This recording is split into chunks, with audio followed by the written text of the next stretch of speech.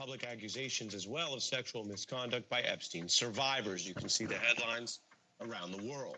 We know authorities are searching Andrew's residences. He was released after arrest, and the legal investigation continues. We can tell you tonight that by far, this is the most senior person to face any legal accountability over Epstein. We can tell you tonight that by President, British authorities arresting Andrew Mountbatten Windsor, long known as Prince Andrew. Authorities are probing him for suspicion of misconduct in public office, and he's faced these public accusations as well of sexual misconduct by Epstein. Survivors, you can see the headlines around the world. We know authorities are searching Andrew's residences. He was released after arrest, and the legal investigation continues. We can tell you tonight that by far, this is the most senior person to face any legal accountability over Epstein anywhere in the world. It's the first senior British royal arrested in 4 centuries. Never happened. This accountability for a royal was once practically unthinkable in the UK. And this new image of Andrew in his car, fresh after the arrest, with a facial expression that people can interpret for themselves, is ricocheting around the world. Our colleague, Nicole Wallace, who of course just passed off to me, made the point in her reporting today, this is indeed a 1 in 400 year event. Start with breaking news about Andrew Mountbatten Windsor. The BBC understands that he has been arrested on suspicion of misconduct in public office. The fallout from the revelations in the Epstein files has now led to a 1 in 400 year event. The biggest story in the world right now, that is the arrest of Andrew Mountbatten Windsor. Lex Prince Andrew, membre techniquement, membre de la famille royale. Those links with the convicted paedophile, the late paedophile Jeffrey Epstein. There's a maximum sentence of life imprisonment for Andrew. Searches are currently ongoing at Royal Lodge. It's the first senior royal in modern history to be arrested. Just a seismic development. And you can see different analysts and journalists reaching for ways to put it in context. It's not only the biggest Epstein arrest, it's, for the UK, the biggest royal arrest ever. Now, he was only recently stripped of his titles over links to Epstein. This scandal had dogged him for years. And he stayed close with Epstein, even as it clearly dragged him down in many public forums. You heard about this, Sterling? Infamous interview in 2019. Prince Andrew struggled to address the serious allegations against him. We can note that he has not been indicted on any sex crime here. He's always denied wrongdoing in connection with Epstein. And as with any legal case we're following, even when charged, the process must play out. In the United States, people are presumed innocent. In the UK, where we've drawn some of our legal traditions, Karina was here the other day. The rest of the legal process. When you look at this development, what changed? She was here the other day. In the UK, as we see a royal arrested and leaving that process. What changed is what occurred here in the U.S. because Congress forced the release of the Epstein files over Donald Trump's many objections last year, and that's what drove the swift impact. And more scrutiny and new evidence and emails on Andrew's long history with Epstein, just as others have found themselves under scrutiny in Europe for their Epstein ties, and in countries around the world because he ran a global influence effort. So tonight now we can see that aided by the new files, British authorities are investigating Andrew's alleged misconduct in public office, which includes how he dealt with Epstein and how he used his own role. In the UK, a little bit different than here, he's basically released under investigation. To put it in plain English, in the U.S., we think of arrest as something that happens alongside your indictment and you go forward. There, the probe continues. While he has been arrested, which shows his obvious interest to investigators as a subject. Now, even before today's news, we're talking about the gap between what happens with accountability, whether that's legal or in other institutions, and what is alleged or known. Because other Epstein advisors had previously specifically accused Andrew of abuse. One detailing how Ghislaine Maxwell and Epstein allegedly essentially trafficked her to Andrew when she was 17. So, one, this new arrest matters for accountability. That's what a legal process is supposed to do. But I want to give it extra context tonight on this story we've all been following for so long, including in Donald Trump's America. Because two, this type of development reignites serious questions about whether the United States DOJ was wrong to close down the Epstein case by only charging Epstein and Maxwell. You've heard me mention this if you watch this program, because we documented how the new files reveal things we would have never otherwise known, like how the DOJ previously eyed other, oh, not this, let's pull this down. That is funny though, chat.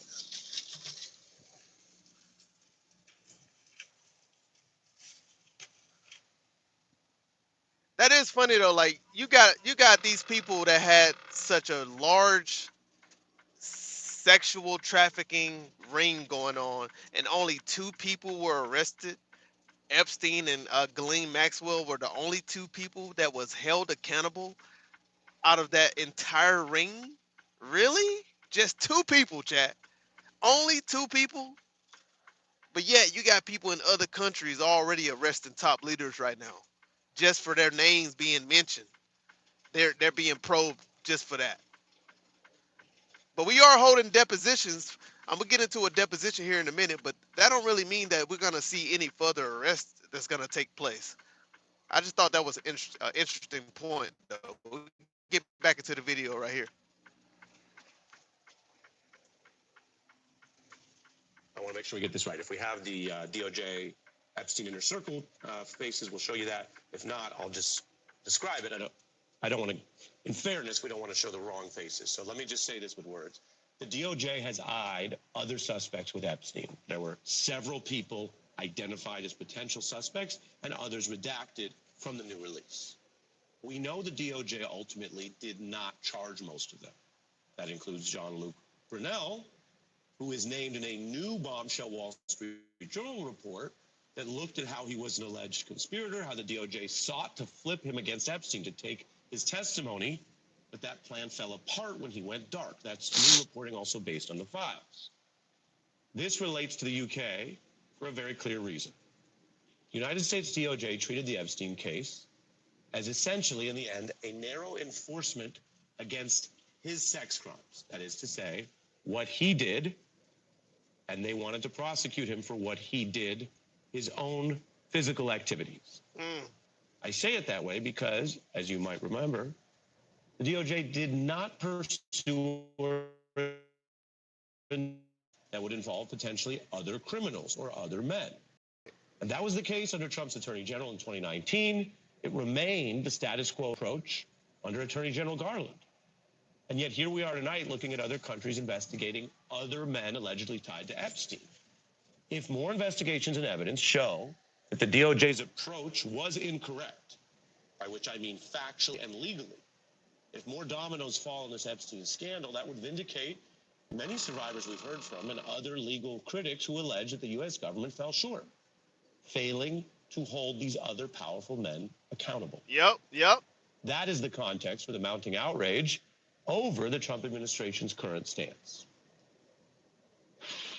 The UK was able to come forward, take action, and that is a big thing. Why the DOJ, why the FBI has not yet to take action. The UK drawing quite a contrast with the US this morning. In those words, no one is above the law. It only underscores the lack of any law enforcement activity here in this country. It's happening in Europe, but it's not happening enough in the United States. That's what we're seeing today, which is a very glaring contrast. The voices you heard there are journalists, lawmakers, one survivor who spoke out today.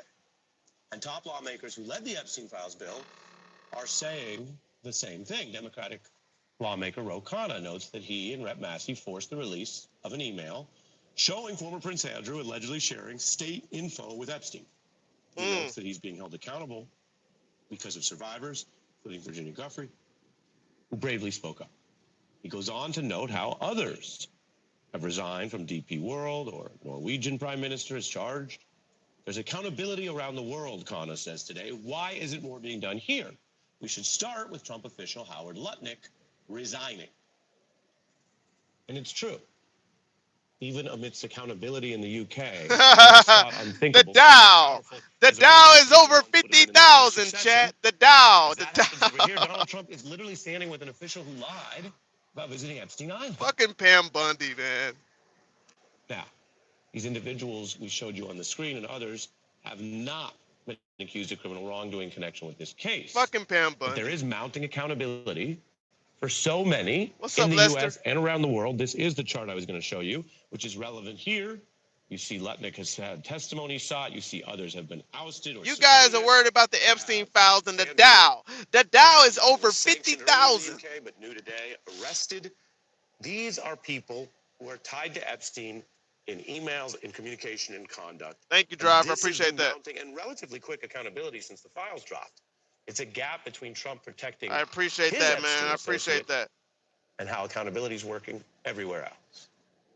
And Donald Trump spent much of the last year fighting against the release of these very files. A battle that he ultimately lost badly, humiliatingly, say some, in public, which is how we got to here. We're going to get into that deposition. We're going to get into that deposition in a minute from, what's his name?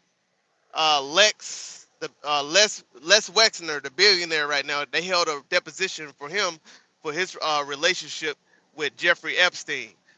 I don't know if you guys heard about that, but we're going to get into that in a minute. We're going to listen to that deposition from Les Wexner. That's his name. He's a billionaire. I believe he owned Bath and Body Works. I think that's what he owned. Bath and Body Works and many other companies too. And he's being interviewed and probed right now, investigated for the ties that he had with Jeffrey Epstein. We'll get into that in just a minute. We're going to listen in on this video right here, chat. Give me a thumbs up, chat. Thank you for being here, guys. Give me a thumbs up. Shout out to everybody in the chat. What's going on, y'all? What's the deal? What's the deal? What's the deal, drivers? Shout out to all my drivers out there, man. God bless all my drivers out there. Here we go. Let's get into the video right here. Welcome to Democracy Now!, democracynow.org, the War and Peace Report. I'm Amy Goodman.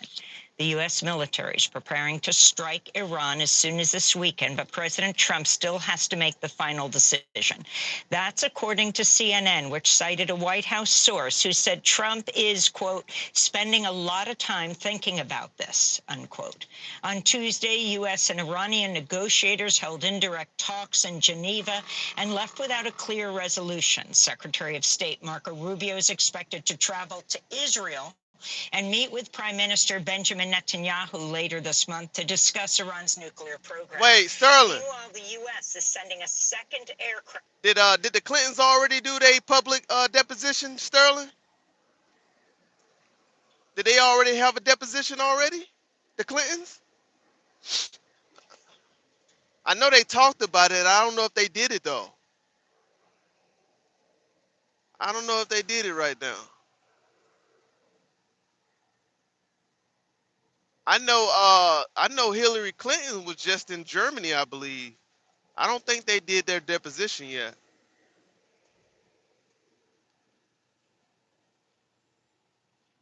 Really? The Clintons did their deposition? Why? I have not saw that. Hold on. Let me see if I can find that real quick.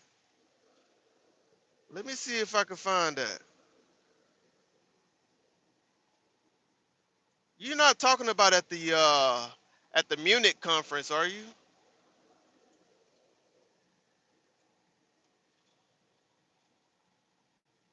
Uh-oh, let me see. I know Hillary Clinton did a interview, but I haven't saw them actually do like a deposition. Let me see. It's me, shrugging emoji. Let me see if I can find it real quick. Let me see if I can find what you're talking about. Phoenix, it's locked in until you graduate your program. Locked in? I'll make sure of it. Lock in affordable tuition. Let me see if I can find University of Phoenix. Clinton's testifying in court. $19.99 for 2 pizzas and 2 sides? Oh yeah, it's Domino's perfect. Other subpoenas, I think maybe with the exception of one, were given special accommodations. In fact, they were actually allowed to just send their responses. Let me see if I can find it real quick, Sterling. Yeah, respond to that. Yes, in just 1 second. And so accommodations are made. And so while every other folks in that group were given special accommodations. That's been typically the case. And I'll finally say just this. Like you, I want to have President Clinton answer questions. I think they are trying to negotiate that with the majority, and they have been clear that it being transcribed is not an issue. They've not ruled that out. And so let's negotiate with the Clintons and let's get them to answer our questions. Chairman, since I guess we're on my time, and by the way, Ranking Member, thank you for that. I appreciate that. Sorry to hear that, Chairman, Lester. You were mentioning you were gonna inject your commentary with respect to. Yeah, man, get back out here when you can, Lester. I don't know if you want to expound on what the Ranking Member said or not. I would love to. So, first of all, you talk about ongoing negotiations. We have been negotiating for 5 months. This is clearly a stall tactic, hoping that the time clock runs out and the House flips and that you all let them off the hook. But secondly, you mentioned, and I mentioned this in my open statement, there were names on that initial list with the Summerlee motion and the Scott Perry amendment.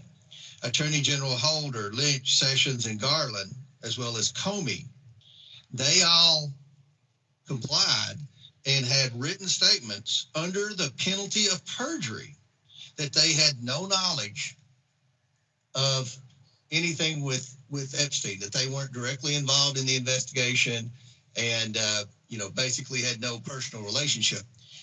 I think we would all agree the Clintons had a personal relationship with both Epstein and Maxwell. It's from the evidence that we've received thus far from the estate and all the other documents that we have thus far, it appears that Jeffrey Epstein visited the Clinton White House 17 times while he was president. And then post-presidency, it appears that Bill Clinton flew on Epstein's plane at least 27 times. So there's a huge difference between the knowledge and relationship with the Clintons and Epstein and Maxwell versus the former Attorney General.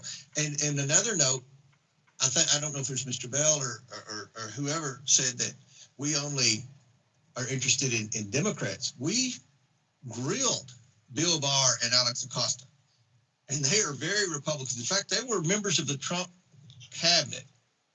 I've been on the Oversight Committee 9 years. We've had 4 other committee chairs. We've had Jason, since I've been here, we've had Jason Chaffetz, Trey Gowdy, Elijah Cummings, and Carolyn Maloney.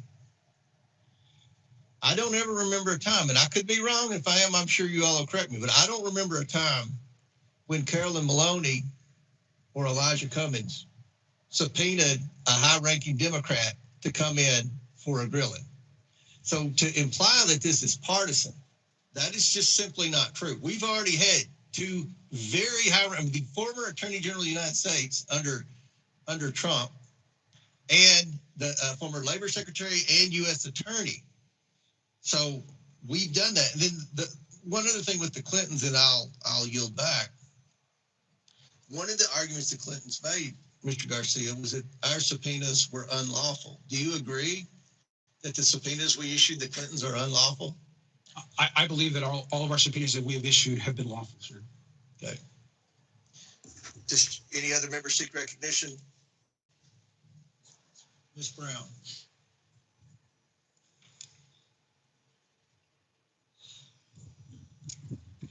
Ms. Brown. Thank you, Mr. Chairman. It's clear to me that the purpose of this meeting today is just to continue this committee's agenda of political theater, plain and simple. Democrats have been very clear, abundantly, repeatedly, and without room for ambiguity. We want to hear from anyone who has information about the Epstein crimes. And yet, when former President Clinton and former Secretary Clinton offered to cooperate with this committee to submit sworn statements, to provide what they know, to engage in good faith, the majority said no. And that's what brings us to why we're really here today. The majority is rushing to hold in contempt 2 private citizens who have demonstrated their desire to cooperate with this committee and who have called for the release of every file on Jeffrey Epstein, all while the Department of Justice and Attorney General Pam Bondi are breaking the law in plain sight. Here are the facts. The DOJ was required by statute to release the Epstein files by December 19th, 2025. The deadline has passed by more than a month. And what have we received? 1%. 1% is not compliance. 1% is not transparency. 1% is a cover-up. What about the 1% they actually release? We've seen redactions that are extensive, unusual, and very likely. How to find the right car for you. Well, she always eating. Look at the car you She like. always eating. Ciao. Find your next possibility on cars.com. DOJ to send a report to Congress by January 3rd, 2026. More than 2 weeks later, what have we received from the DOJ? Cash Patel's in the files? I don't doubt it. So, if my colleagues on the other side of the aisle were really serious about uncovering the truth and government and accountability, we would be demanding answers from the administration. We would be demanding answers from Attorney General Bondi. We would be demanding the release of the 99% of the Epstein files still sitting at the DOJ. So I have some very simple questions. Where is the subpoena for Attorney General Bondi? Where is the hearing on DOJ's failure to comply with the Epstein Files Transparency Act? Where is the accountability for the redactions page after page after page? This vote feels less like oversight and more like a distraction. A distraction from the DOJ's lawlessness, a distraction from a broken promise of transparency, a distraction from the embarrassment of a co-equal branch of government choosing complicity over accountability, and a distraction from survivors who deserve the truth. If this committee is serious, then we must hold the Department of Justice accountable.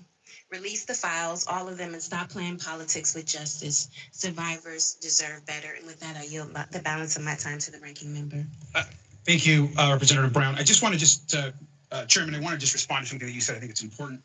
First, I just want to read the folks of who the subpoenas you've chosen not to enforce. Alberto Gonzalez, who we subpoenaed on that same day, I believe he did not enforce. Eric Holder, of course, former AG, did not enforce. Loretta Lynch, who chose not to enforce. Jeff Sessions, who chose not to enforce. Merrick Garland, who I think it'd be important to have answer questions, who chose not to enforce. Robert James Comey, who chose not to enforce. In fact, I have Attorney General Gonzalez's letter. It says, "Dear Chairman Comer, this letter is to confirm that consistent with my conversations with the committee general counsel, I have no present memory or decisions or conversations related to the investigation and prosecution of Epstein matter during my tenure as U.S. Attorney General." He, of course, was the Attorney General when the whole Alex Acosta U.S. Attorney matter was in front of a critical time in this investigation. Now, you chose not to enforce that because you mentioned that this letter is under penalty of perjury. The declaration the Clintons also made and sent to you to answer some of those questions were also under penalty of perjury. I just want to clarify that. And then with the remainder of my time, Mr. Chairman, I think it's important to note that you've talked a lot about the importance of our subpoenas and that we should all support this committee's subpoenas. And I agree with you, sir, and I want to hear from the Clintons. It's also important to note that we have members of this committee, Congressman Jim Jordan, Congressman Andy Biggs, Congressman Scott Perry, who are obviously very outspoken, which we like to engage with. Now, they're not here, and that's okay. Now, you also know, sir, that all three of them defied legally binding subpoenas issued by the January 6th committee relating to their efforts to overturn the 2020 election. So we should be clear that the majority chooses to be very selective on which subpoenas they want to enforce or talk about. We have members of the majority that themselves have defied subpoenas. So once again, I ask you, Mr. Chairman, let's ask President Clinton the questions that we have. Let's have him come in and testify in a way that we can negotiate, and let's get all the release of the files done immediately. Thank you. Would you yield? Could I respond to that? Sure, I have no more time, but I'm happy to respond. So you say we didn't enforce the subpoenas. We did enforce. They complied and testified under the penalty of perjury that they had no knowledge. Now, the Clinton declarations were short bullet points, almost like talking points. And the evidence is clear that the Clintons did have a relationship with them. Now, again, I've said publicly millions of times, there's no one's accusing the Clintons of wrongdoing, but the fact that they were that close And the fact that I've never seen a sit-down interview with Bill Clinton where he's answered questions about his relationship with Epstein and Maxwell like the current president has. So we have complied and enforced all of our subpoenas, 100% of our subpoenas. So I just want to make that very clear. Can I respond to you, sir? Sure. Just to be clear, you're talking about two declarations. The declaration that you chose to use as something that you moved on to not bring him in was 1/6 the size of the Clinton declaration. I'm looking at the Alberto Gonzalez response to you, sir, that you chose to dismiss, and it is one sentence long. You just pointed out the Clinton declaration, which is 6 times as long. And so I just think you are using interesting points to make comparisons. Let's just be clear and get back to the facts. Let's bring President Clinton in to have a conversation with this committee. You are instead choosing to try to prosecute President Clinton and send him to jail, which is part of criminal prosecution, before having him answer questions to this committee. Him and his team have been trying to negotiate. We want to hear from President Clinton. I'm not sure that you do, sir. You don't think I want to hear from President Chairman Clinton? Helmer, can I, Chairman? But before I recognize Ms. Luna, who'll be next, I believe. Are you willing to accept those bullet points as testimony, or do you want to hear from Clinton? I want to hear from President Clinton. Do not miss. He said, I want to hear from President Clinton. I don't want to see no goddamn bullet points. We all know they had a relationship. So, sorry, I'm just responding to the fact that you mentioned that you're dismissing other legal subpoenas with 1-sentence answers.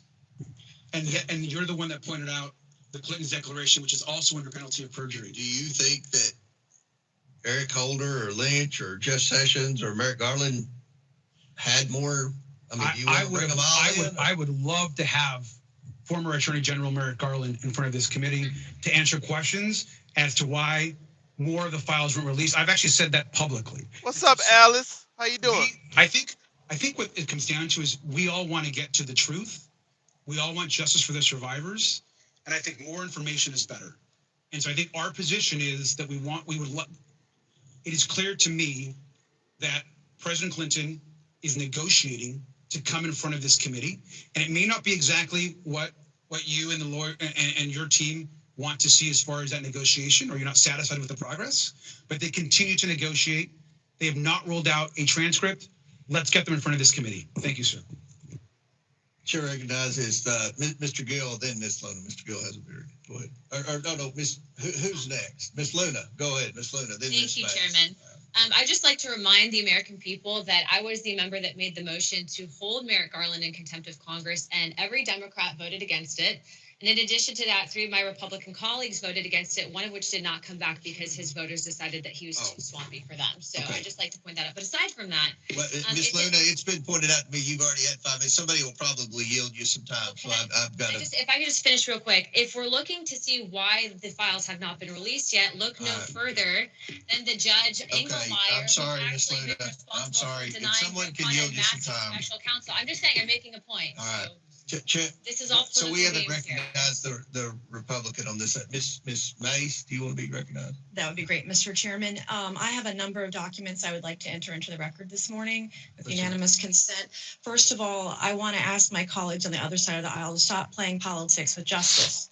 Not a single one of you voted for your own party to be held in contempt. I'm the only member of this body, of this committee, that has held both Republicans and Democrats alike in contempt for defying a congressional subpoena. So the hypocrisy is real, and I don't want to hear anyone on the other side of the aisle say no one is above the law here on this. We're talking about human trafficking, sex trafficking. We're talking about children, girls as young as 14 being assaulted, being trafficked by wealthy and powerful people. This is not political. This is personal. This should be nonpartisan. We should be working on this together. And it's incredible that we're politicizing rape, we're politicizing sex trafficking, we're politicizing this entire Epstein thing. And it just, as a survivor, I'm telling you, It should not be. And I've done a lot of work, Mr. Chairman, in advocacy and writing legislation for victims of abuse, male, female, and children, man, woman, and child. South Carolina, my home state, Mr. Chairman, has a huge problem with not with all sorts of violent crimes, but sex trafficking in my state is up by over 400%. We have domestic violence in our state where and there was a case last year where a woman 2 years ago was kidnapped by her boyfriend. Damn, sex trafficking in South Carolina is up 400%? What? They going crazy like that in South Carolina? The local solicitor refused to prosecute that case. And I have rogue solicitors and prosecutors and attorneys general who aren't doing anything to protect the people of South Carolina, women and children especially. Recently, my attorney general prosecuted a case against convicted pedophile Donald Gresh. Donald Gresh was convicted of having 1,900 images of toddlers as young as 3 being raped by animals. Donald Gresh, under the prosecution of my attorney general Alan Wilson, served 1 day in jail.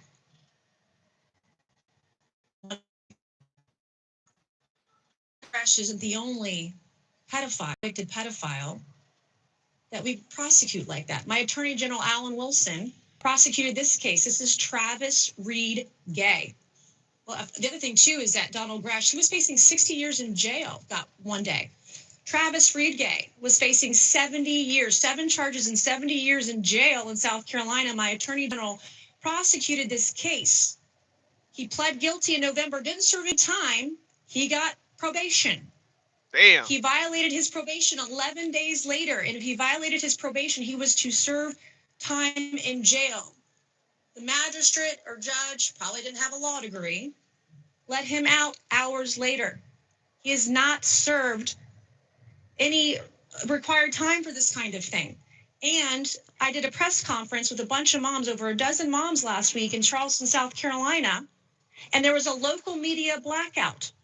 I asked, was it my attorney general who prosecuted this case and led this pedophile out on the streets? Was he the one that led the media blackout? Well, I want my attorney general in my state to know that a young child came forward after seeing my press conference and recognized this man. You got a long way to go, Alice. Same day, because he allegedly followed her in a park the week before. This is Scott Spivey. Killed, shot with a bullet in the back, shot at 17 times. Not prosecuted by my attorney general. So I'm going to ask you unanimous consent, Mr. Chairman, to enter those 3 images into the record. This is Weldon Boyd. Yo, hit that like button, man. Hit that like button on the way in, y'all. Put some love on the live. Hit that like button when y'all come in, man. For that killing in South Carolina. I would like to enter that into the record, Mr. Chairman. Without objection, to ordered. This is Logan Federico.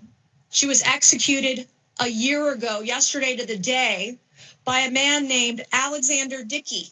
Alexander Dickey was a convicted criminal. He had 39 arrests, 25 felony charges. He executed this beautiful 22-year-old daughter of Stephen Federico in cold blood after stealing a gun. If her killer, Alexander Dickey, hadn't been let out by a rogue magistrate or judge or a prosecutor or solicitor that didn't care, she would be alive today. Mr. Chairman, I would like to enter her image and her killer's image into the record. Without objection, to ordered. I have another image. This is Eric Bowman. Eric Bowman beat his wife and has been alleged and is being investigated for other abuses against women and potentially underage girls. He was just let out free, Mr. Chairman, out of jail in South Carolina. He is a predator. I have reported him to law enforcement. He's under investigation, but I have written bill after bill about predators like Eric Bowman, about voyeurism, about these sort of criminal sexual allegations. I would like to enter into the record. Without objection, to ordered. I have 2 more. Can we get it? Your time's expired, but I'll recognize you for UC later on. Okay.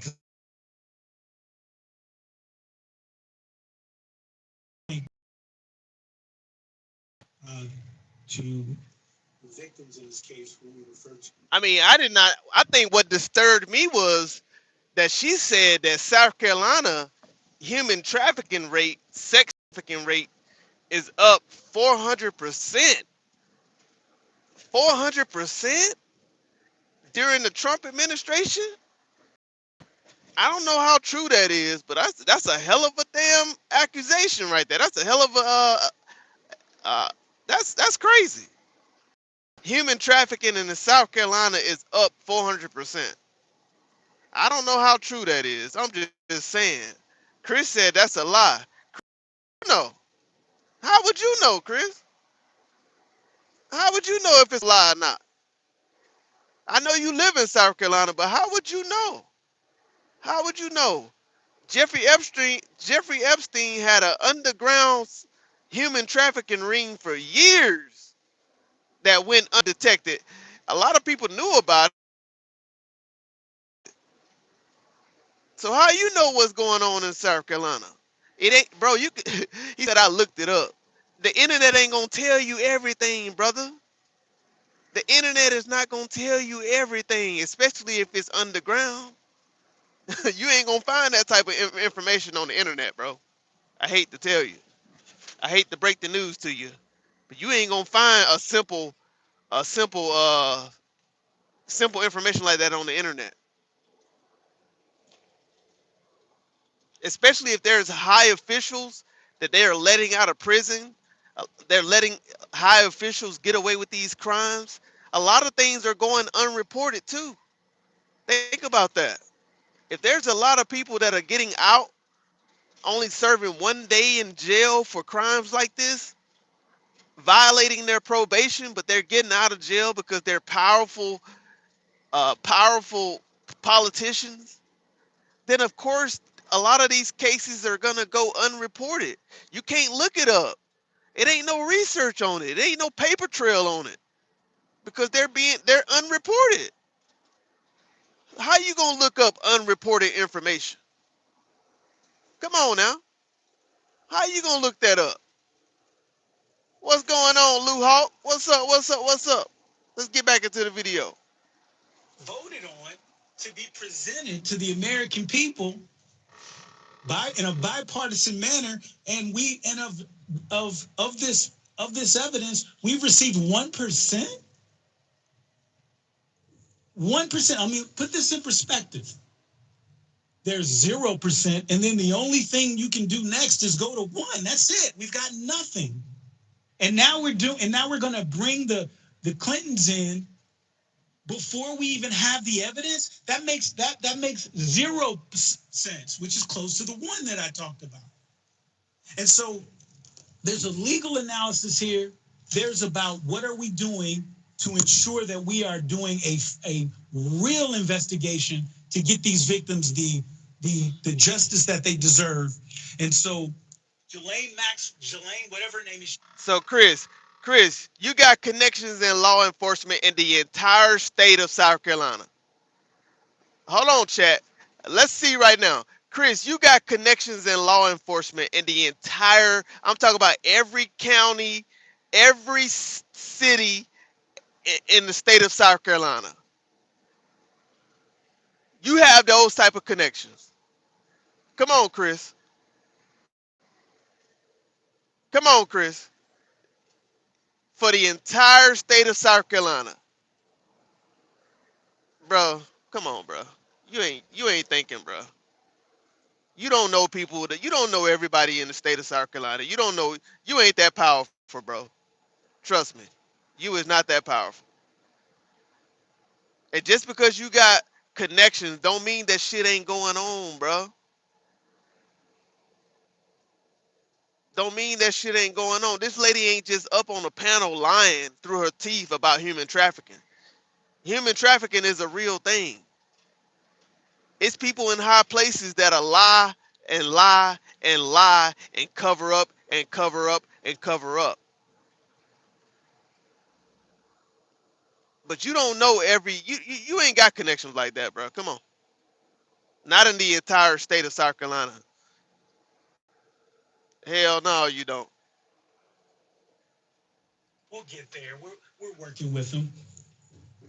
I'll yield to sorry, making there. Hey, before I recognize Mr. Gill, I want to point out February 11th, Pam Bondi will be in front of the House Judiciary Committee. February 9th. I'm sorry, February 9th. February 9th. What's up, gang? Miss Maxwell. Hit that like button on your way in, man. Hit that like button on the way in. Miss Max, yeah, February 9th, Put some love on the live. Put some love on the live. 11th, Pam Bondi will be in front of this committee. So there's a lot of wheels moving right now. Chair recognizes Mr. Gill from Texas. Thank you, Mr. Chairman. I just think it's worth pointing out that the obvious reality here is that the Clintons are doing everything they possibly can to not come testify before the committee or have any real transcript or information about his engagement and involvement with Jeffrey Epstein over a long period of time. I mean, we've been working for 5 months to nail down a date for a deposition, working in good faith, in the entire time the Clintons have been evading this committee, at one point even deciding that they were going to propose Christmas Day, Christ's birthday, as a date for a deposition. I mean, that's not good faith. At one point, they proposed that instead of doing a deposition, they're going to have Chairman Comer and his staffer and a note taker go up to New York City, where they could ask Mr. Clinton questions and create 2 different sets of records about what Clinton said. That's obviously quite different than having an official court reporter precisely write down the words from the former president. Competing staff notes are simply not going to cut it. So we've spent 5 months working on this. It's about time that they comply with a lawful subpoena like many other people have. And there's some suggestion that we're selectively choosing who to enforce these subpoenas against. Senators, use this promo code to get ultimate. I don't know, but I know this video is not. I don't know. I can't find nothing on the Clintons testified already, Sterling. I don't know where you got that from, but I know Hillary Clinton gave a speech in Germany about testifying. She said they're willing to testify under oath to the public as well, but they don't want them to testify publicly, which I don't understand why they want them to testify publicly, right? But let me see if I can find some. I don't see anything on that. I don't see anything on that though. Let me just see if I can. Let me see if I can find something on that real quick, y'all. Hit that like button. We almost at 10 likes. Hit that like button, chat. We almost at 10 likes. Almost there.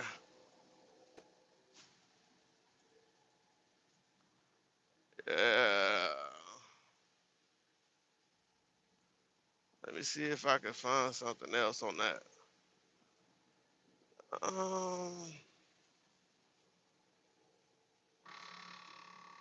Why should Americans still care about that? Everybody wants to talk about a weaponized bureaucracy. When we put out the facts about a weaponized bureaucracy, not because I said so, but because we found the FISA documents, because we found the 302s and the 1023s, then it becomes a political football. My job is to continue to put out that information and let the American public read it for themselves when I'm lawfully able to do so. And that's been my commitment on any subject, Russiagate or otherwise. Wherever the law allows me to do it, I will do it.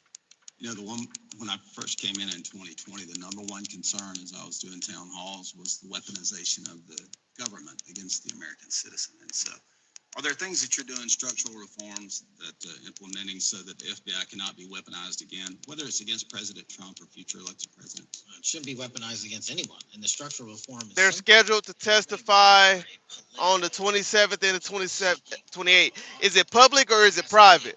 That's my question.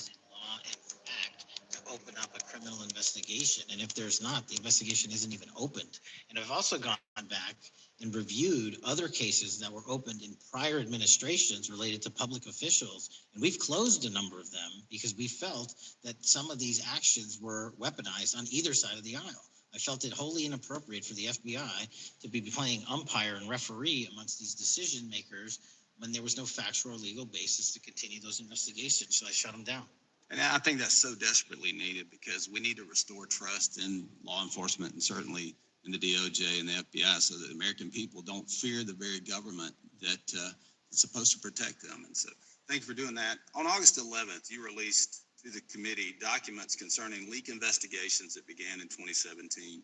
You believe these leaks were accidental, or were they intentional in order to influence public opinion against President Trump? When I can publicly make a final decision on that, either through a recommendation of charging that the DOJ makes or findings that I have, I'm able to do so, but they're still not complete. 26 and the 27th. Comey want to undermine the Trump administration. Wait, when is the State of the Union address? Isn't that the same? Wait, they're going to testify. Find out when the State of the Union address is. Concerning the Russian collusion hoax. And I know Kristi Noem also has a hearing coming up too. Kristi Noem, she got a hearing coming up as well with the House. She got a House meeting. We will investigate it fully, and if we can bring enough evidence to recommend charges to the Department of Justice, we will. But as you know, in these leak investigations, it's very difficult to produce the information necessary. We know leaks happen. They literally happen every day. Privately recorded deposition, not public. I'm a fan of none of it, and I want to shut all wow. that down. And we need to bring some real cases to deter individuals from doing that, and that's my focus. What was Comey's role in creating the ICA? Speaking from my memory, as the head of the FBI, he was charged under then Director Brennan, Director Clapper, and the other IC elements to come in with the NSA, CIA, FBI, and ODNI and put together a collection of information on how the information sort of surrounding Russiagate came together. So he represented the FBI in that. Former Director of CIA, John Brennan, he's denied that the Steele dossier was used in creating the ICA. Is that true? Well, it's without commenting on him, the FISA has been released and the dossier was in the FISA. It was in 4 FISAs. So I'll let the public decide. Well, former Director Brennan actually denied repeatedly that he pushed for the Steele dossier to be included in the ICA. Is that true? I'll let his testimony speak for itself, but then Deputy Director Andy McCabe also testified to the House Intelligence Committee, which has now been declassified, that were there no Steele dossier, there would have been no FISA. Well, my time's getting close, but let me tell you this, sir, and well, my colleague from Texas said, thank you for the job you're doing. You're making the American people safe.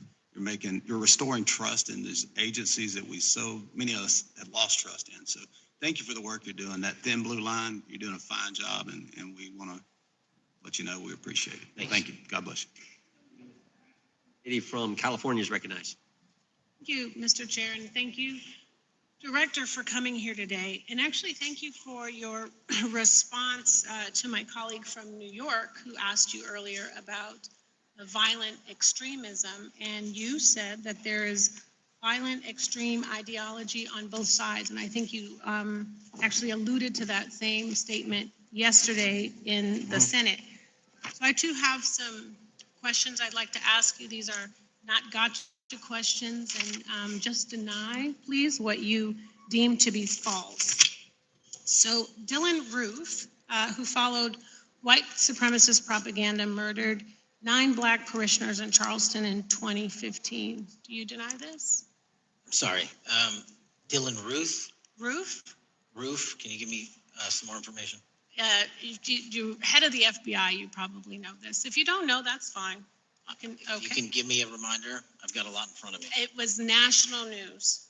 Robert Bowers murdered 11 Jewish worshipers in Pittsburgh in 2018. I do remember that. And it was the deadliest anti-Semitic attack. So do you admit that that happened?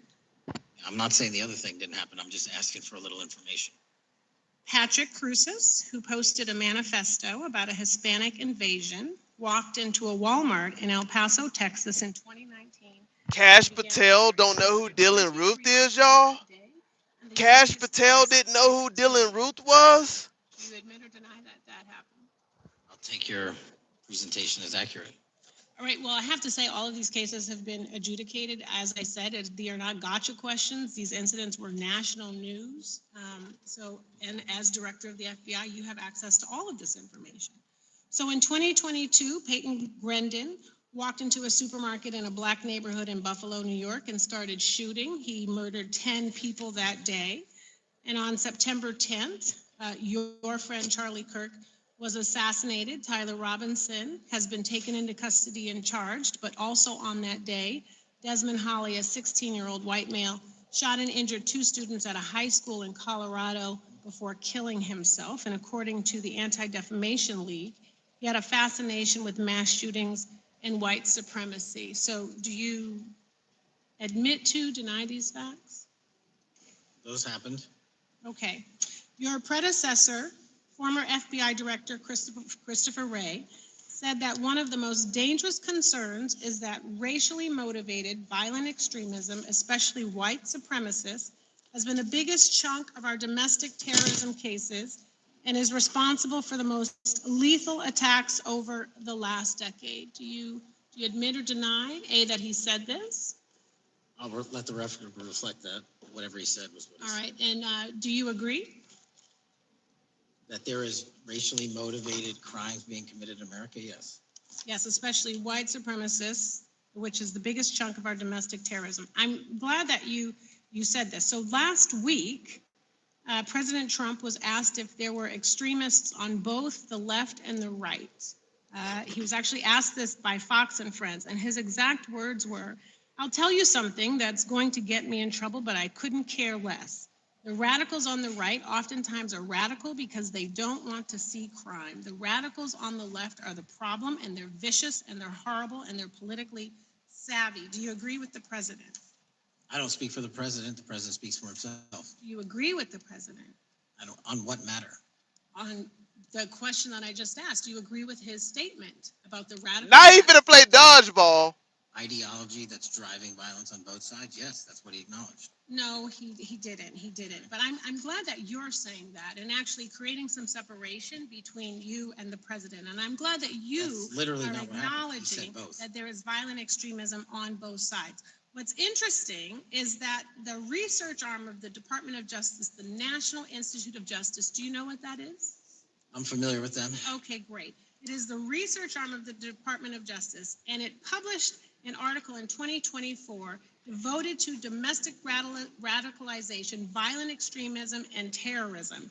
I have it. It's interesting that it's no longer on the website. It has been scrubbed, but I ask these questions because what makes a strong, qualified director of any business, of any household, of the FBI, what makes a reputable prosecutor is not lapdog loyalty, but a commitment to the creed that evidence is agnostic and that the evidence will lead you to making the right decisions. And your job, no one's job is to like the data or the evidence, it is to collect it. That is how you gain trust. And Mr. Chair, I would like to enter into the record, if I may.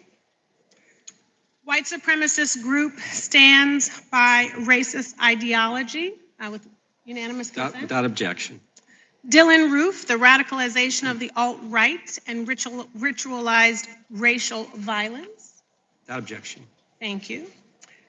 Another article, how Robert Bowers went from conservative to white nationalist. I'd like to enter that into the record with me. Without objection.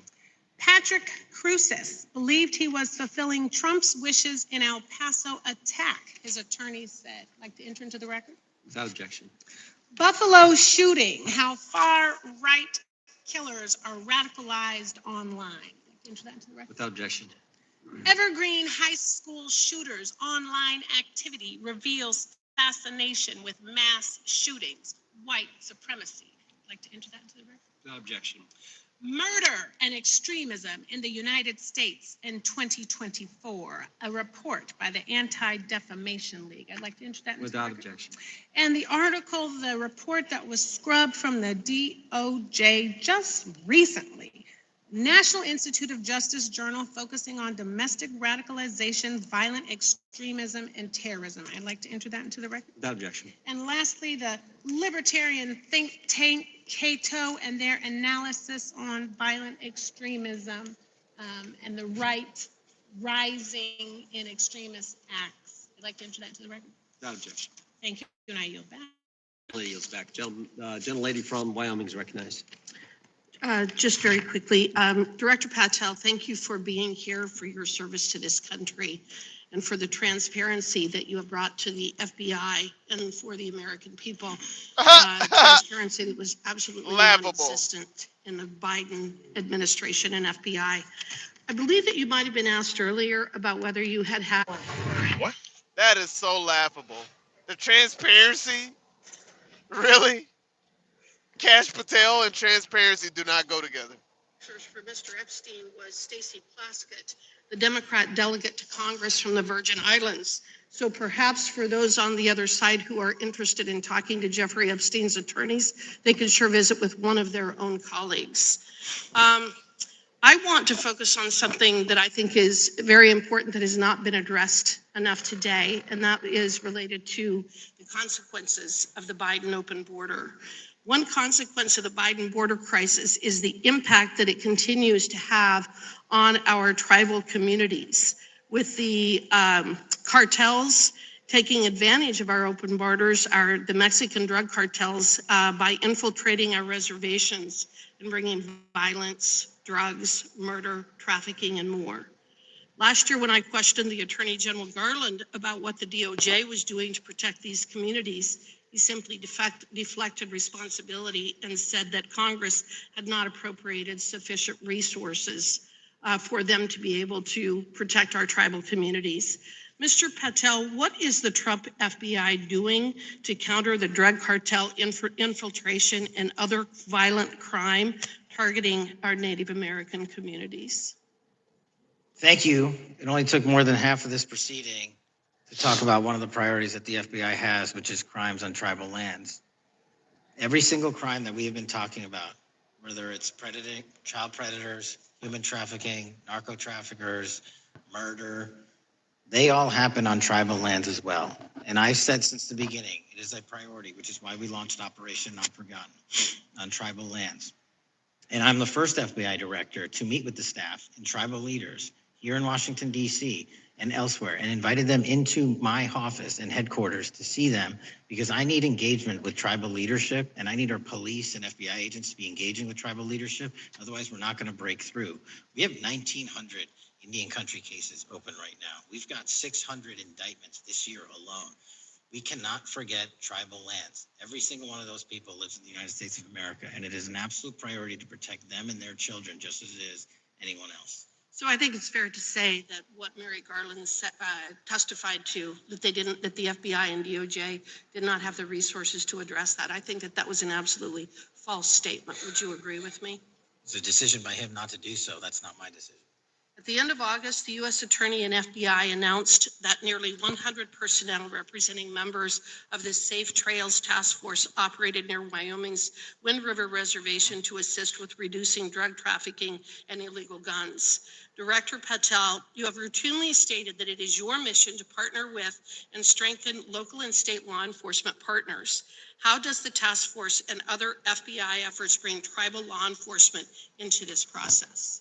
The major problem with tribal lands is the sheer tyranny of geography, the amount of coverage that they have on land versus the personnel they have to do it. So what we've done is constantly surge resources to tribal lands across this country on a 30, 60, 90-day rotating basis, reporting back to us saying who needs more. And what we found is that most of these lands can be assisted by our counter-UAS program, our drone capabilities. And we're going to do it because what's happening is the Mexican drug cartels are literally flying overhead, dropping their cargo, their narcotics onto this land where no one's looking, and then it's being disseminated to children, to youth, to adults on that land and killing them. And we got to stop it before it gets dropped off. Well, and your testimony proves that the Biden administration did not lack the resources to address the cartels are flying over the United States, dropping their drugs. The cartels got planes, they flying over the United States undetected. Is that what Cash Patel just said, y'all? He said the drug cartels are flying over the land, dropping their drugs on the land. What in the hell? I think so. Wonderful. Thank you. And I do appreciate the work that you've done in this regard. I was previously the chairman of the subcommittee on the Indian and Insular Affairs with the Natural Resources Committee, and safety and security on our reservations and for our tribal members has been one of our priorities, one of my priorities. And I very much appreciate the work that the FBI has done. Let me know if there's anything else I can do to help you. And with that, I yield back. I will, ma'am. Gentlelady yields back. The gentlelady from Georgia is recognized. Thank you, Chairman, and thank you for coming in today, Mr. Patel. In the past few months, the country has experienced a string of horrific, high-profile attacks that have been motivated by racial hatred or political ideology. Shooter attacked the CDC headquarters, firing hundreds of rounds and killing a police officer. An arsonist set fire to the Pennsylvania governor, Josh Shapiro's residence, with the governor and his family actually inside. Minnesota House Speaker Melissa Hortman and her husband were assassinated earlier this year. Clark and Charlie Kirk was murdered last week. Bomb threats have been made against HBCUs and the DNC, and just the list goes on and on. I only have just a few minutes today, so I don't want to take a lot of time to go into all the countless and devastating violent crimes and incidents that have happened at our schools or on our streets and in our communities that have just been happening all year long. Mr. Patel, just yes or no. Thank you, Is this type of Amber. political violence I'm in ever Iowa right now. acceptable in your eyes? I didn't know it was snowing this bad in Iowa. I'm glad that we agree I that knew it these was heinous snow acts yesterday, designed but I to didn't know it instill was still fear going today. and division in our nation are never, ever acceptable. Yet each of these incidents has recently taken place under your watch. The FBI's website states Let's get into a different video. from terrorist acts is the See if we can find a deposition. including from See if we can find a deposition of what's going on right now.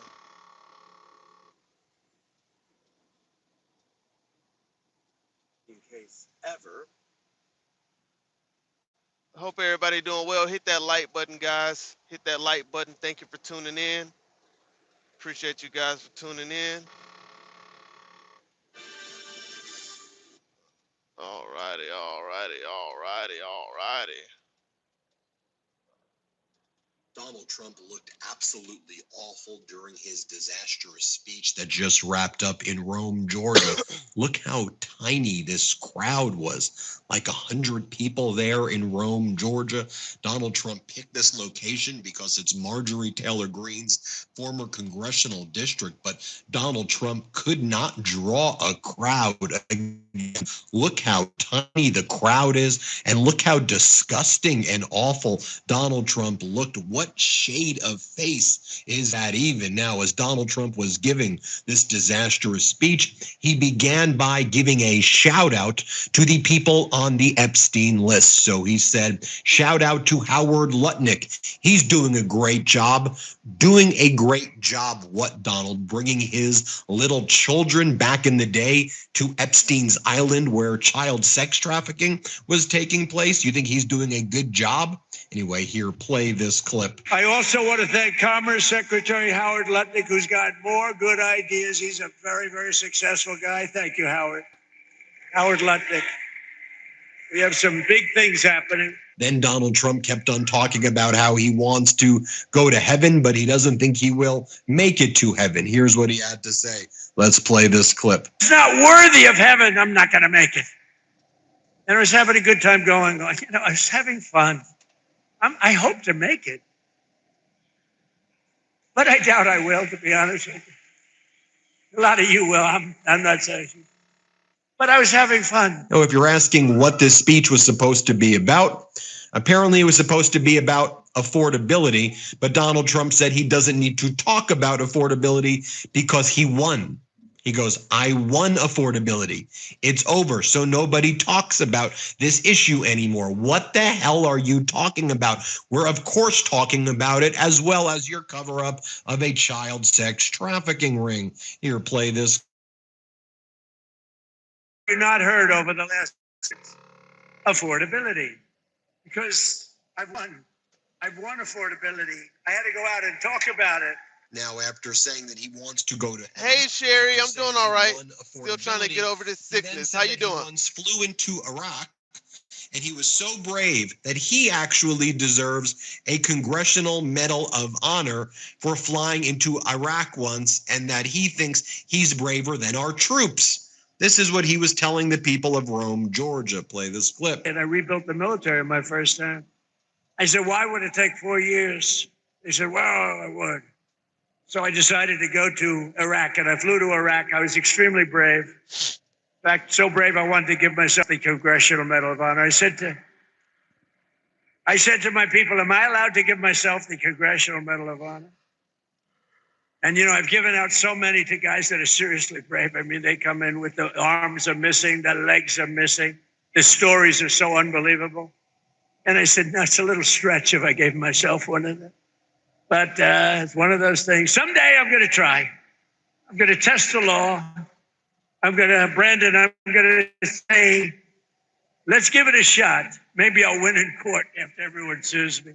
After radical left lunatics sue me. Now watch. The fake news, you know I'm having fun. The fake news will say, Donald Trump wants to give himself the Congressional Medal of Honor. But he was rebuffed by the audience, who stood up and booed the hell out of him. No, they say that kind of stuff. It's amazing. Now, it should also be noted that while this speech was taking place in Rome, Georgia, there was another speech taking place in Georgia. There drew more people in a local high school than Donald Trump was able to draw. Donald Trump then brags that he waived his salary, even though he's made billions of dollars in quid pro quo, emolument clause violations, grifting off the American people, basically stealing from the American people, in my opinion. Donald Trump says that he waived his salary, and so he's not making $2 million off his salary, so he's a schmuck, and we should be thanking him more, he says. This is how psychotic this individual is. Play this clip. I'll pay it, okay? You know what? I don't even talk about this much. I get no credit for it. So as president, I make $2 million over 4 years, $2.5 million. I waived it. I'm the only president that ever waived it. And they never, ever talk about it. But every week, some of the scum from the New York Times will call, did he waive it? And if my secretary would say, yes, he did. If I ever said, no, he didn't, it would be a headline scandal. What the hell he want? A pat on the back? And that we would be a dead country right now if it wasn't for his tariffs. And as you know, tariffs are raising the prices of everything and is screwing us right now. Donald Trump is a moron. Here, play this clip. And to think I have to be in the United States Supreme Court for many, many months, waiting for a decision on tariffs. Without tariffs, this country would be in such trouble right now. Without tariffs, this country would be like your company was 2 years ago. What a difference it made. He then tells a story about French President Emmanuel Macron, and then Donald Trump starts randomly yelling, and he goes, and I told Macron, you're doing this, you're doing this. Again, what are we even watching here? Play this clip. Not do that, Donald. Why would I do that? I would be out of business. They said, no, you're going to do it 100%. No, I will not do that. I will not do that. Yes, you will. You're going to do it. And he said, no. I said, here's the story. If you don't do it, I'm going to put a 100% tariff on all of the wine and champagne that you sell into the United States. And you know what he said? I will do it. I will gladly do it. Obviously, Democratic leader Hakeem Jeffries is in Donald Trump's head as Donald Trump starts to call Jeffries low IQ. Play this clip. It's one of the greatest bills ever passed. Remember that when you hear these phony guys like Hakeem are low IQ.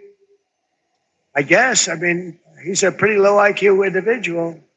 But I hear him talking about no tax on tips doesn't matter. No tax on overtime matters. No tax on Social Security for our 1.8 million Georgia seniors matter. Trump goes on to say that he's lowering prescription drug prices again by 900%. And he goes, there are two ways to calculate percentages. There are not. Play this clip. The Republicans should win on that alone. Your drug prices are coming down by 70, 80, 90%, or, depending on the way you figure it, 500, 600, 700, 800. 900%. Think of it.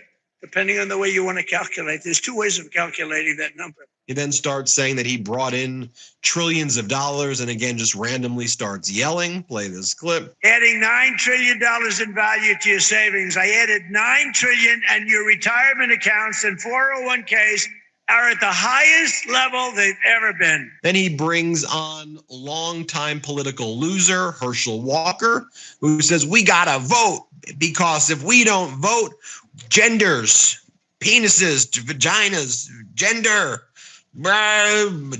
everybody, bathrooms, transgender, bathrooms. You think they're going to work on us again? Here, play this clip. So we got to get out and vote and do the same thing, because if we do not do that, we will lose this country, because men shouldn't be in women's sports. I know what a woman is. I know that guys should not ever be in women's sports. I know that we should always respect the law because it's written in the Bible. And then Donald Trump's like, yeah, what woman wants to tackle that guy? You want to tackle him, girls? Okay, this is a weird speech. It's like weird human behavior. Here, play this clip right here. I'm looking at these two guys. They're like steel. I'm hitting them in the shoulders, and it's like my hand isn't the same. They're like steel. Any women would like to tackle these two guys, please? I don't know. This whole thing with men and women's sports is not working out too well. What a joke. Then Donald Trump says, you know what? We're doing so good. Everyone's going to be tired of winning. You're going to be so tired of winning. You're exhausted because things are so amazing right now. Okay, play this clip. And you said, you remember when the president used to tell the story about getting tired of winning? You reminded me. I haven't told that story in a long time. You're going to be so tired of winning. You're going to be exhausted. You're going to get tired of winning. Remember I say your governor or Kelly Loeffler, somebody's going to come up and say, President, please, we're winning too much. We're not used to it. George is not used to it. We can't take it anymore. People are working too hard. They're making too much money. Please. We don't want to win anymore, sir. It's too much. I said, nope. We're going to keep on winning. The people of Georgia want to win. I'm sorry, Kelly. The people of Georgia. The people of Georgia want to win. And then, of course, it's not a Donald Trump speech without him obsessing over and whining over former President Biden. Play the clip. So I apologize for that, Kelly. I apologize. So it's the worst inflation in 48. Actually, I think they're wrong. I think it is actually in history. We had the worst inflation in history under Sleepy Joe Biden. He was sleeping while you were working. Now, he was sleeping while you were trying to get a job. You weren't working. And now we have the most people working in history. There you have it. Let me know what you think. It's a damn lie. Buddy, hit subscribe. Let's get to 6 million subscribers. Thank you all so much for watching. Love this video? Support independent media and unlock exclusive. Can you still help me if I don't? Donald Trump is a damn joke, chat. He's a damn joke. That's what Donald Trump is. He's a damn joke. Breaking news begins this hour. He is a damn joke. That's what Donald Trump is. The biggest joke of a damn president in presidential history. That's what he is. A damn joke, y'all. That's what he is. And what's this here? That's what he is, y'all.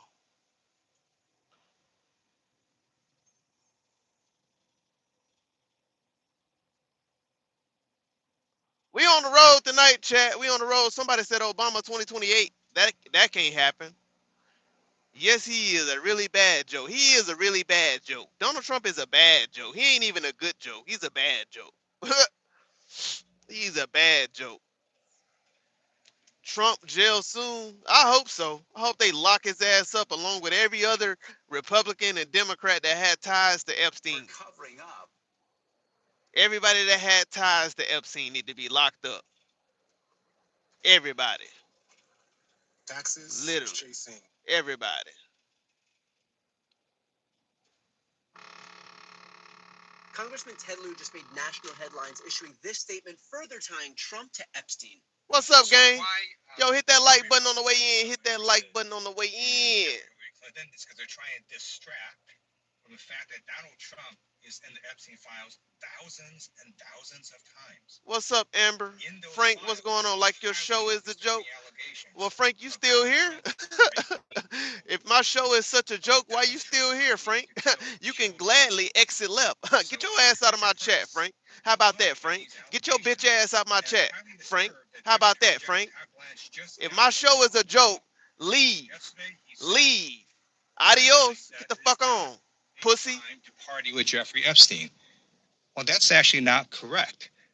If Jeffrey Epstein was human trafficking minors for these sex parties, and you show up and patronize, Frank just mad that he voted for a pedophile, chat. Frank just mad that he voted for a pedophile. That's all. the law, the federal sex trafficking law. So Deputy General Tavlan just got that wrong, which maybe explains why they aren't investigating all these folks, including Donald Trump. He needs to read the law and investigate these people. He also needs to resign, not only for not knowing the law, but a massive, not only screw up, but the biggest privacy violation in history.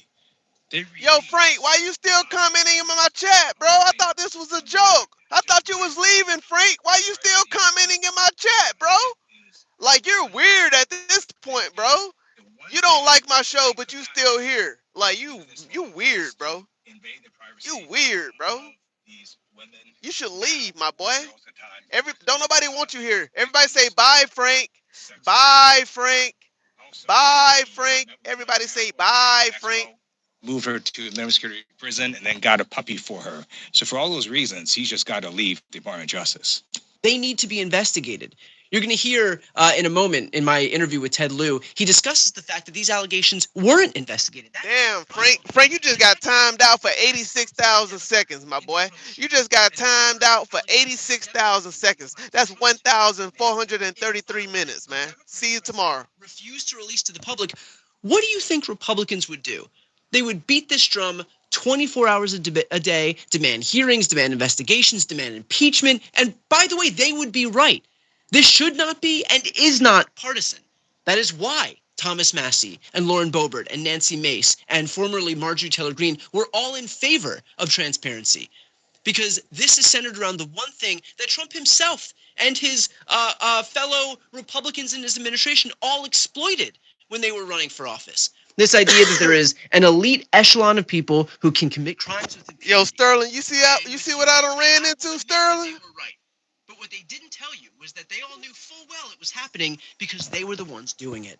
You're watching No Lie with Brian Tyler Cohen. Next up are my interviews with Ted Lieu, Kara Swisher, and Keith Ellison. No Lie is brought to you by Ridge. So I had the same wallet for what feels like 15 years, which is to say, to actually change that was a big deal.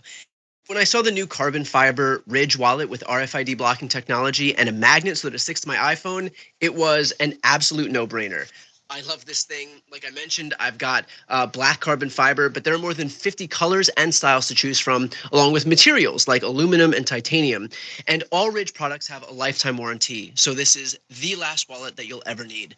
And Ridge isn't just about wallets. They create premium everyday carry essentials like power banks, key cases, suitcases, and rings, all built with the same sleek, durable design. No matter what you pick, Ridge has free shipping. Damn, bro, get into the commentary, bro. What is he talking about? I'm about to unsubscribe from his channel, man. Truly, I am seeing nothing but love and hope on the ground. God bless. Oh, man. Let me get into something else real quick. What's up? What's going on, y'all? Welcome in, man. We're going to go ahead and get into this deposition real quick, man, because some of the guys I'm trying to watch. Oh, yeah, let's get into this guy right here. This guy right here is such a joke, man. Before we get into this deposition, let's get into this right here. Hit that like button on the way in, man. Hit that like button. Here we go. You're going to get tired of winning. Remember I say your governor or Kelly Loeffler, somebody's going to come up and say, President, please, we're winning too much. We're not used to it. George is not used to it. We can't take it anymore. People are working too hard. They're making too much money. Please. We don't want to win anymore, sir. It's too much. I said, nope. We're going to keep on winning. The people of Georgia want to win. I'm sorry, Kelly. The people of Georgia want to win. Last week it was announced that the United States added 172,000 jobs in the private sector. We reduced if I wanted to have really great job numbers, don't do any cutting in the public sector. I cut off 400,000 jobs in the public sector. Yo, what lie do y'all think he's gonna tell next, chat? Let me know what lie y'all think he's gonna spew in a minute. Let me know what lie y'all think. They hated me and now they love me because they've all gone out and gotten much better paying jobs in the private sector, working right here for you. But we've created more than 5,000 manufacturing jobs in Georgia alone. And we've had a very good relationship with Georgia. And as factory construction gets underway, we've created 70,000 new construction jobs right here, 70,000. And you know what they're building? Factories like this. I said to that brilliant person right there, I see the yellow steel. You know what that is? That's a crane, brand new. I said, how long has that been here? He said, about 2 months. He said, tariffs brought it here, sir. Your policy brought it here. So today, more Americans in the prime of their life are part of a labor force than at any time since 2001, and then you could go back another 25 years from that. And more Americans are working today than at any time in the history of our country. Think of that statement. Any time in the history of our country, there are more Americans working today. In 4 years, Sleepy Joe Biden got less than $1 trillion of new investment into the United States. So in 4 years, he got a lot less than $1 trillion. But with our pro-American economic growth and the use of tariffs, we've already secured commitments for over $18 trillion. So think of this. In 11 months, because we haven't even gotten to last month, in 11 months, we have $18 trillion worth of investment coming into this country. And here's an example of it. Nice family, by the way. That's better looking than your crane. I like the family better than the crane. Very good. But a good family. The stock market has set 53 all-time record highs since the election. 53. Think of that. 53 days it was at an all-time record, adding $9 trillion in value. But you got to go back for a second. So we do over 18 trillion in 11 months, and Sleepy Joe for 4 years did much less than $1 trillion. Think of that. This country would have been dead. Adding $9 trillion in value to your savings. I added $9 trillion, and your retirement accounts and 401ks are at the highest level they've ever been. Y'all believe that? Y'all believe that? Talking about affordability. Affordability. You notice, what word have you not heard over the last 2 weeks? Affordability. Because I've won affordability. I had to go out and talk about it. But we inherited a mess. We inherited the worst inflation. Oh, that's all he had to do, chat. All he had to do was go out and talk about affordability, and he won. Y'all heard that. He exaggerated. He said it was the worst inflation in history, and it's only 48 years. So I apologize for that, Kelly. I apologize. So it's the worst inflation in 48. Actually, I think they're wrong. I think it is actually in history. We had the worst inflation in history under Sleepy Joe Biden. He was sleeping while you were working. No, he was sleeping while you were trying to get a job. You weren't working. And now we have the most people working in history. And just recently we crossed 2 milestones. They thought it was totally impossible when the S&P hit 7,000 points and Dow Jones surged past 50,000. Again, the Dow. Here goes the Dow. They said he's got a small possibility. I don't know how many of you people watch the stock market, but if the stock market's good, that's good for everybody. That's good for you, good for everybody. But the stock market hit over 50,000 for the first time in history. They said maybe he might be. This is right after my election in November. They said, you know, Trump's a great businessman. He might be able to get 50,000 by the time his term finishes. No, we did it, Howard, in 1 year. 1 year. Under the last administration, every economic policy punished American workers and businesses like this one while rewarding those who outsource to foreign nations. Under the Trump administration, our policy is the exact opposite, making it harder to outsource while rewarding those who invest, hire, grow, and build right here in the USA. We don't have countries coming in and stealing our businesses anymore. They were coming in for many years. I had it stopped in my first term. We had a great first term. We had the greatest economic numbers we've ever had until now. But this term, I will say, it's blowing my first term away. We've slashed a record number of job-killing regulations, cutting 129 old regulations for every one new regulation approved. Think of that. So we approved one, and we cut 129. And what that means is jobs. That's all it means.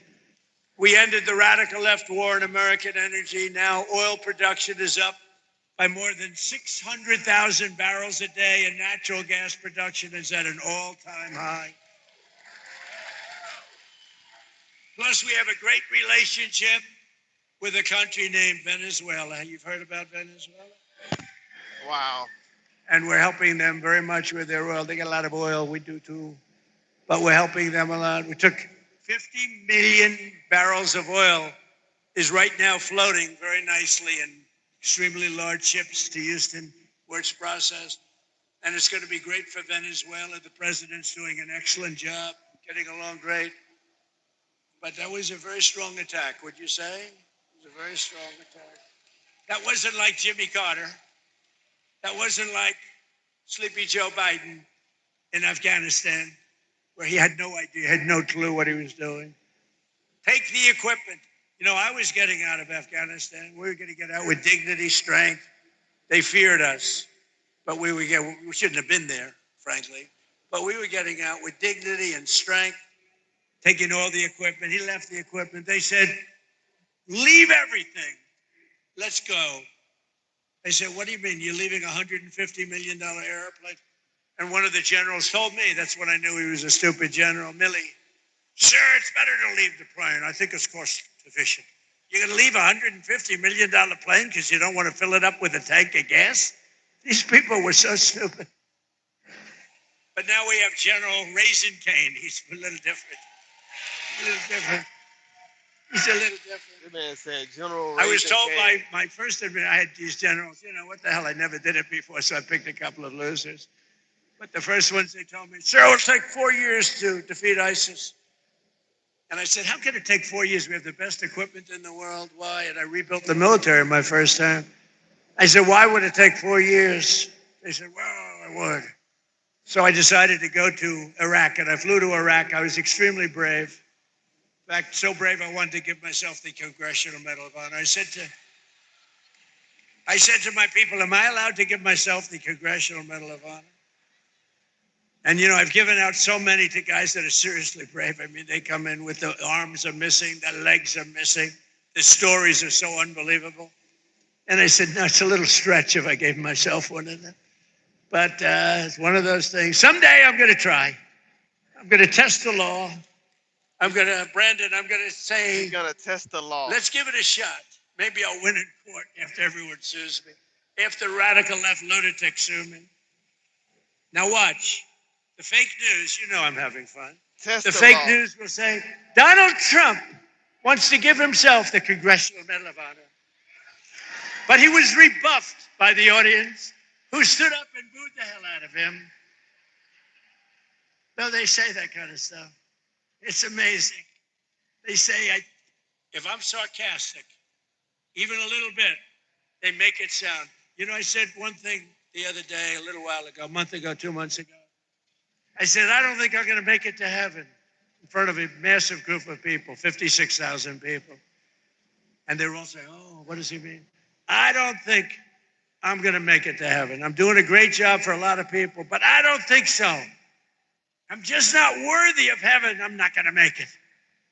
And I was having a good time going, I was having fun. I hope to make it. But I doubt I will, to be honest with you. A lot of you will. I'm not saying. But I was having fun. The New York Times has a front page story. Donald Trump is now questioning his mortality. They made it like I was totally. So you can't joke. It doesn't work. Kelly Loeffler here, small business meaning big business. She's in charge of, she's a Georgia peach. She's a great one. But she's in charge of all of the small business loans.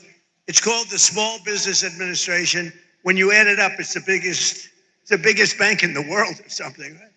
But she's done a fantastic job. Thanks, Kelly. To help businesses like this one expand production in the United States, we provided 100% expensing and bonus depreciation for all new equipment and capital investments, like that crane that you see back there. And it's all part of the Great Big Beautiful Bill. The Great Big Beautiful Bill is basically a tax cut bill. And you know, when you hear the fake Democrats talking about it, like, oh, the Great Big Beautiful Bill, you know, they try and mock it. We put 4 years worth of goodies into that bill, and everybody said it couldn't be done. You'd have to go into 17 different bills. It's all in that one, and that is cut after cut. It's basically tax cut and business expansion. It's one of the greatest bills ever passed. Remember that when you hear these phony guys like Hakeem, our low IQ, I guess, I mean, he's a pretty low IQ individual, but I hear him talking about no tax on tips doesn't matter. No tax on overtime matters. No tax on Social Security for our 1.8 million Georgia seniors matter. Who's a senior in this room? I refuse to raise my hand. I can't do it. I can't do it. I'm a senior. I can't believe it. I can't believe it. But think of it. No tax on tips. No tax on overtime for the people working there. How incredible. And for our seniors like me, no tax on Social Security. And watch what happens. They will now say, because I just gave them an idea, that Donald Trump passed the no tax on Social Security so that he could save $1,000. Oh, they're going to find me at conflict. They're going to say, Donald Trump has a conflict. I'll pay it, okay? You know what? I don't even talk about this much. I get no credit for it. So, as president, I make $2 million over 4 years, $2.5 million. I waived it. I'm the only president that ever waived it. Yeah, right. And they never, ever talk about it. But every week, some of the scum from the New York Times will call, did he waive it? And if my secretary would say, yes, he did. If I ever said, no, he didn't, it would be a headline scandal. But you know that in the history of our country, and this surprised me because we've had wealthy presidents before, in the history of our country, there's never been a president that waived his salary. I'm the only schmuck. I get no credit for it. You know what? I get no credit for it. Nobody ever writes about it. It's the first time. We have a couple of front row Joes here. They've been to like 400 rallies. Thank you very much. Have you ever heard me even talking about it? I never talk about it. They've heard me talking about everything, but I don't talk about it. But I just did today because somebody said, you know, nobody's ever written a story about you waiving your salary. You know, it's still a couple of $1 million. It's like not peanuts. It's estimated that these policies will help raise income in this state by $7,000 in the coming year, every year. Boost household take-home pay by over $10,000 and protect more than 200,000 Georgia jobs. It's amazing. No one knows the importance of tax cuts and fair trade. More than businesses like this one. So now I'd like to ask the president of Coosa Steel, Andrew Seville, very nice name, to come up and say a few words. I'd like to say, because I'm telling you, I met this guy, and he said something that his wife is going to be extremely upset. I said, how are you doing? He said, President, If I didn't have all these cameras running, I would grab you and start kissing you violently. And I said, why is that? He said, because what you've done for us economically in this state, in this town, with the tariffs in particular. So I want to just introduce Andrew. Thank you very much.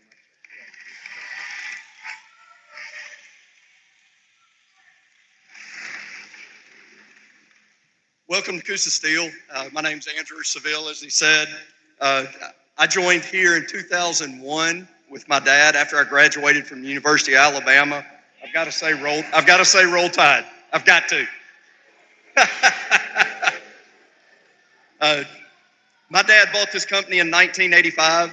We began to diversify, add all American-made equipment. Everything you see here, American-made. We have all American-made steel. That's all we keep.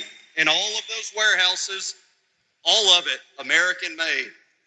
So we saw the tire rack industry really dropping off around 2010, and it was tough on our racks department. It was tough on these guys you see down front, these people that are used to this heat. I'm sorry if some of y'all aren't, but this is nothing to them.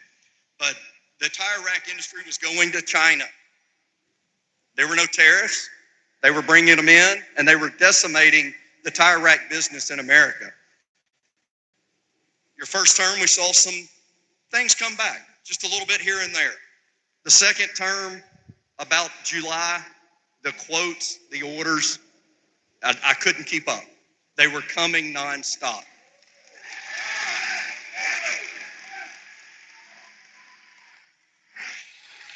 In October of 2025, we landed our first huge tire rack deal that we had in 10 years.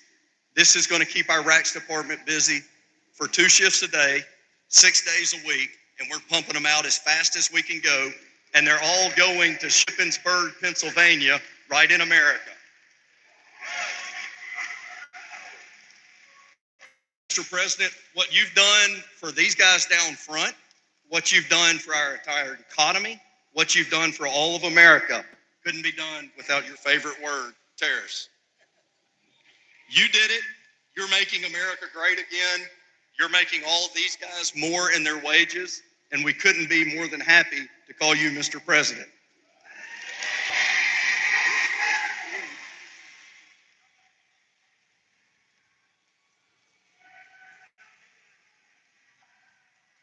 This is Iowa. We are in Iowa right now. I can't believe how bad Iowa allowed these roads to get. Wow, good man. So bad. And, you know, I say the car industry is coming back. The plants from Canada, they took a lot of our car business. That was a good job.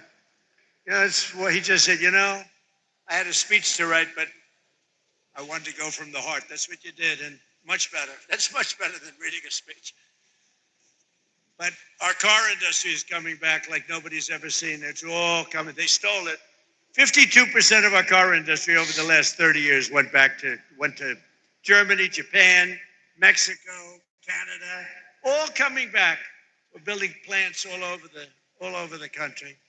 Nobody's ever seen anything like that. All because of, look, it's because of, I guess, November 5th, the election and all, but it's because of the election I did the tariffs. Nobody else would have done it because nobody else had the guts to do it. And a great economist came in yesterday and said, sir, you did something that nobody has ever done. Nobody. 22 Nobel Prize laureates on economics oppose you on your theories on manufacturing and other things, on the economy. And you were on one side and they were all on the other side. They said we'd be in a recession.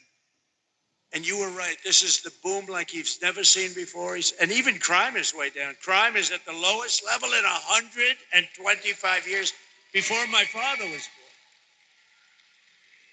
But he said, what you've done is amazing. You had 22 Nobel Prize winners in economics, and you were the exact opposite of every one of them.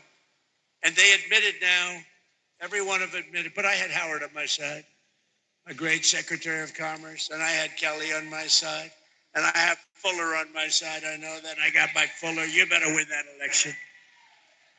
And I had the Lieutenant Governor of this state on my side, Burt Jones. Burt Jones. You know, all these guys are coming in now, loaded up with some money. Who the hell knows how much money he's got? But Burt Jones has been here and been with you and been with me right from the beginning. He's been with me for so long, right from literally the first day. And Brandon, you've been so incredible. Secretary of the Treasury. That's pretty good. You've come a long way. He's a very successful state senator with me all the way. These guys are with me all the way. I'm going to introduce them in a second. Another Georgian whose workers will benefit from our tax cuts is Kirk Cowan. Kirk owns the GMC Value Mart, a family business and a fixture of this community since 1971 with 100% expensing. A lot of people don't know what that means, but basically, you'd be able to deduct over a 40-year period. We're letting you deduct your expenditure over 1 year. That crane is deducted, probably knowing him. I think the crane is deducted before you even took shipment. But no, you're allowed to do it. 1 year expensing. It's a big, big thing. It's why we had so many, it's why we were so successful in the first term. And now we even expanded it and we made it 10 years. In other words, it's good for 10 years. With 100% expensing, bonus depreciation, and no tax on the overtime. And Kirk says that the tax keep the store done before. So Kirk, could you come on up for a second, please? Come on up, Kirk.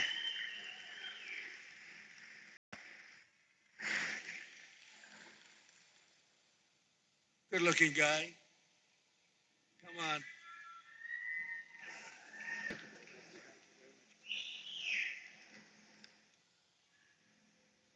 Good afternoon, Rome, Georgia. My name is Kurt Cowan, and my family and I are proud to call this community home.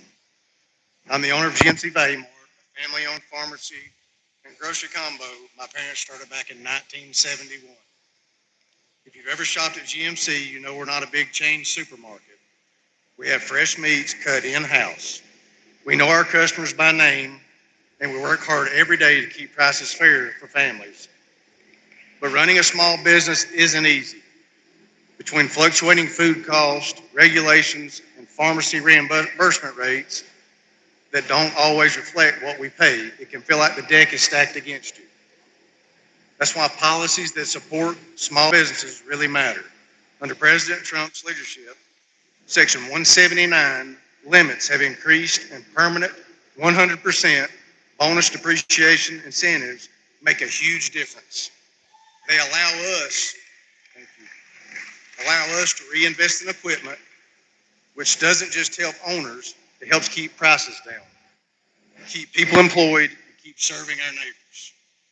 For us, that means upgrading our pharmacy to stay competitive and continuing to support local schools and community events. It means GMC Value Mart can stay right where it belongs, right here in Rome, Georgia. I'm grateful to have a president who understands small businesses are the backbone of a town like ours.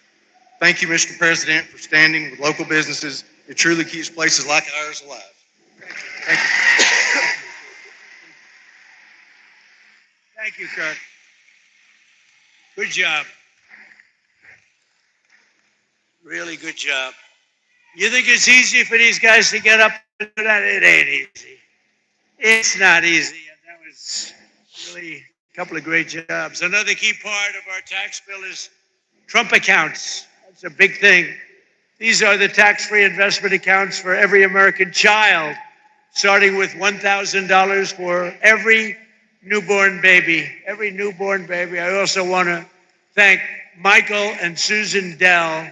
Dell, go out and buy a Dell computer, because they don't care about that. They care about this. They make a great product. They're not looking for any publicity. I give them publicity. They say, well, thank you very much, but it's okay.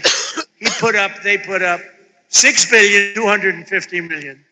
He started making computers on his bed. All of a sudden, he's got Dell. But he's a phenomenal person. She's a phenomenal woman. And they fund the accounts, and we're going to have funded 25 million children. So when they get to be 18 or 21, like these young, beautiful kids up front, they'll end up with a potentially really good nest egg, depending on, where the economy goes a little bit. But they could be quite rich. And it's they start with $1,000. And a lot of people now are putting tremendous amounts because you're allowed to come in and put your money into those accounts. And a lot of people doing it actually way, way over what we thought would be. It's been tremendous. I want to thank Michael and Susan. Joining us today is Bree Thomas, a local women's clothing boutique owner, along with her husband, Austin. Their newborn son, AJ. Bree and Austin are very excited to launch AJ's Trump account with millions of dollars. Think of this, millions and millions of dollars being put into these various accounts. But on July 4th of this year, think of it, all you have to do is go to the trumpaccounts.gov. Go to trumpaccounts.gov. People are putting in money, and the people themselves are putting. Millions of Americans will benefit from these pro-job worker, pro-child policies. But Georgia's Senator John Ossoff and every Democrat in Congress voted against them. He voted John Ossoff. You know, I competed with him numerous times. He ran against a woman, I think her name was Karen Handel, and he was leading her, and they called for help. I came down and helped, and she won. That was his first experience with me. And then I never heard from her again. I think she said, thank you. See, Trump greens all over manufacturing plants in the United States. Look, the greatest honor that I've ever had serving the people of Georgia is to work with this fine gentleman right here. You know, he called me back in Memorial Day weekend. I got a call from the White House and said, the president would like to come meet with you in the Oval Office on June the 1st. So I headed up to D.C. and I got over to the office early. And when I walked in, we got a picture made. And we were talking about something pretty important, about the investigation of January 6th. But after we talked about that, the conversation changed. And he started telling me about this golden era of America. And when I got back to the office, the staff asked, you know, how did the meeting go? And I couldn't stop talking about the golden era of America. I said, we're going to return to that time in America that we all heard about, but our children have never experienced. And we are seeing that come to fruition right now because of your leadership. Thank you, Mr. President.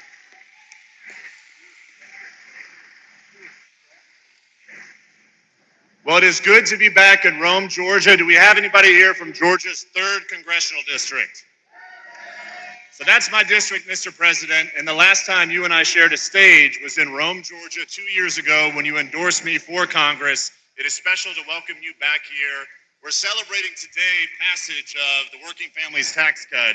And as the president brought folks on stage, it is abundantly clear those tax cuts are working here in Georgia. They're working across the country, and they're going to help us win in 2026. I have the privilege of representing a district whose father represented behind me. Mike Collins' father, Matt Collins, represented my district for 12 years, and he's running to replace John Ossoff. So with that, I introduce Mike Collins. Well, that tie looks sharp on you. You look good. Thank you. What's up, Rome, Georgia? I want y'all to know something. It is a true honor and privilege to serve you in Congress and represent Georgia's 10th district. But I want to say one more thing. It is probably the greatest time in the history of this country to be a member of Congress because we've got true leadership and the guidance of President Donald J. Trump. And I want you to know a couple of things. Now, we need to grow our majority in the House so that we can continue with an America First agenda. But folks, we got to make sure that we put the right Republicans in to help us to get this job done. And Clay Fuller, you're going to help us do that. I'm going to leave you with one last thing. One last thing. Go vote. You have got to get out and vote. You get out and vote. You help us grow this majority. You help us out in November. I'm going to kick Ossoff out of the state's U.S. Senate. We're going to restore Georgia values out in that Senate. And y'all, we're going to continue to take our country back. Thank you. He can't even speak.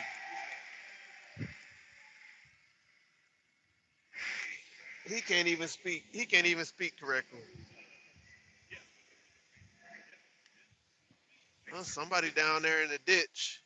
I'll tell you, Loudermilk. I said, you were the one that they caught giving a tour of Congress to a couple of kids and a mother and a father, and they said that they were communists.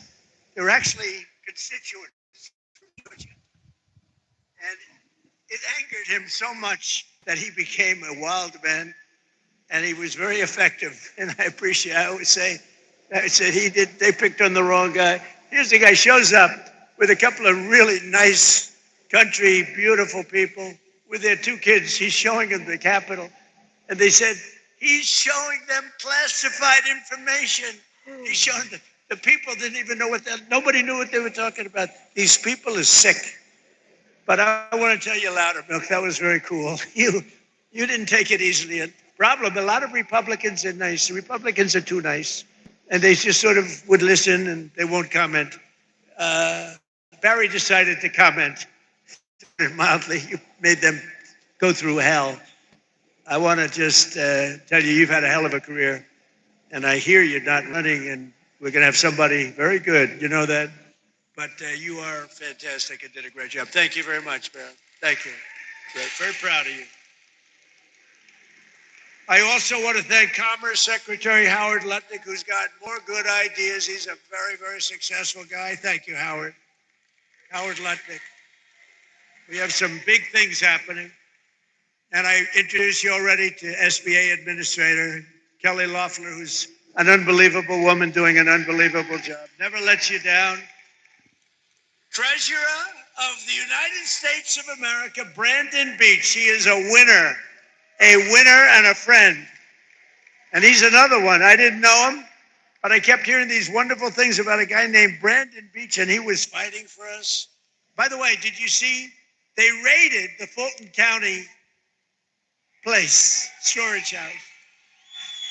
And now the Democrats have hired a massive team of lawyers. They have the ballots. That should be no problem, right? They have the ballots. FBI came in and raided. They found plenty of stuff. And now they have the ballots.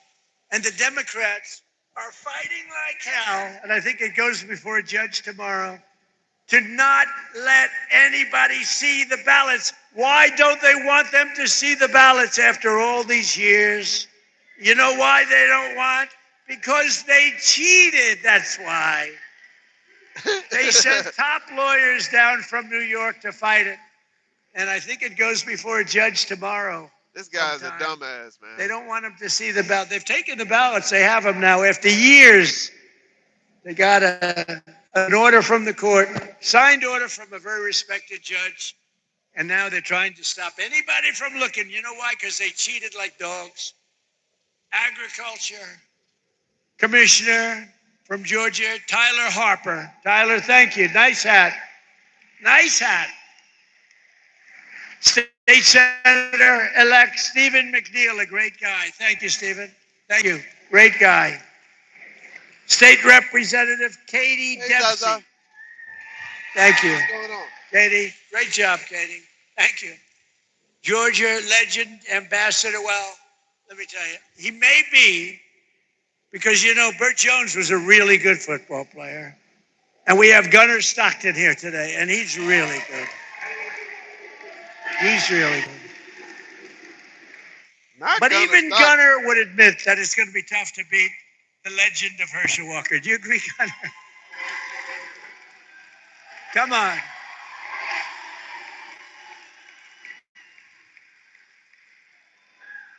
Because, you know, Lieutenant Governor Burt Jones was a great football player too, but I said, I heard you were great, Burt, but you're not Herschel. Hey, Herschel, come on up with Gunnar. Bring Gunnar up here. Come on.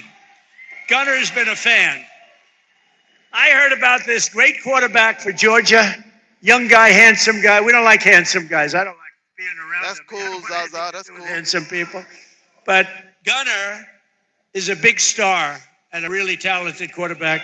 But I heard, much more importantly, he's a Trump fan. So he was standing at the plane.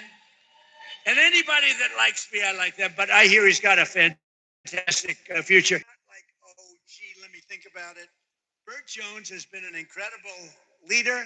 He's been an incredible politician. He was a really great football player, but he has just been solid as a rock, and he loves this state so much. And I really want to see him win. People are coming in with lots of money and lots of everything else, but he has the greatest career. He has been really, really good at what he does. I think Brandon would agree with that. Everybody would agree with that. Bert's been very special. So, and I know Bert's father, Bill, is around someplace. Where's Bert's father? Bill is so great. You know, Bill was a big shot in this, but Bert's going to take it to another level, right? That's what we want. That's what his father wants to. Bert, come up for a second, please.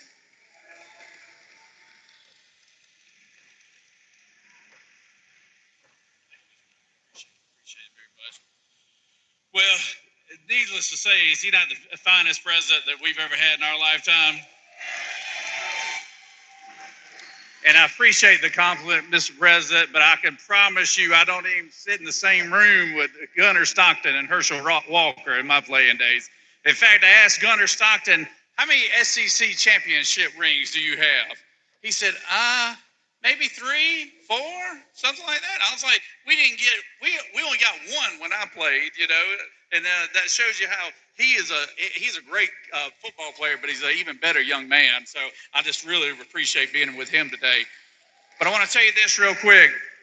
The reason why I've supported Donald J. Trump since 2016, 2020 to 2024, is because he has done exactly what he said he's going to do for this country. When he said he's going to put America first, he did just that. He shut down the border. He's bringing jobs back to this country. He's making us the top world leader on the world stage. People now fear the United States and respect us all at the same time, which is very good. But when we were traveling down the roads here in Rome, Georgia, he was asking me all these questions, and I was sitting here, well, you know, I'm not really from here, Mr. President, but I can tell you as much as I want to tell you. I was like, Rome, Georgia is blue-collar America. Rome, Georgia is a place where they've got great law enforcement because they got a good sheriff here. They got great health care services right here. They got great leadership. Zaza, what you mean while I'm playing this, Zaza? It is a microcosm of what you mean while I'm playing this? And so if we want to keep Georgia red, which we do, we need to elect America First, Trump endorse candidates across the board. And I'm so proud to have his endorsement right here, because us taking that Senate seat back and keeping the governor's seat in the Republican column starts right here in the 14th district right here. So we got to have your support. We appreciate you, and we appreciate everything you do, Mr. President. I'm playing it because it's current news. That's why I'm playing it. It's current news. It just happened. You got to get out and vote for Bert. That whole group. Y'all gotta understand, right? I might talk shit about Donald Trump, but I keep up with what the president is doing every day. I can sit and listen to him and hear what he's saying and see the consistency in his lies, and you know, that's why I'm playing it. I'm playing it because I keep up with the president every day. I keep up with current news every day.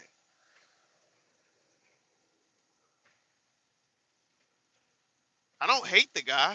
Do I like him? No, I don't really like him. To be honest with you, but I can play him and listen to him, you know. You said, why are you playing this though? Like it was a problem. You don't want to hear Donald Trump?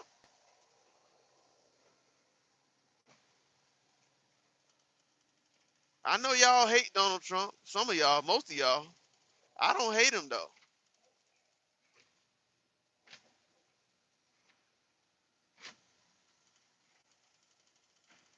You know what I'm saying? I'm just finna park this truck too. I'm not finna drive in this all night. Iowa did a horrible job, man. I don't understand why Iowa do so bad on the roads. They don't have a single snowplower out right now. Nobody. Nobody is out right now getting the roads, clearing the roads. Nobody. Not a single snowplower. Nobody.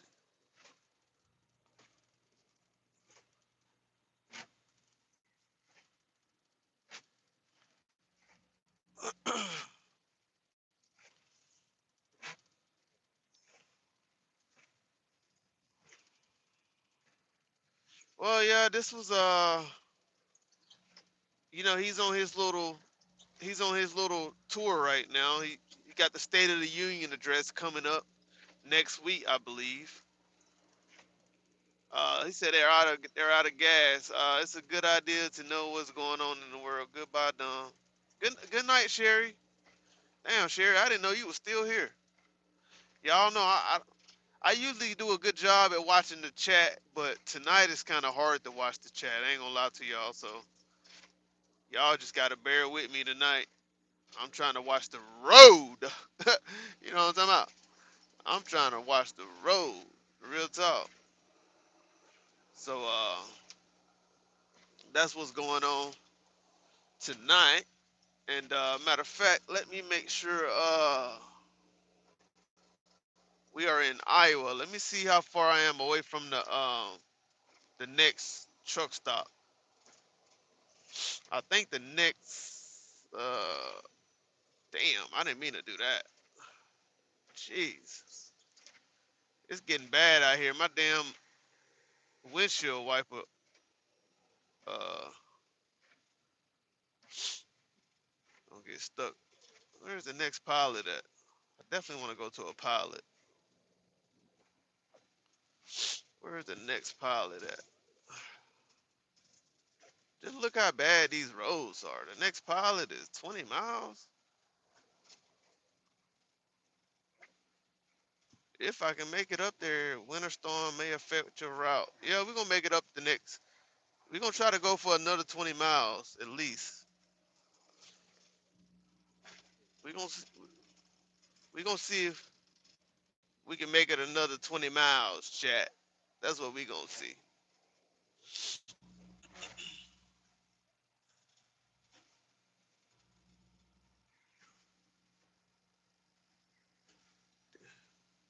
See how far we can make it. Uh, Let me make sure it ain't nothing major going on up ahead of me.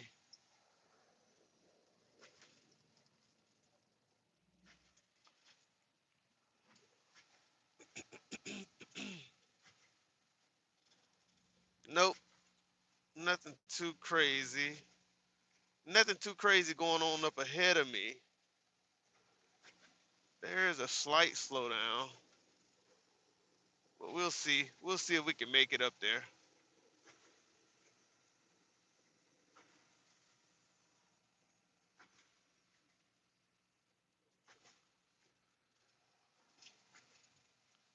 Yeah, it didn't even get this bad in Minneapolis. No, I'm on I-35. I'm not sure. I don't know anything about I-89. I don't ride I-89. Shout out to Joshua. Joshua said, be careful and calm. Absolutely. Absolutely. Well, that's the thing. You have to remain calm. That's it. Drive safe. Just drive safe and be calm. Let me see if I can turn this heat up a little bit. Seems like the windshield. Get some of that shit out the window. Well, this side of the road isn't terrible. The other side of the road is completely stacked, like pancaked with snow.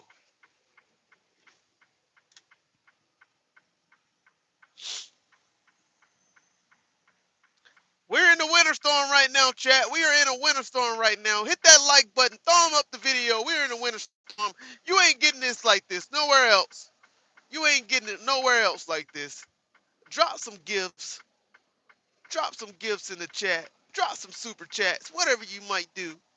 It is what it is. Shout out to everybody that's here right now. Hit that like button. Thank you guys so much for being here with me.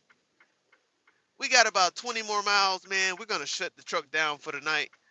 Um, actually, I'm gonna drive about 20 more miles. I'm gonna take a look and see how bad it is on I-80. I don't know how bad it is on I-80, but we're gonna see. Once I get to a stopping point, I'm gonna stop, pull over. I might just call it a night. Put a 1 in the chat. Y'all think I should just pull over and call it a night? Put a 1 in the chat if y'all think I should just pull over and call it a night. Or if I should pull over, check the map, look at the route, and see if I can keep going. What y'all think? Let me know in the chat. What y'all think? Let me know in the chat. Hello, everybody. Hello, hello, hello.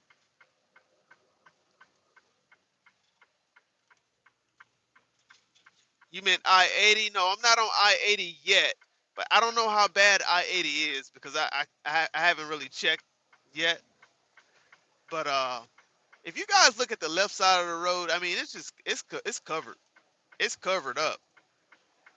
I mean, it just looked like a gravel roadway, a snow graveled roadway. That's what it looked like on the left side.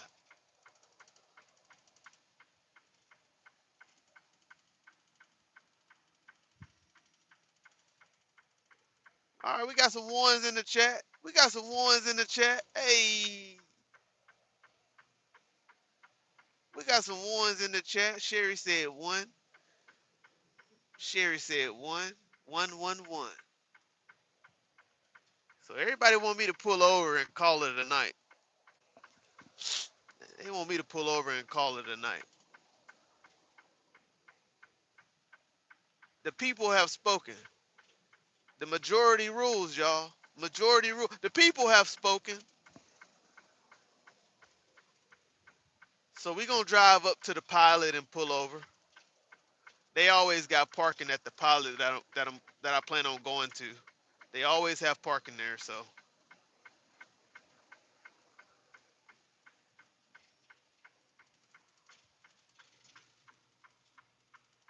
I feel good. Honestly, I do feel good. Don't mean this truck feel good though. I might feel good, but it don't mean that these roads are good enough for me to keep going. Man, I'm barely going 25 miles per hour, man.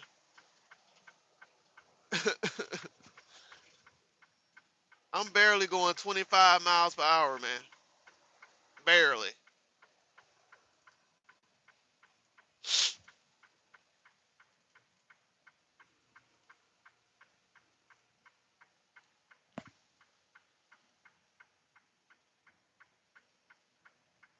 They said a winter storm was coming, man. They said the Midwest was about to get hit with a nice old winter storm. I bet this truck right here is going to go to the rest area over here.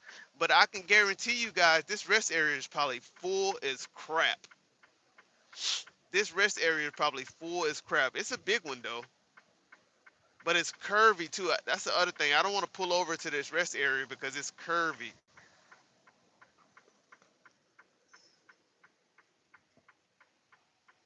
And I know, like, the rest areas, they get a lot of trucks in really quick.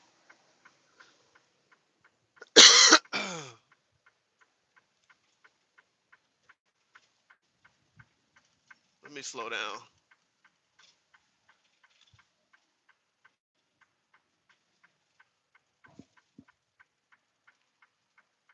He's slowing down. I don't want to get too close up on him. He's slowing down.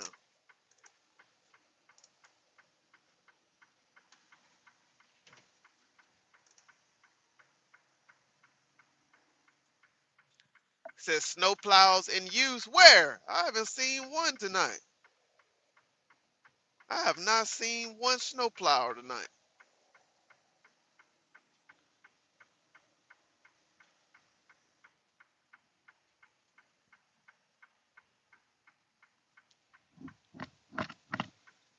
We rolling, we rolling.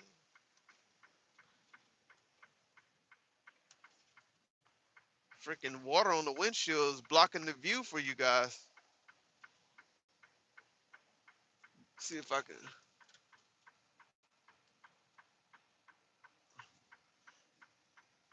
I don't know how to get that thing done.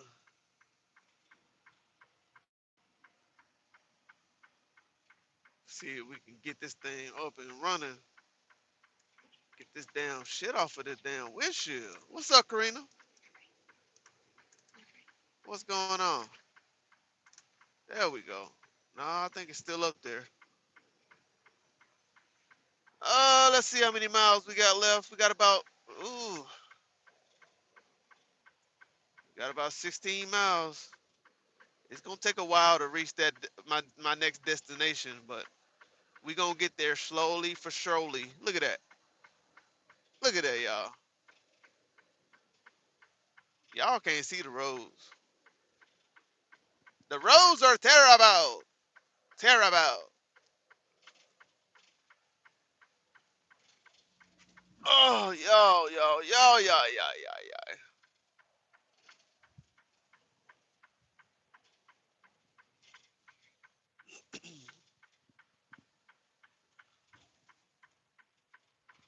Oh, Lord.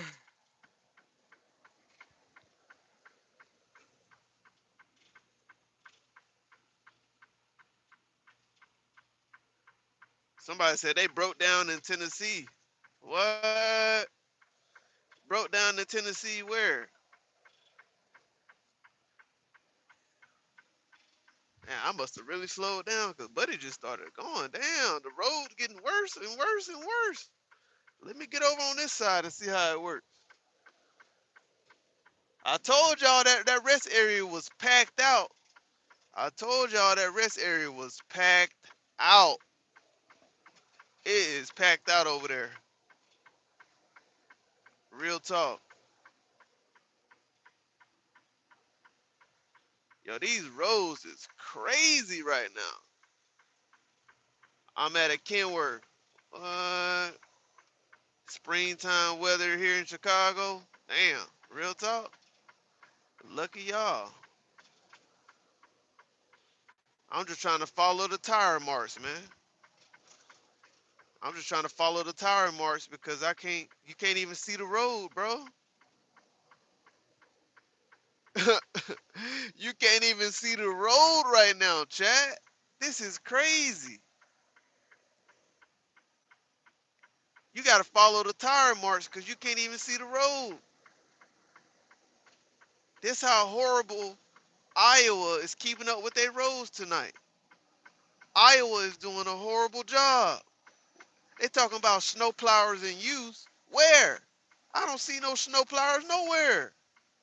Well, these guys are asleep. They infected by the partial government shutdown. Like what the hell? What the hell is going on?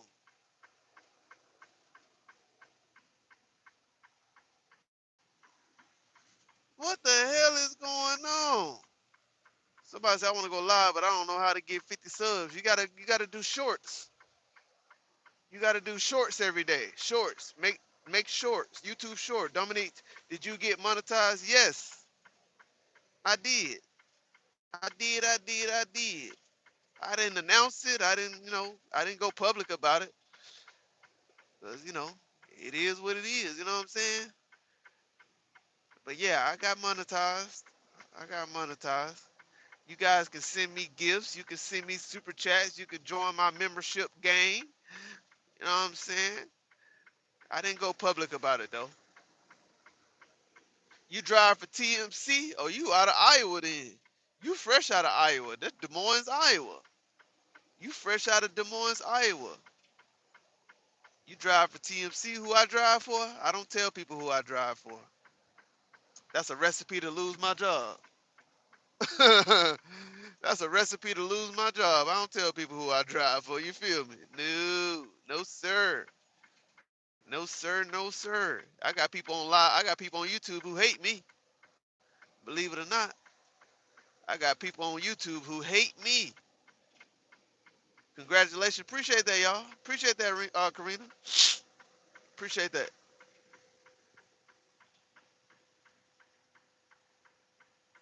Definitely put the work in to get monetized. I definitely put the work in, so I appreciate that.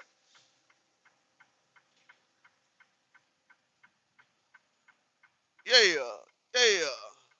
Y'all like my content, man. Y'all hit the like button, man. Go view my channel. Check out my channel. Subscribe to the channel if you're new here. We go live every day. I've been down for 3 days though because I had I have the coronavirus. I got tested positive for coronavirus, the common coronavirus. And so I was down for a few days. I just came back out, and I came back out, and it's fucking snow. We got a snow blizzard going on. So it's crazy. And I'm not 100%. Believe it or not, I am not 100% at all. I'm like 80%. But your boy had to get back to work. You know, I can't stay down for too long, chat. I can't let the cold and the virus and all that stuff keep me down for too long. Now I had to get up and start walking again. You know what I'm talking about? Shit. For real. Yeah, I'm trying to get well. I'm trying to get well. You on a dirt road? Somebody asked, am I on a dirt road? It looked like it, don't it? He said, are you on a dirt road? No, this ain't a dirt road, buddy. This is a snow road. This is all snow. No props.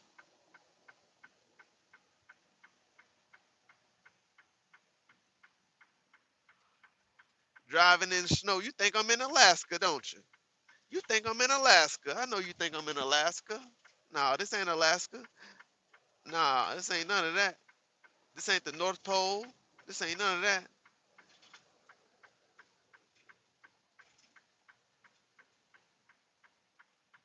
Nah, this ain't none of that.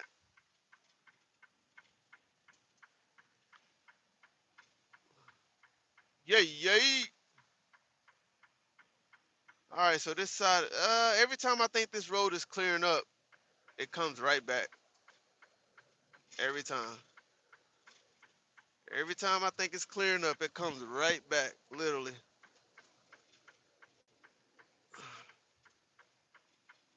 Oh, my man slowing down up here. He done slowed down up here now. He done got scared, y'all. He done slowed down again. All right, let's get back on this side of the road. This side of the road is a little bit more clear. You know what I'm talking about? Oh, I tested positive a few weeks ago. I was in a bunk for 3 days, sore as fuck in the Lowe's parking lot. Dude, I was sore as hell too. I'm still sore. Honestly, I'm still sore right now taking these damn ibuprofen. Man, I had my body aching like hell. But you said you was in the truck for 3 days. Man, my company got me a hotel room for my company got me a hotel room for 2 nights, man. They got me a hotel room for 2 nights, man. Sure did. I refused to be in my damn truck sick as a dog. I mean, I was gonna pay for it if they wasn't gonna pay for it, but they said they'll pay for it, so they paid for it. So shit, I let them pay for it. I let the company pay for it. You know what I'm talking about? Yeah, I let them pay for it. Sure did.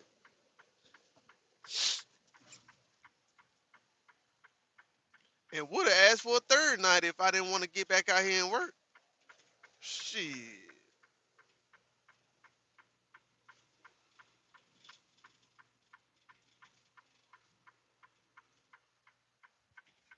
What are you talking about? A flat tire? What are you talking about? Yo, don't be wishing no flat tires and shit on me. Whoever that is in the chat talking about a flat tire, don't be wishing that on me. Uh,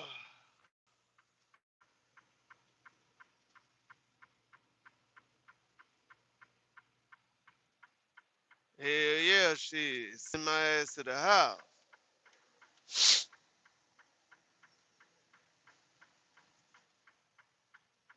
Feel you, man. Let's see how much further I got to go, man.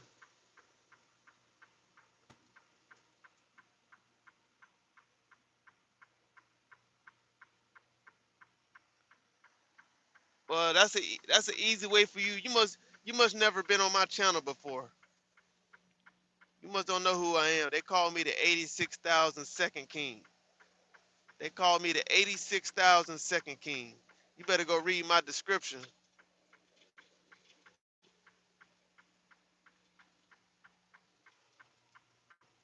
Levi.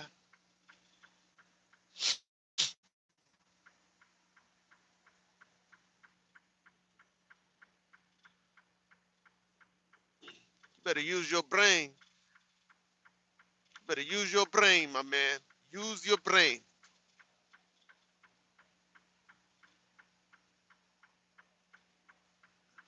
Man, I don't think it's no letting up, man. I think it's gonna be snowing like this for a while, dude. This is wild work, bro.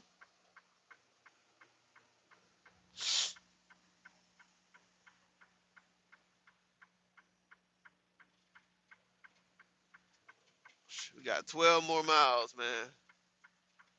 We got 12 more miles. 12 more miles.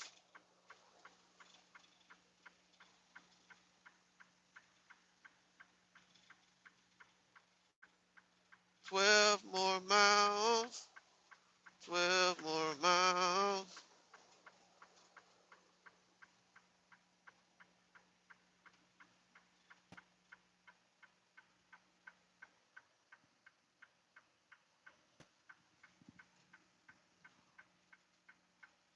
Oh, I need to get that out the windshield real quick.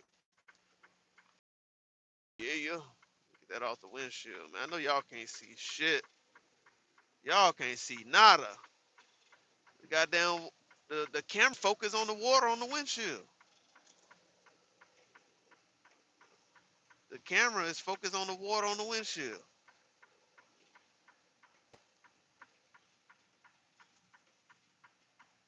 Real.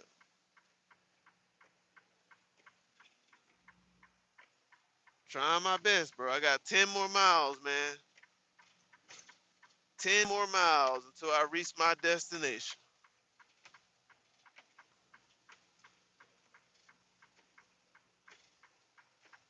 You stay safe out there, bro.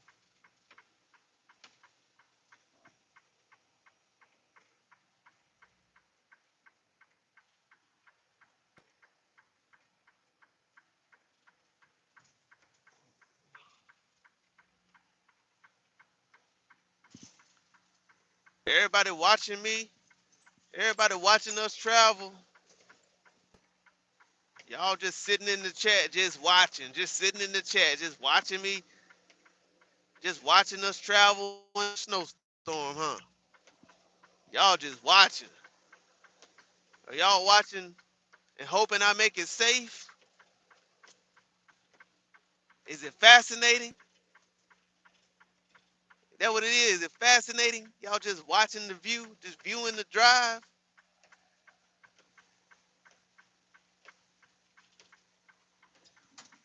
Yeah, man. I believe it's fascinating.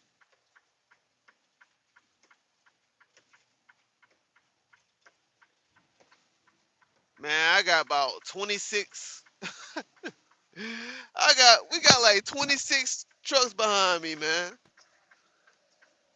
It's like 26 trucks behind me right now.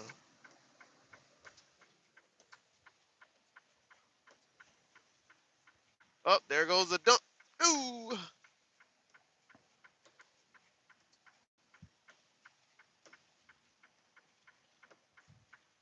Well, since y'all just watching, at least get me to 30 likes, man. Smash that like button. Get your boy to 30 likes, man. Smash that like button. Let's see how long this side of the road can clear up. I'm still gonna maintain a good speed though. Still gonna maintain a good speed. Just because the road is looking to be clear doesn't mean that the road is actually clear.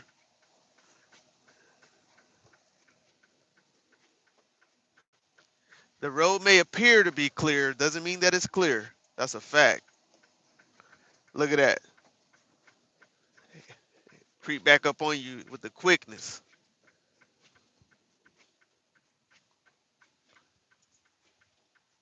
Man, I'm about ready to turn on that goddamn high beams, man.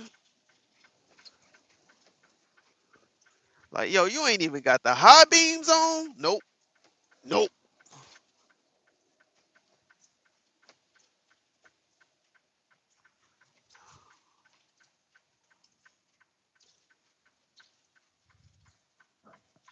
Check my trailer. Check my trailer. We good.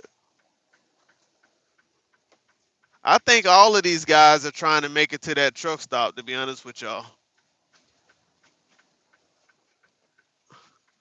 Because the fact that there's a convoy behind me right now, and we all passed that rest area, I think we're all headed to the same spot. Literally.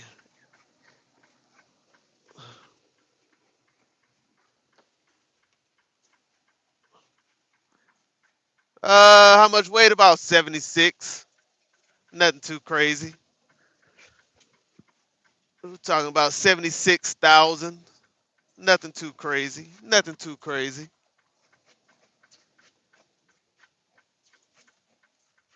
Nothing to brag about. No, I'm talking about.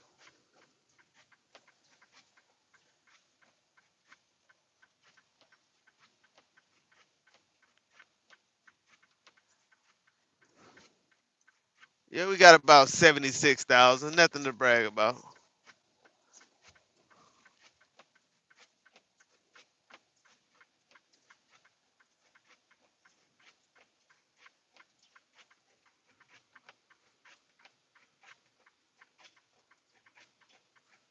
This is Iowa. Yeah, this is Iowa. Hey, boo boo. That's right. That's right, man. We trying to keep this thing upright, man, for sure. We're getting ready to park this truck here in a little bit. We are getting ready to park up in about 10 more miles. We're gonna park it up.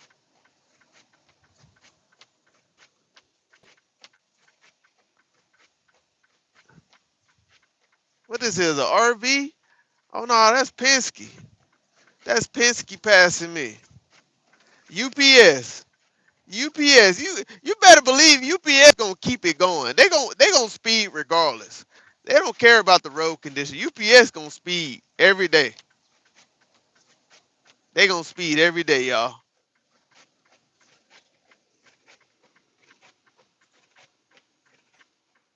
Shout out to Oregon. What's going on, Oregon? What's happening, Oregon? Oregon in the building.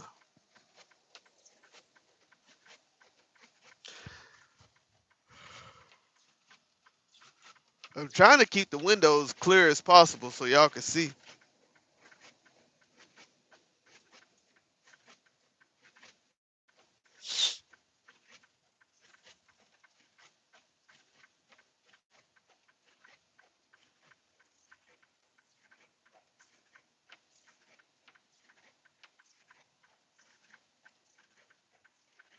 Shout out to everybody in the chat, man, hanging out with me. Hit that like button, much appreciated. Hitting the like button is much appreciated. Appreciate you guys. Subscribe to the channel. We usually we had a couple videos to listen to on the political front, but it was getting kind of hard for me to see visually, so I just wanted to make sure I focused on what I was doing. And so it kind of ended what I had going on. I know you guys probably seen the title of the video, you seen the thumbnail and all that stuff, but we got into it for a little bit and then we just sort of stopped so I could focus on what I got going on. But we can engage in the chat. You know, you guys can just talk amongst each other, man. Everybody put where you from in the chat, what state you living in, where you from. Is it snowing where you are? Is it raining? How's the weather? Little conversation starter, man.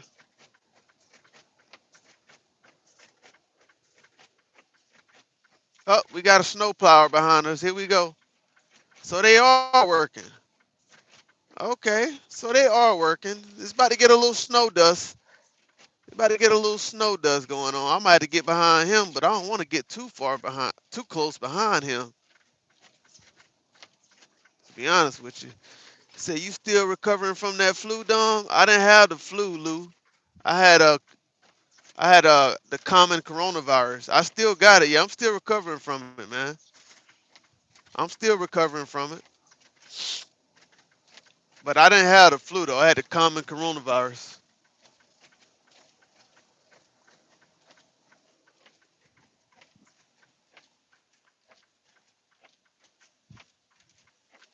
That's what I had. See, that's why I don't want to move too fast. Matter of fact, I'm just gonna get my ass back over in the right lane, y'all. I ain't gonna lie to you. I'm gonna let these guys drive. I'm gonna let these guys drive fast. I'm not gonna move that fast, man. I'm just gonna keep my ass in the right lane and just keep at a steady pace. That's what I'm gonna do.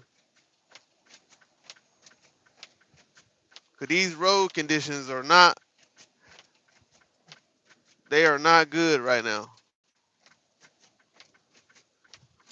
They are not good at all.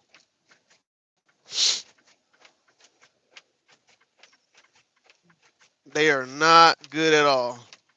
So I ain't even gonna play that game. You feel me? I'm not gonna play that game, bro. They can speed, they can do all the shit they wanna do. Fuck that.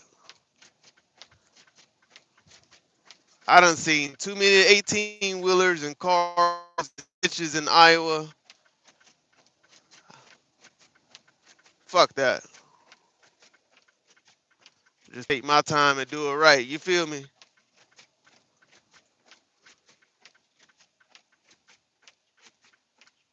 Because I was about to follow that snowplow. I was like, I'm gonna get behind the snowplower, man, and speed up a little bit. Like, nah, never mind. Fuck that. I'm good. I'm good.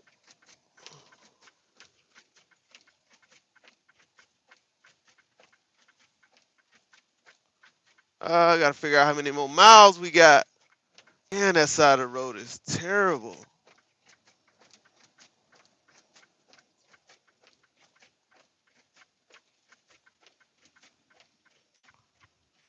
How many more miles do I have, chat? Five. 5 more miles, chat. 5 more miles. We'll be up there where we're going, y'all. And 5 more miles. We'll be out there where I'm trying to go. We can park the truck up. We just gotta park the truck up and let these people get these roads right, man. That's all. That's all we're trying to do. We're gonna park up and let these people take care of this road, man. That's the best, that's the smart thing to do.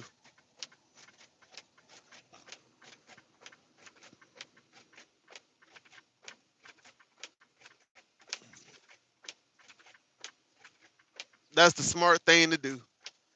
Park up, right? Shut it down. That's right.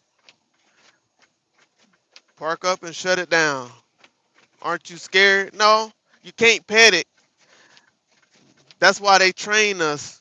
They train us to drive in these conditions. And they always say you don't panic. That's the number one rule. Number two rule, I guess. Number one rule is to stay safe. Number two rule is to never panic. You don't supposed to panic. Just remember your training. Remember your training and let your experience work for you. And my experience right now is telling me I need to pull over in 5 miles and park it up for the rest of the night. That's what my experience is telling me.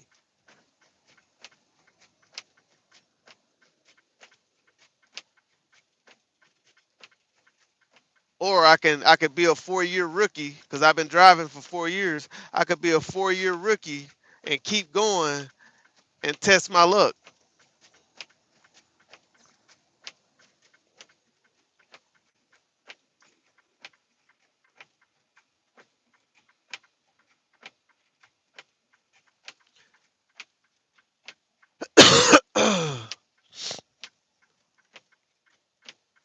I'm glad you got something positive to say. Appreciate you. We appreciate you.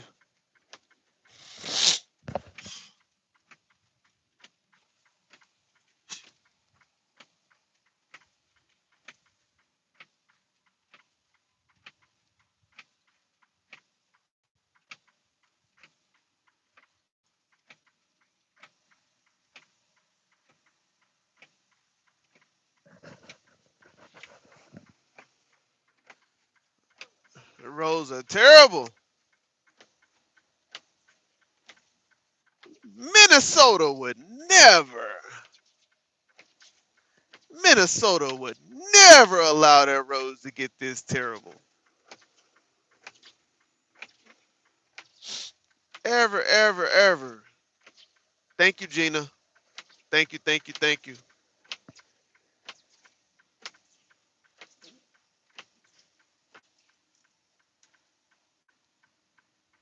All right. Truck, if you want to pass me, go ahead and pass me, Truck. Go ahead and pass me. Trust me, the truck stop that we going to, we all gonna have a parking spot. I done parked there so many times. It's gonna be parking spots there, buddy. You ain't gotta rush to try to beat nobody there. Trust and believe me. And if it ain't gonna be any parking spots, you best believe we gonna make some. You best believe we gonna make some parking spots tonight.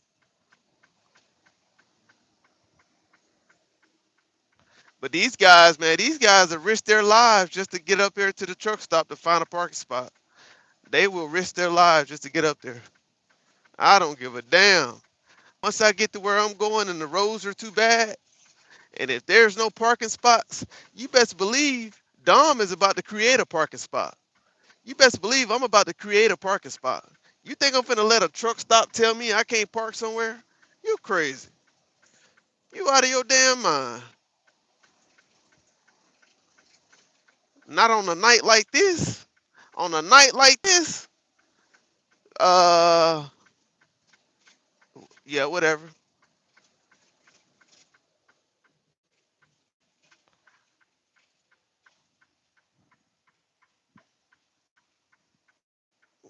Whatever, whatever, whatever.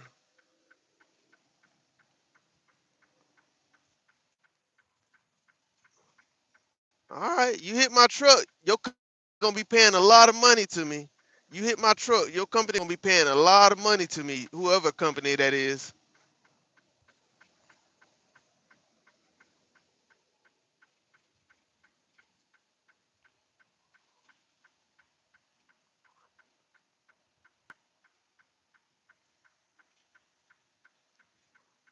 Gonna be paying a lot of money. It's like the roads get cleared and the roads get worse. The roads get cleared and the roads get worse. The roads get cleared and the roads get worse. My goodness.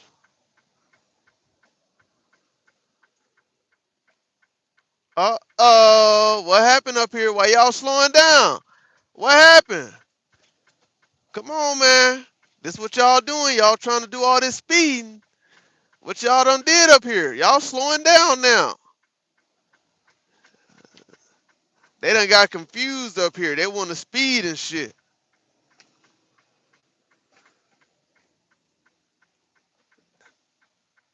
They want to speed and shit. Get us up to 40 lights, man. We got 22 people in the building. Get us up to 40 lights. We almost up to 40 lights. Hit that thumbs up.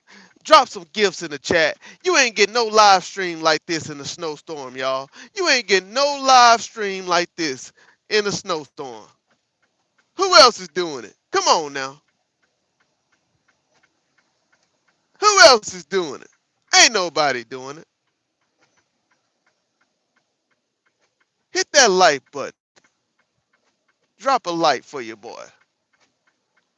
Appreciate you guys. I appreciate it, man. Subscribe to the channel.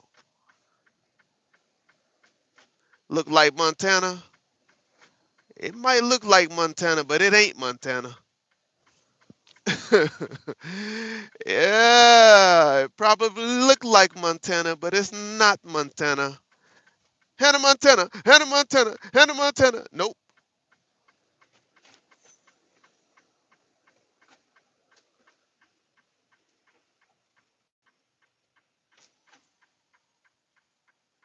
Look, I let these people do what they want to do. Y'all see, I maintain the following distance. If you guys can look up ahead, they all tailgating each other. They don't have any following distance. If y'all can see it, they tailgate each other, y'all. That is so dangerous. These are horrible drivers right here. These are horrible drivers. They're all tailgating each other. No following distance at all. None. And that's how you get these 100. That's how you get these pile ups. That's how you get these wrecks, these pile ups. You know what I'm saying? Because of dumbass drivers like that. Dumbass drivers like that, chat. All in a rush. Why the fuck y'all in a rush for?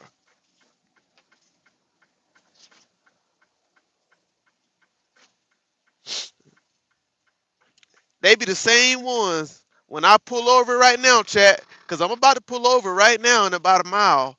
I'm about to pull over and park my truck. And when I wake up tomorrow and I get back out on the road tomorrow, these be the same drivers that be off jackknifed in the median. They be jackknifed on the side of the road. They be all in the ditch. The next day when I wake up, they be all in the ditch or in the median jackknife because they want to drive all night and speed. Speed, speed, speed. They be the same ones. I see it every time we have a snowstorm like this. I see it every time, y'all. Every time. It never fails.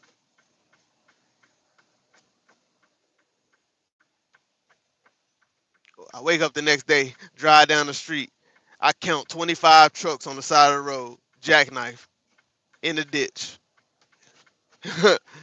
You think I'm exaggerating, don't you? Nope, I'm not. I'm not exaggerating at all.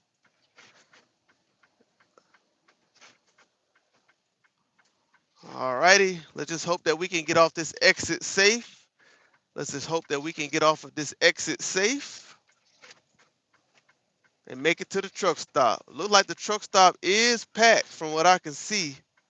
The truck stop is packed from what I can see. So it's packed out for sure.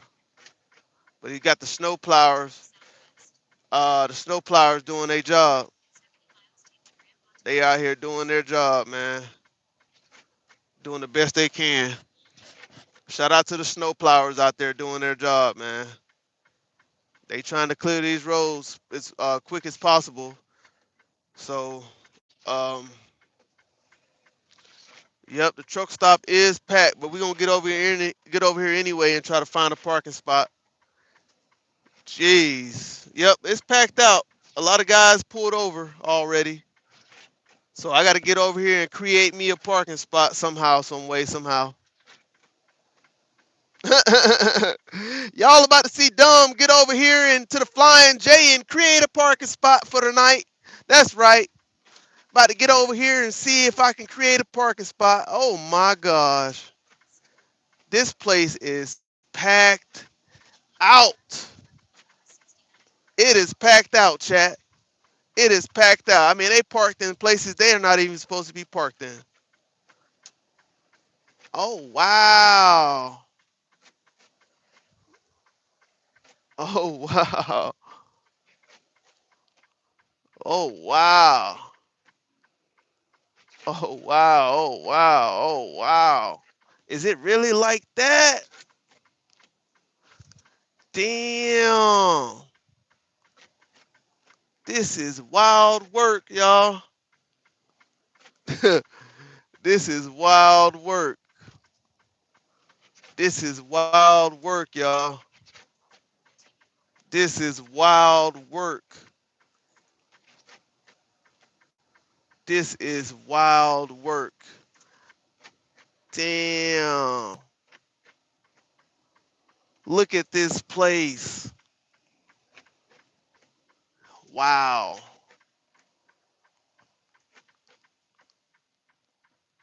Wow. Wow. Yo. This is crazy. This is crazy. I don't want to block anybody, but shit, we're gonna have to block people in. I'm trying to get up this way. Let me just see real quick. Oh my gosh. Wow, wow, wow. I wonder if I can park at the fuel island. Damn, y'all, this is crazy. This is fucking wild work. Yo, this is wild work, chat. This is wild work.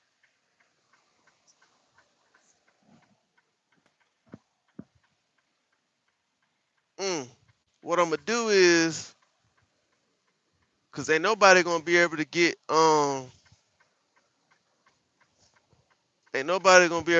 in the fuel aisles anyway. So this is what we gonna do. Uh, we gonna park in the fuel aisle. That's what we gonna do. Yeah, that's what we gonna do. We gonna park in the fuel aisle. So let me see. That's what we gonna do.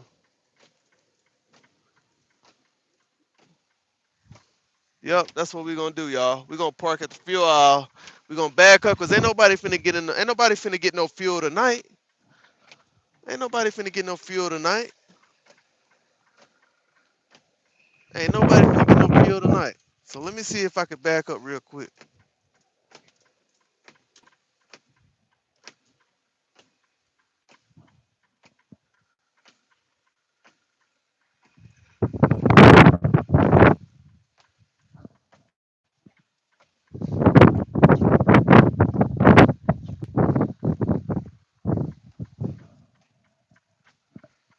Shit.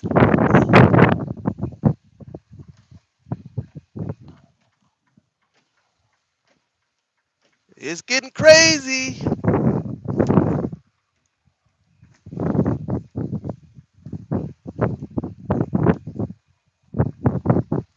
It's getting crazy, y'all.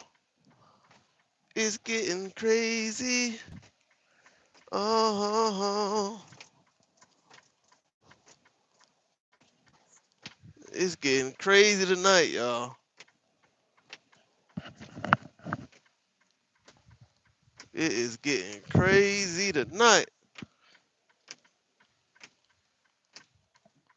I don't think nobody gonna be coming out here. Hell to the no. To the no, no, no. Hell to the no. Insane, right? Shout out to Pam, man. Shout out to Pam. It's insane out here, y'all. Do I want to do that one? No, that ain't the one I wanted to do. Let me get over here real quick. Oh, he just gonna sit there then. Shit, you can sit there. Shit, I'm gonna find a better spot. Shit, crazy tonight, man. That's the one I really wanted right there, though. It's hard to maneuver. It's hard to maneuver in this snow. I ain't gonna lie to y'all. It's hard to maneuver in this snow, but we gonna get it though.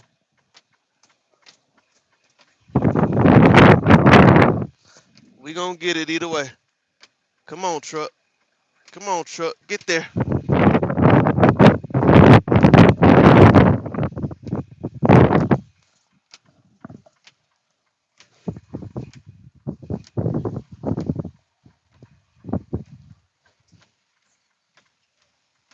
There we go.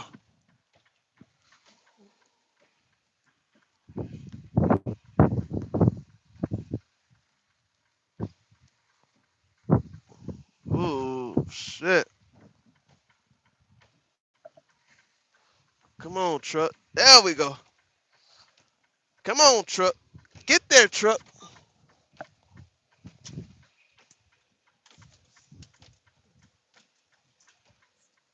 There we go.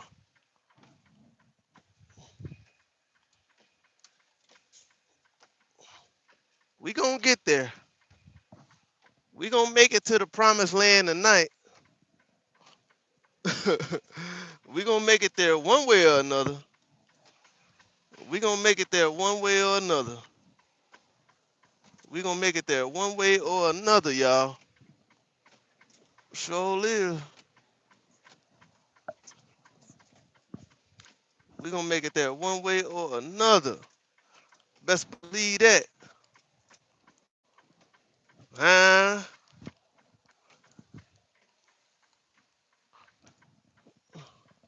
They were like, Don, why the hell you going to that goddamn fuel aisle?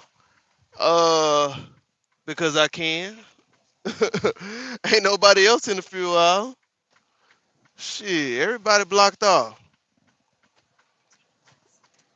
Everybody blocked off, y'all. Like, Don, why the hell you back up in that fuel aisle like that? Cause I can. This shit crazy, y'all.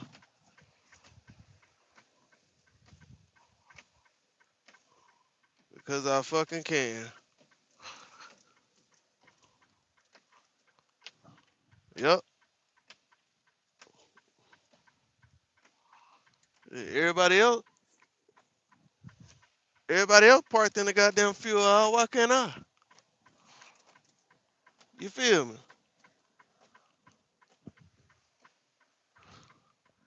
Shit, all they gonna do is protect my goddamn. Oh yeah, I'm gonna park right there.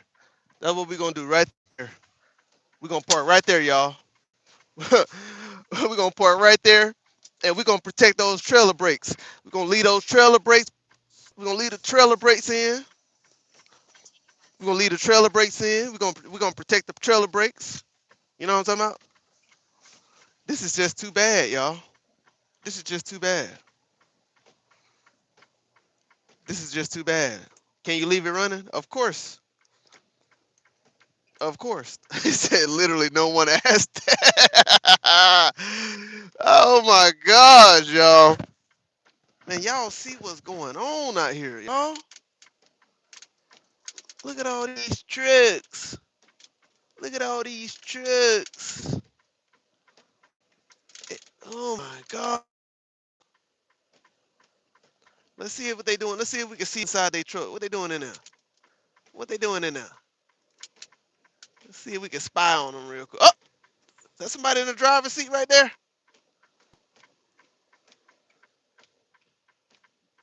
Show us a 360 view. The 360 view.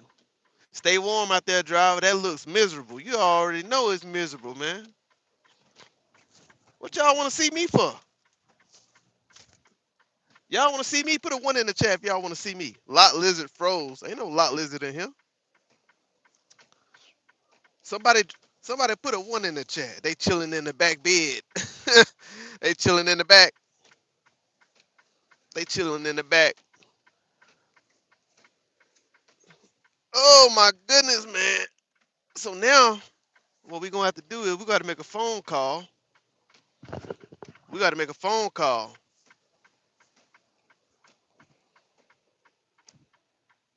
That's what we gonna have to do. We gotta make a phone call. Y'all wanna see me? What y'all wanna see me for? I'm about to get out, show y'all something. How many trucks there? I don't know. Shit. Hundreds? Hundreds of trucks? I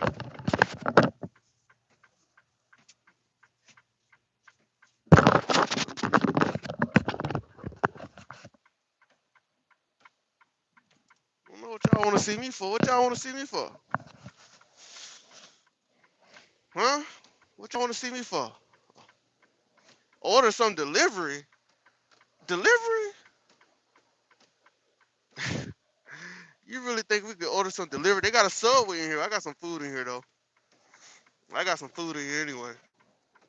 Somebody's to order some delivery. What the hell? What the hell? Have you been driving like that the whole time? Of course. Oh, I want some hot and ready pizza. Ain't no hot and ready pizza over here. Ain't no hot and ready pizza over here. Not one. Not none, not one. At all. Yo. Yo. If y'all, I tell you what. We doing snow angels for super chats. We are doing snow angels right there for super chats. Anybody put some super chats in the live. We doing snow angels for super chats. Right now, right here. Snow angels for super chats. That's right. You heard it here first. You heard it here first, chat. You heard it here first. We doing snow angels for we doing snow angels for super chats tonight, live. Here we go, y'all. We doing it right here. Y'all say y'all think I'm crazy? You think I'm crazy? Nah, you ain't seen crazy. You ain't seen crazy. You ain't seen crazy. You said, what state is this? This is the state of Iowa. This is the state of Iowa. The state of Iowa. And we doing snow angels right now. I'm talking about full-blown snow angels right there in the front. Right now. Full-blown snow angels right now for super chats. Full-blown snow angels right now in front of everybody. Not giving a care in the world. No to the no, no, no. Hell to the no. Hell no. Thank you for that Sunday. Even though it's Friday.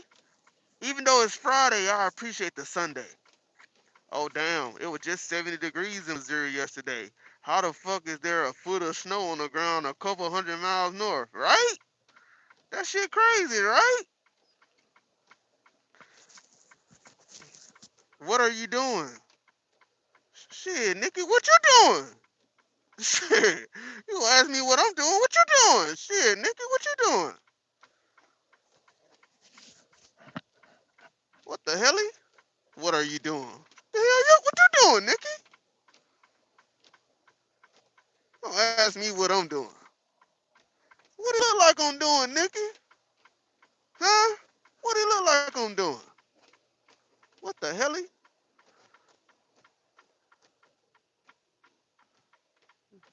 Yo, this shit crazy though, for real though. I can't believe this weather out here. Like, this is crazy.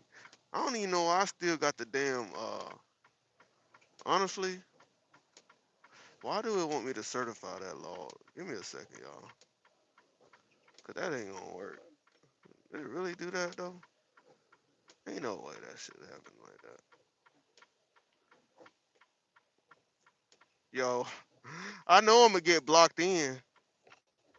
I know I'm gonna get blocked in because it's still trucks coming in right now. It's still trucks coming in right now. I know I'm gonna get blocked in right here where I am. I'm gonna get blocked in. What are you doing? Strike this? What you doing? Strike this? What you doing? What you gonna do while the weather is like that? Mama Duck, there's nothing I can do. I can't do nothing. All I can do is park. That's it. Park. Just park. Just like this. All I can do is park.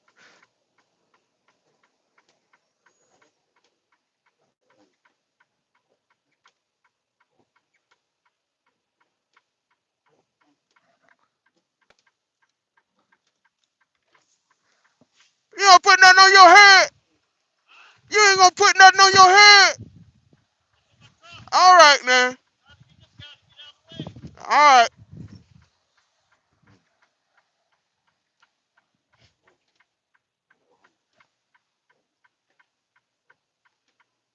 I'm watching you do what you doing.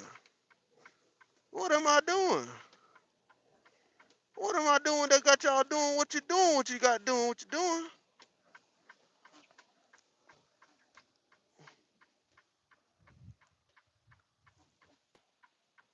Man, these guys talking about some these guys. Let's do a post-trip inspection. Do a post-trip inspection. That man said do a post-trip inspection. Turn them 4As off. You tired of the 4As already? Damn. I'll turn them off if you want me to turn them off. I'll turn off the 4As. My bad. Shit. Trenches News. You going to make your delivery in time? No, I'm not. You got a game and set up in that semi? No, I don't play games. I don't play games. I don't know, man. What are you doing? I've been watching and doing what you're doing, but I don't know what you're doing, man. What are you doing? Strike this. Just keep watching. Any lot lizards around? Any lot lizards around? What's a lot lizard? We don't know what those be. We don't know what those be. We don't know what those be. Oh my God, I just got here. Where is this? This is the state of Iowa. This is the state of Iowa. This is the state of Iowa.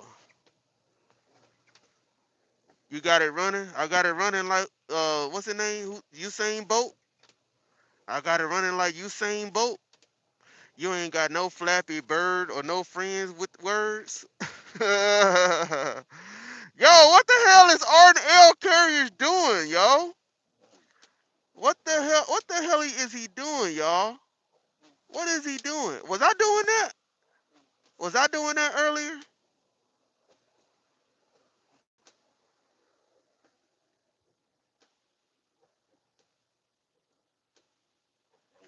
Man, we ain't getting we don't want no snow. Yo, you gonna send this shit to Washington, D.C. That's what we gonna do. We gonna send this shit to Wash, y'all. Fuck that. We ain't dealing with this shit no more. We gonna send this shit to D.C. Danny, yo, Danny, you in the chat, Danny? Danny, can we send this to Washington, D.C., Danny? Yo, Danny, are you here right now, Danny? We want to send this to Washington, Danny. That's what we want to do. We want to send this shit to Washington. Shout out to the UK in the building. Shout out to the UK, man. I'm still sitting here trying to figure out what Buddy is doing right here. Hold on. What is Buddy doing? Buddy is having a hard time right now. He is having a hard one. A hard time. What's the weather gonna be tomorrow? Shh. I ain't even checked, to be honest with you. Shh. Windy. It's gonna be windy.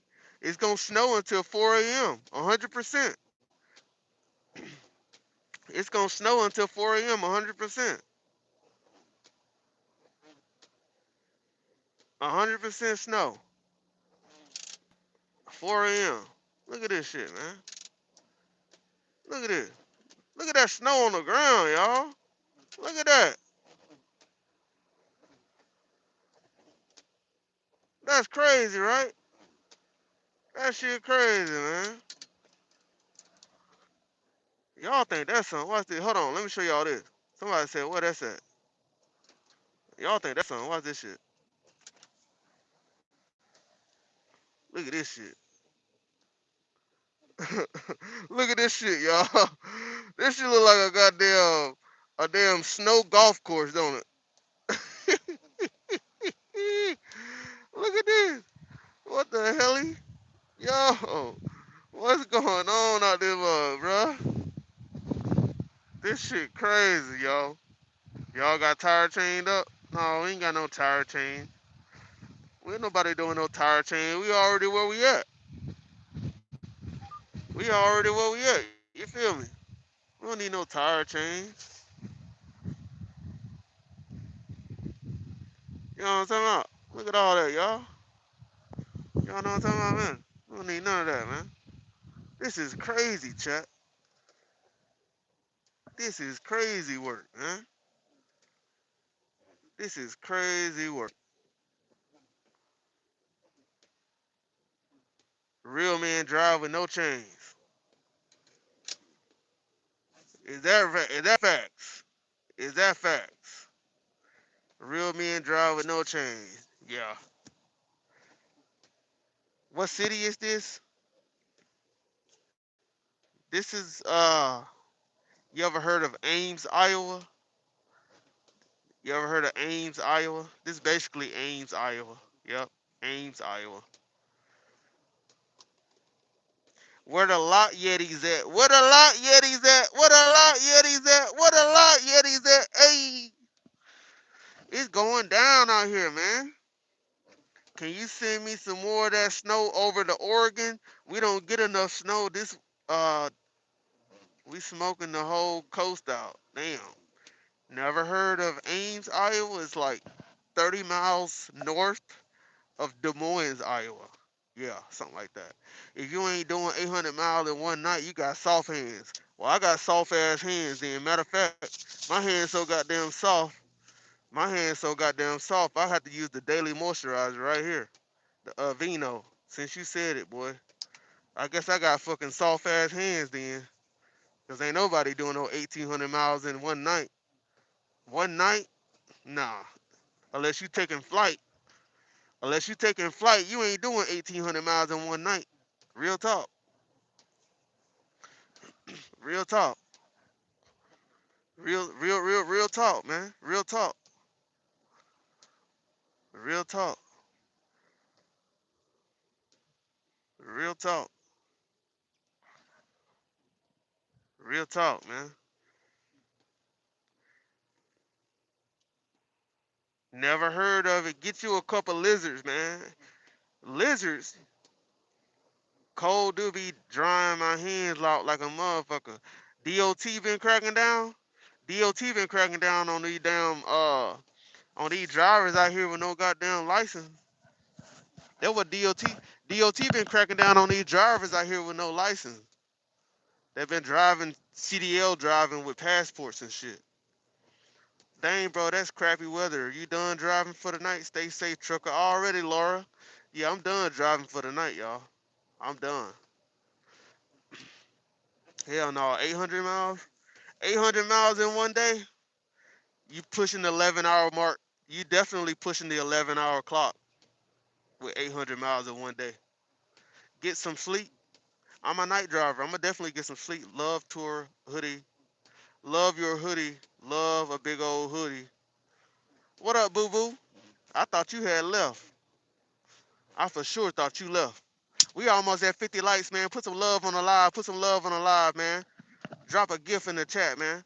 Drop a gif in the chat. Hi, daddy, I'm back. I am not your damn daddy. All right? I am not your damn daddy. I'm not your damn daddy. I'm not your daddy. That ain't me. Say word, get some lizards, interview them, create a lizard podcast. You'll get wild views. G, shout out to Joe, man. Ain't no lizards out here, man. Ain't no lizards out here. There are zero lizards out here. Zero. Zero, zero, zero, zero, zero. Real talk. Real talk. I know one thing. Y'all drop some super chats. I'll go do a snow angel. Y'all drop some super chats. I'll go do a snow angel right now. You ever worry about driving through sundown towns as a brother? No, I don't. Because I deliver for Costco only. And Costco ain't in no damn so that sundown town. Not from my knowledge, they not. I deliver to Costco.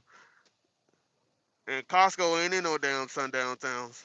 Not from my knowledge.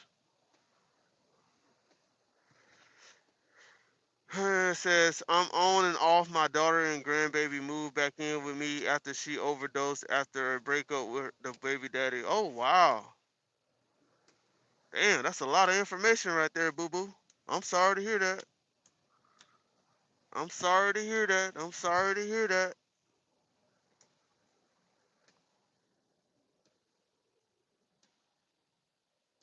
A lot of these guys trying to fuel up. I don't blame them, though. But your boy already fueled up. Your boy already fueled up. What's a sundown town? Trailer Park Dave, you don't know what a sundown town is? I recommend that you use Google. Go use Google. A lot going on. Yeah, it sounds like you got a lot going on, boo-boo. Never fear, mommy's here. That's facts. Sundown towns talk like you in Virginia. Man, that's sundown town in almost every state in America. Stop playing. Somewhere in America, there's a sundown town. That looks pretty. You think so?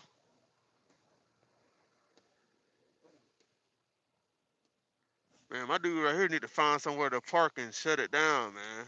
He keep moving back and forth, bro. Go find somewhere to sit down somewhere. It's sundown towns all over the country. That's facts. 10-4, Captain. That's R&L line haul truck. They do relays. Well, it looked like his goddamn landing gear already too low as it is. Is this guy practicing backing up? I don't know what he doing. I just hope he don't hit nobody, y'all. Damn, I just Googled it. That's crazy. I didn't know that. I'm glad you can learn something. Not all, no, not all over. That's a damn lie. Yes, they are all over. This is the United States of America. Every state got a sundown town. Every state. Every state has a small town of white folks that don't want no niggas there. Let's keep it 100. Every state in America has a small white town that has a group of people that don't want no colored people in their town. That's a fact. Argue with your grandmama. Go argue with your grandmama. Is this guy fretting? Blah blah blah. Damn. Blah, blah, blah, blah, blah, blah. Wow. There's still places like that in the United States? Yes, it is. $10 if you honk your horn. Says $10 if you honk your horn for 10 continuous seconds. No, I can't do that. I can't do that. I can't do that. I can't do that. I can't do that. I can't do that at all. Day cab. Yep, that's a day cab. What's up, Katie? What's up, Katie? They in a lot of places, but not everywhere. That's crazy. Mama Duck done dropped $100 in in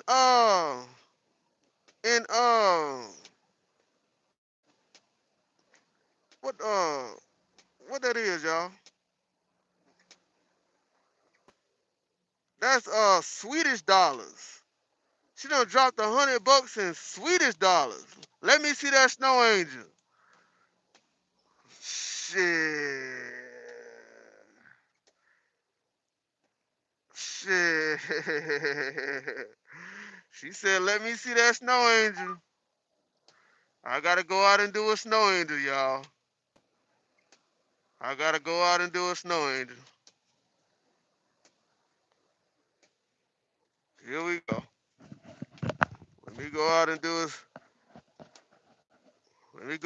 a snow angel right here. Let me go out and do a snow angel, y'all. I gotta get me a goddamn jacket on. They're gonna be like, it's a goddamn dude doing a snow angel out in the damn snow. Can y'all believe that? They're gonna say it's a fool out there doing a snow angel right there in the middle of the fuel aisle.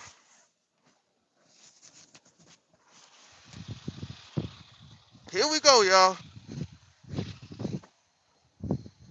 Shit.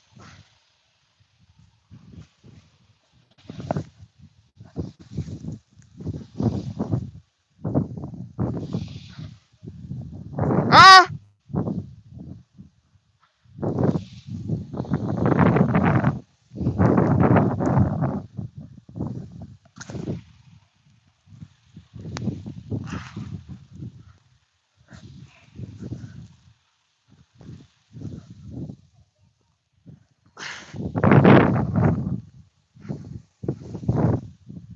I had to get it done.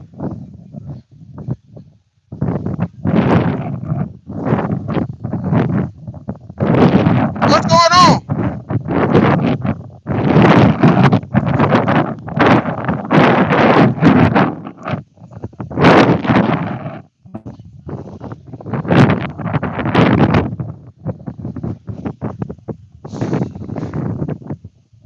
What's going on?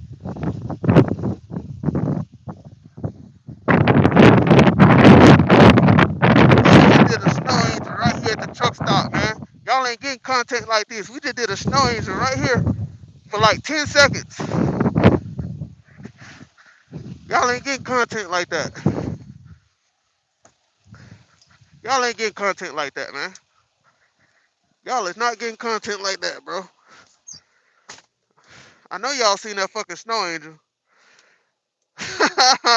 Love you too, mama. Ain't no way in hell. Lot lizards don't get cold. She's probably getting warm with a trucker right now. Oh, shit. We did a lot lizard. Not a lot lizard. Y'all got me saying lot lizard, bro. Where is this? This is in Iowa. Yo, I just did a fucking snow angel and y'all didn't go crazy in the chat about it.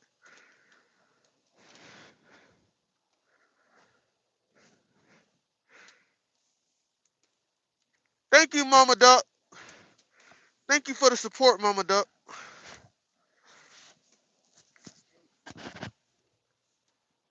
You said that Swedish dollars? Let me see. That's Swedish dollars right there. I just got some Swedish dollars.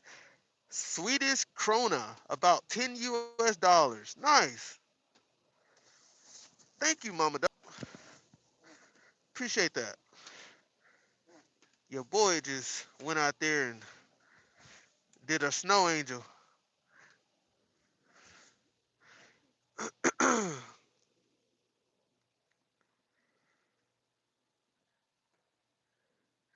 I told y'all don't be testing my gangster. Don't be testing my gangster. I think that actually helped my back. That actually might have helped my back out just a little bit. Oh, oh yeah.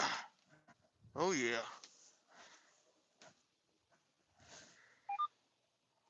It's gonna be hard. It's gonna be hard for them to really plow.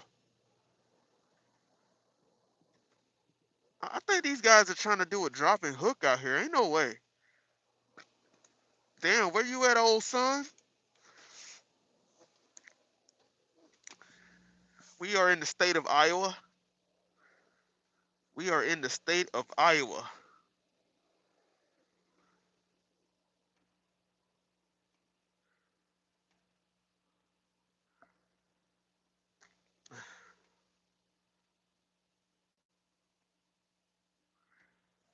Yeah, we are in the state of Iowa. That's where we at. What's good, pro? What's going on, man? What's up, Slasha? Slasha in the building. Said, I'm glad I got to Texas. Yo, I'm trying to figure out where is this dude going. Dude, you might want to just park. He might want to park for the night. Real talk. He might want to park for the night. Real talk. They already look. They already towing one. They already towing one person out of here, guys. Don't let it be y'all. They about to tow somebody out right now. Don't let it be. Don't let it be y'all. Trying to be stubborn. About to get towed out. About to get towed out. About to get towed out. That's what's going on.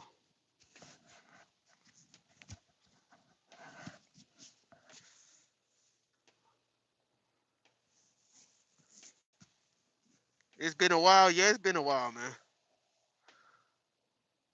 Not much, man. I just got over. I can't say I just got over sickness. I think I'm still kind of sick, but I had coronavirus. I took 3 days off of work, so I just came back to work tonight, and this is what we're dealing with. This is what we're dealing with right here. So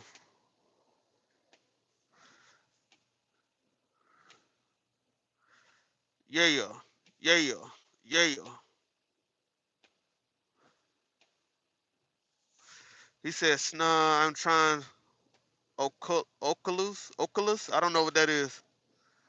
I don't know what that is. Well, good luck on everything, man. Good luck with whatever you're doing. Good luck, man." Snow reminds me of white people. It's white, it's cold, it's messy, and it can straight up ruin your day.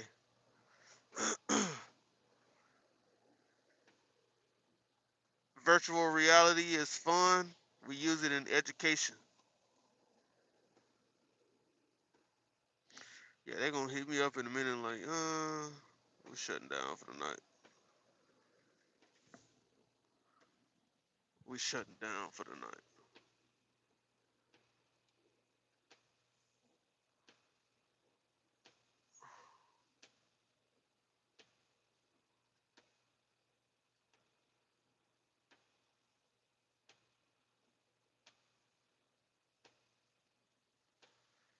Jimbergini. Jimbergini Mercy.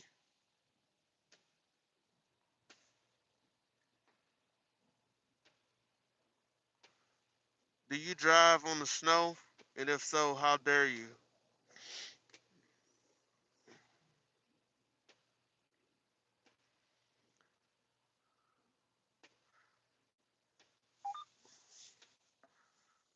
Oh my goodness.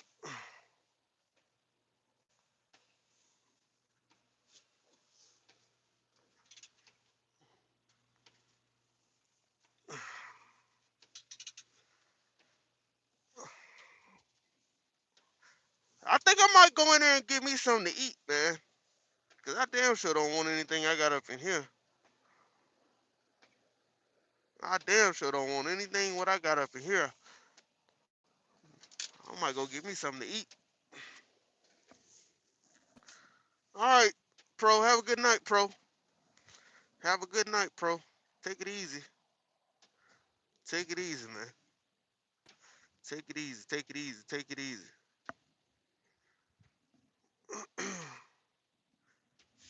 Damn, they are really trying to pull that truck. That truck is stuck.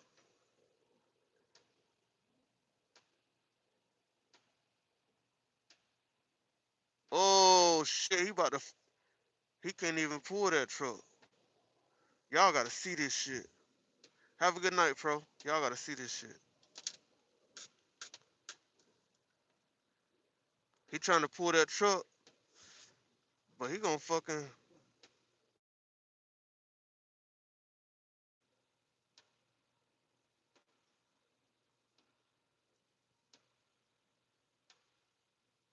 He gonna rip his fucking. He gonna rip his shit up.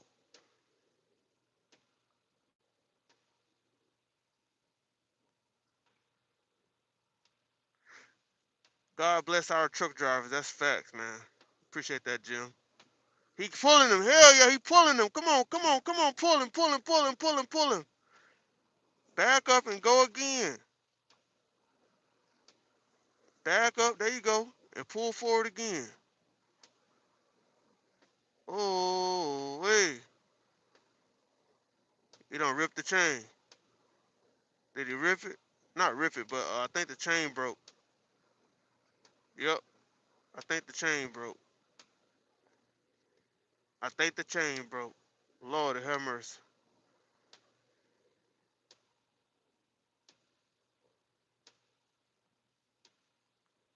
Mm, mm, mm.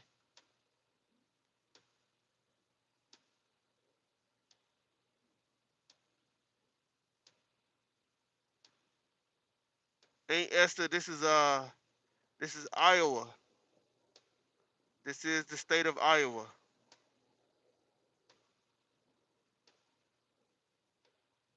The drama in the smaller things. Ain't that right? Oh, he pulling it. Come on. Come on. Get it, get it, get it, get it, get it, get it, get it.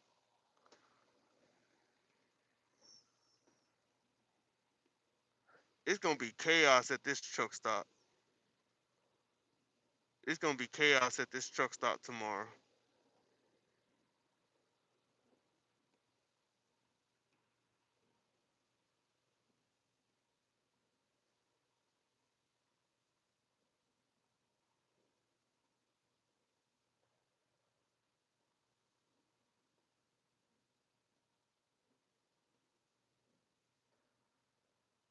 Damn. Did he really get stuck like that? He can't. He must ran out of gas or something. I don't understand how he got stuck. Oh, he's sliding. Yeah, yeah, he's stuck. Shit. I don't know if that's gonna work, man. I don't know if that's gonna work, chat. I don't think that one's gonna work right there.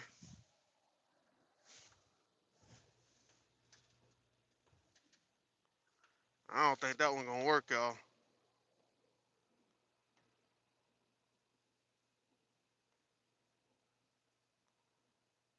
Mm, mm, mm, mm. Why aren't you sleeping yet? It's 3 a.m. I'm not sleeping yet because it's 2 a.m. here.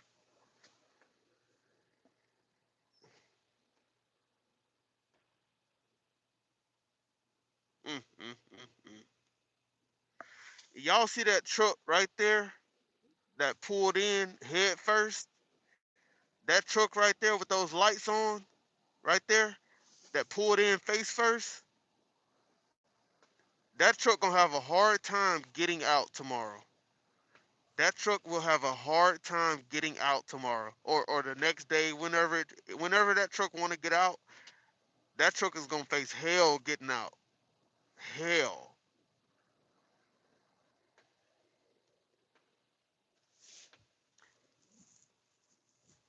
Can you go help him? He need a blessing. What you want me to go help him do? What you want me to go help him do? What you think? They already trying to pull him. I can't tow him. If I get out there and try to tow him, hell no, I can get fired for trying to tow his truck. He's a company driver. He better call his company.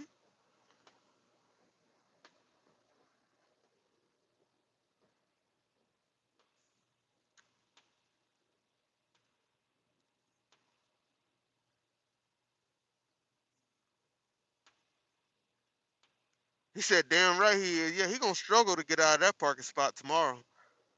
Sure is.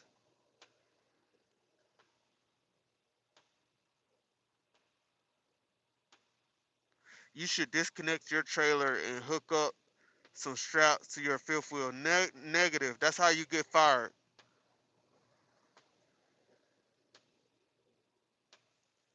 That's how you get fired. We're not allowed to do that. You want me to drop my trailer and hook up to another trailer? Or hook up and you crazy out your mind. Yeah, go help him out.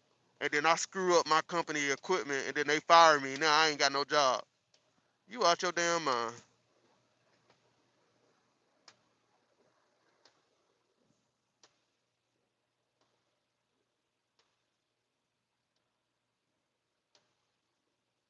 That shit sound good. A lot. They will figure it out. I mean, that's why they got these guys out here.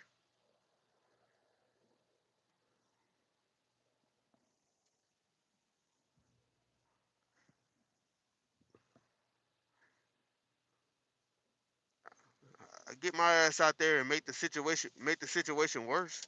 Get out there and get another truck stuck. You know what I'm saying?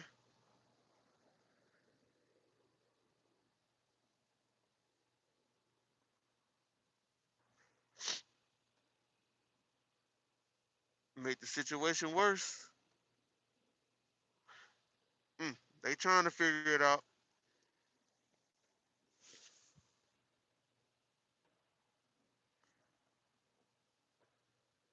Only time my husband help a driver is when he locked the keys inside. I help drivers when I can. It depends on what kind of help they need. If I can't help them, they just gonna have to wait until the professionals can come help them.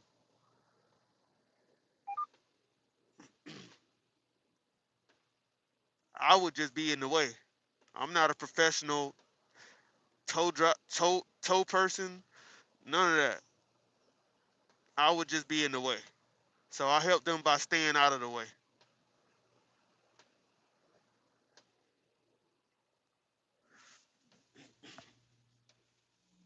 I don't know how much snow they getting here. I ain't from here.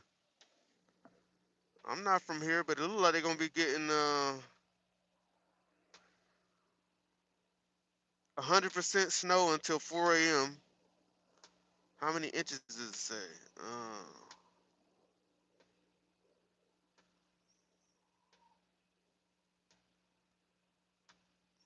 2 feet of snow in the next 24 hours.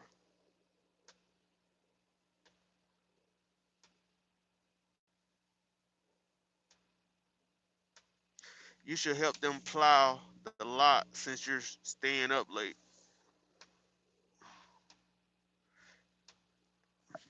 You gonna pay me? You gonna pay me a salary to do that? Appetite control force? Are you gonna pay me a salary to go help them? Cause they ain't gonna pay me.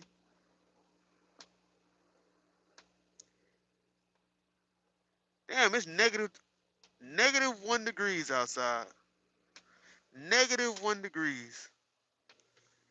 we can unlock any Freightliner with our regular car keys. Good to know. Good to know, Zaza. They need lots of help, and you can help them shovel snow. Come on, man. They need some helping people. They got helping people. They got other people on the other side working.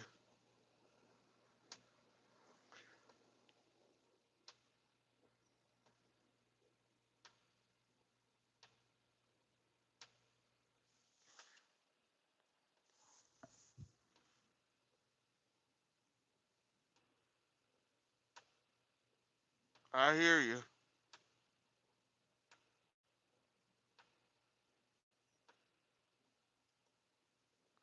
Yeah, Zaza, just let everybody know how they can how they can break into a Freightliner. Why won't you? Just let everybody know how they can just break into a Freightliner.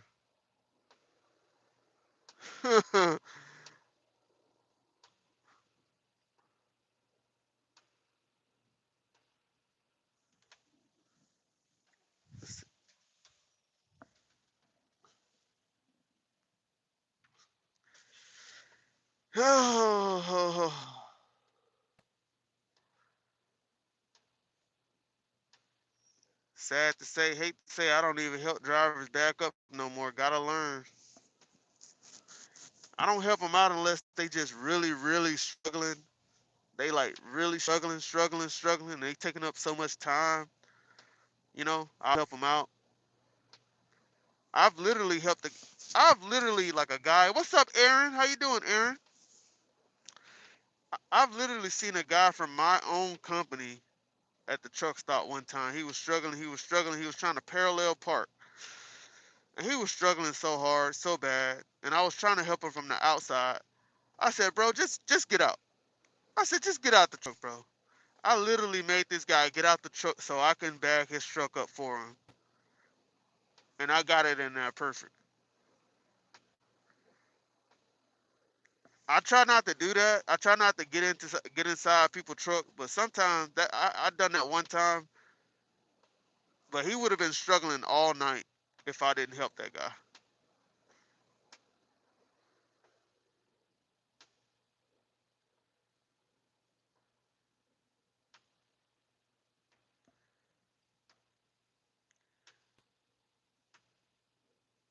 Yeah, it's crazy, Aaron.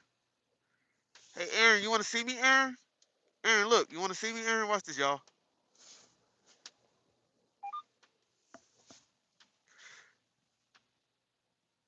How long you plan on staying there? I don't know. I don't know.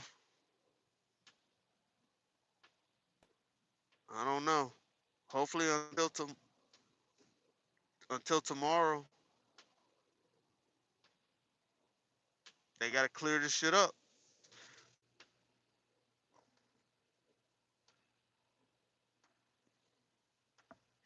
Yep, -1. -1 outside. Damn shame. Struggling is the only way to get better. Yeah, I mean, you struggle, you get better, but at what point, I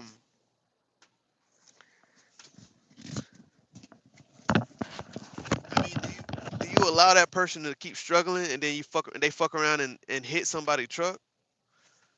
At what point do you step in and help the person? And then when people going you damned if you do, you damned if you don't, because people like you see somebody at the truck stop struggling, right? You're gonna complain if they're taking too long to get in the parking spot. You're gonna complain, right? You're not just gonna sit there and wait on them, wait on them, wait on them. You're gonna complain, and then if they hit somebody's truck, you're gonna complain again. Oh, that person just hit somebody's truck.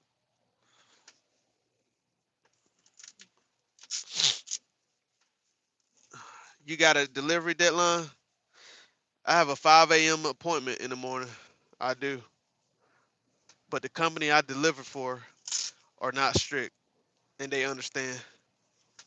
They understand what's going on.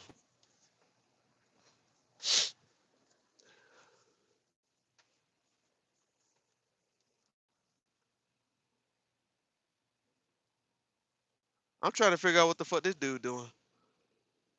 What is he doing? Where are you going, bro? Bro, where are you going?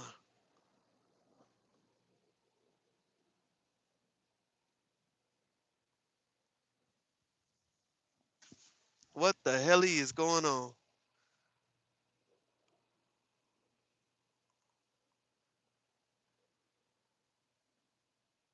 It's gonna be crazy tonight.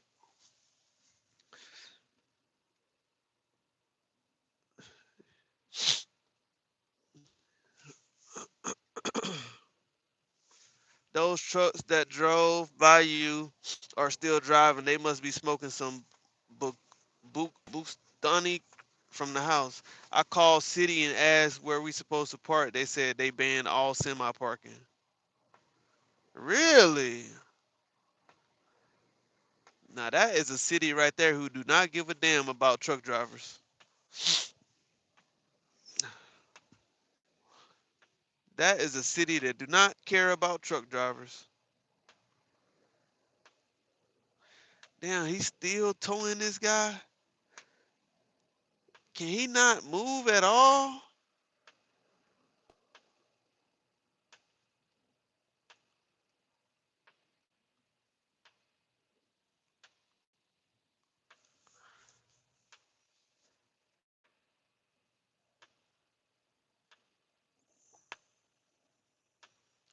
How in the hell he gonna make it?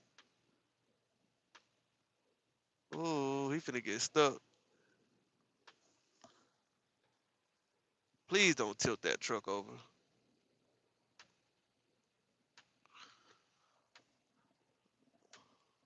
He in that day cab.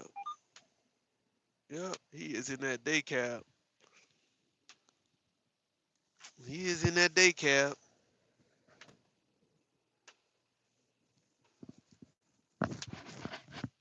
Yeah, a lot of these guys they're gonna keep driving. They're gonna continue their journey. It ain't worth it to me, y'all. It is not worth it to me. There's no load that important. There's no load that important at all. I'm sorry. Where this at? That's a lot of snow. This is Iowa. We were not parking in residential areas. I hope that ain't you tomorrow. Nope. We tried to do everything legal. Somebody said Nigeria.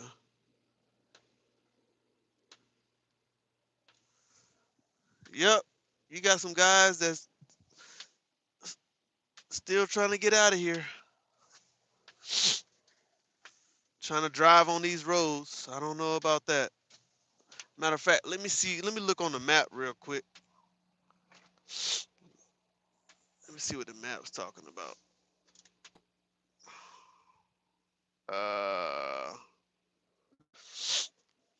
Damn, Arnell came back around again?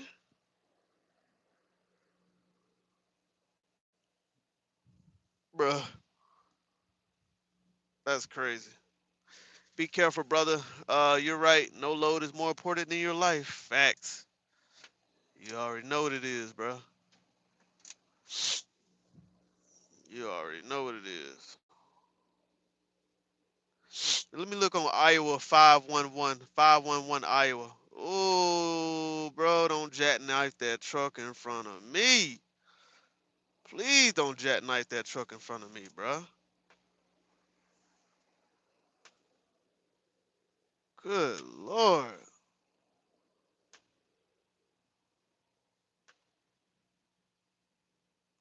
My goodness.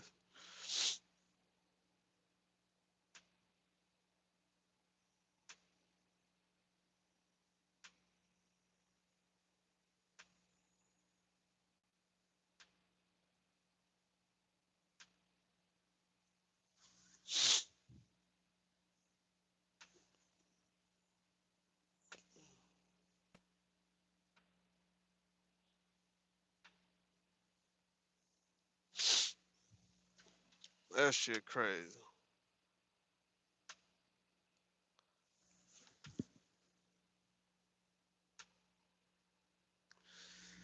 My husband got his clock adjusted by dispatch today. They put him available for tomorrow. We were actually happy looking at the weather. Okay, okay. Arnell been all over that place. Yep, Arnell is deep over here. They are deep over here.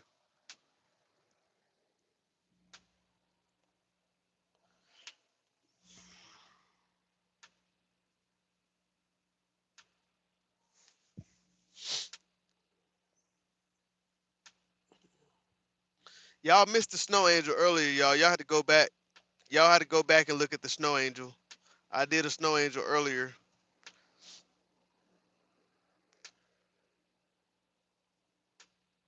-1 outside.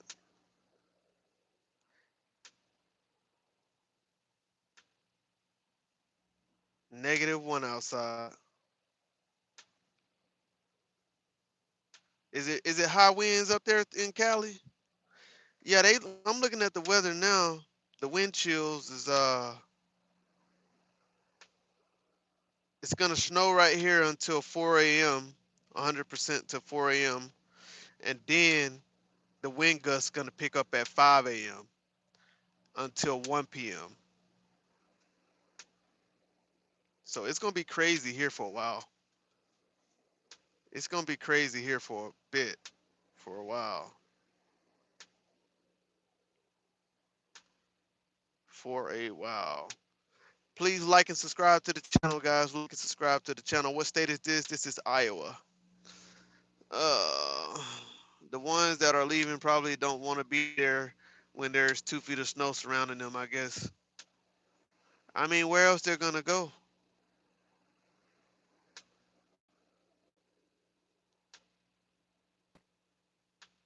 I'd rather be stuck here for 2 days than be than be stuck on the damn on the interstate for 2 days. Real talk.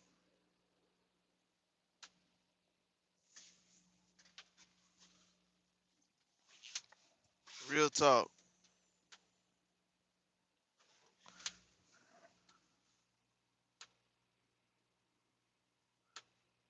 The weather guys don't like us. Yeah, truck been blowing over here. Damn.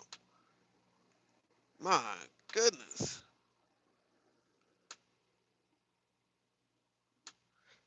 Iowa 80 TS. Not my area, but central to north. Oh, okay.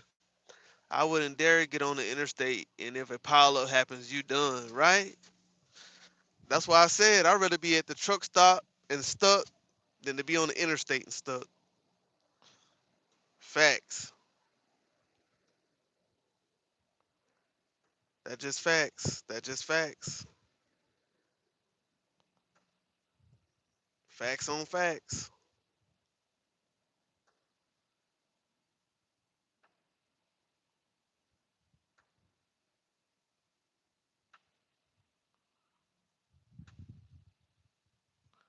That guy right here is plowing his ass off, though. He is plowing his ass off.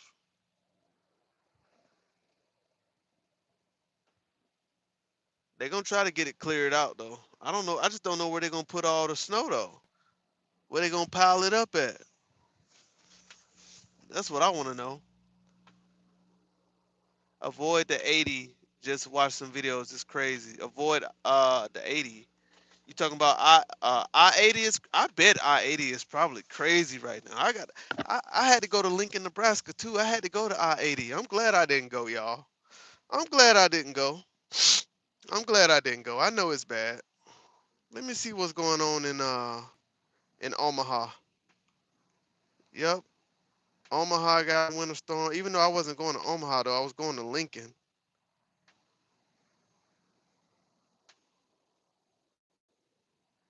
But the sun is gonna come out in Nebraska tomorrow. But the sun ain't gonna come out here though. Oh, it's 3:30 a.m. here in Virginia. So is the snow getting ready to stop there, or are you talking about another 24 hours? Yeah, the snow is supposed to stop at 4 a.m. in an hour and a half here. It's 2:30 here, so.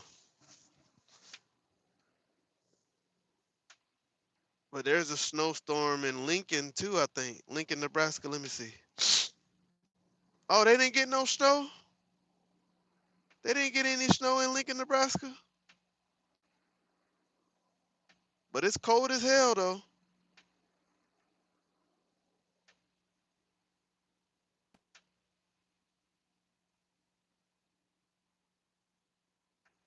Feel like -4. The lowest feel like temperature will be -4 around 4 a.m. Jesus. My goodness. Let me check Iowa 511. Let me see what the road's looking like. 511 Iowa. Let me see what the routes are looking like. Current. Ooh! Y'all look at the routes. Look at the routes, y'all. Look at the routes. Look at the routes on the map. That's what y'all want me to do? Y'all want me to keep going in that? That's all I need to show y'all, man. Ain't got to show y'all too much. Look at the route. Look at the map, y'all. Look at that. That's what y'all want me to drive in? Come on now. That's what y'all want me to drive in, y'all. Road closures. Road closures. Y'all want me to get stuck on the interstate? That what y'all want? Lord have mercy. Lord have mercy, y'all. Lord have mercy.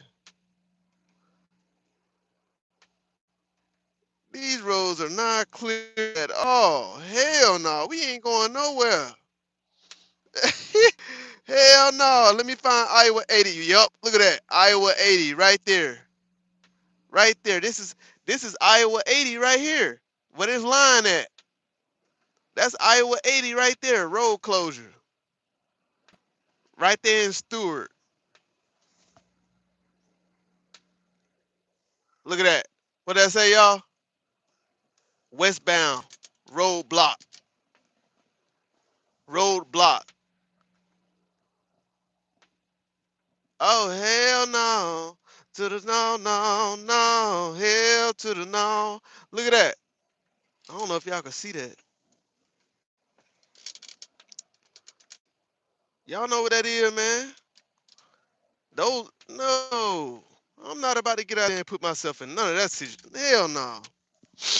Don't do 80. Avoid it at all costs unless you have to trust me. No. I don't have to. I don't have to. I have a delivery, yeah, but I don't have to. No, they got a pile. They got a roadblock on Iowa 80. That's where I was headed, y'all. Iowa 80 is where I was headed. Oh hell no. Your boy have made an executive decision to shut down. How far if you was to go home? Shit. Far as hell, Pam. Far as hell. Ain't no going home. This the life of a truck driver, baby.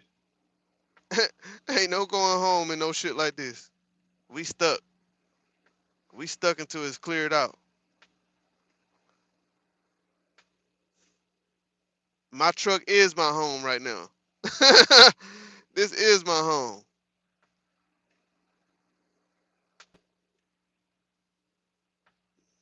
I'm at the truck stop. They got showers in there. You know what I'm talking about? They got food in there. You feel me? I got a nice warm bed back there.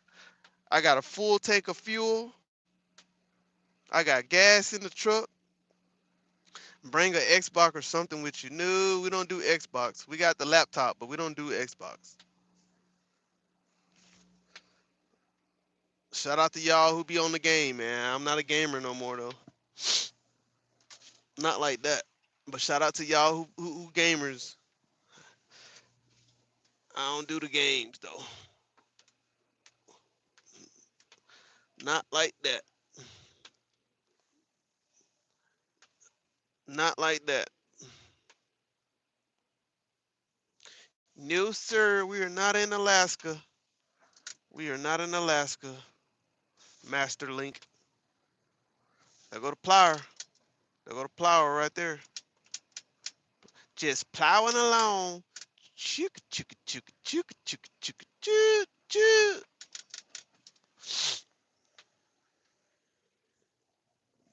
Man, I don't know what these trucks doing.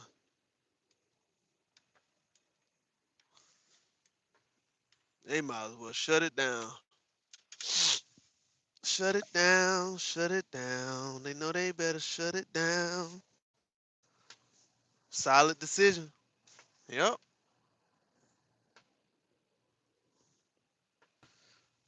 Solid decision. That's right. I'll take my little what they call it? Uh hazardous I'll take my hazardous weather, not hazardous weather, whatever it is. Inclement weather pay. You call home and let them know you're okay. No, I ain't call home and let them know I'm okay. I ain't call home yet and let them know I'm okay. I'll call them tomorrow. They sleep anyway. This is in Iowa. This is in Iowa. It's about 50 minutes north of Des Moines, close to Ames. All right. Guess nobody don't want any more snow angels, so I'm gonna take my jacket off. We ain't doing no more snow angels tonight. No more snow angels tonight. Patricia said, "Hi, what's up? You call home? Yeah, oh yeah. God damn, we getting rain in Ohio and we ain't too far." My boy Sterling said, "Y'all done had enough. Sterling said, "Y'all done had enough snow in Ohio.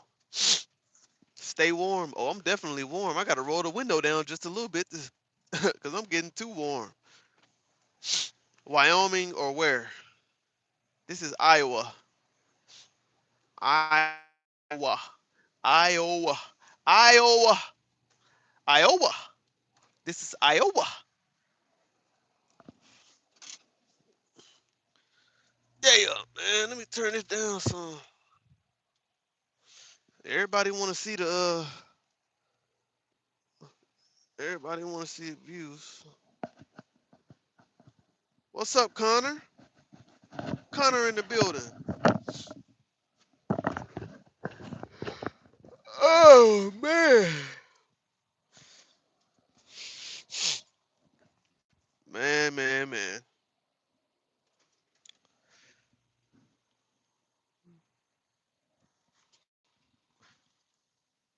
Oh my goodness.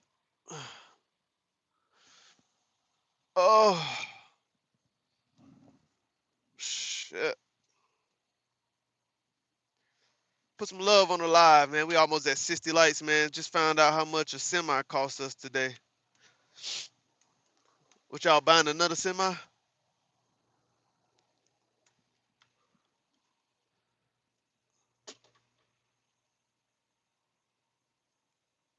I had no idea how much our trucks cost.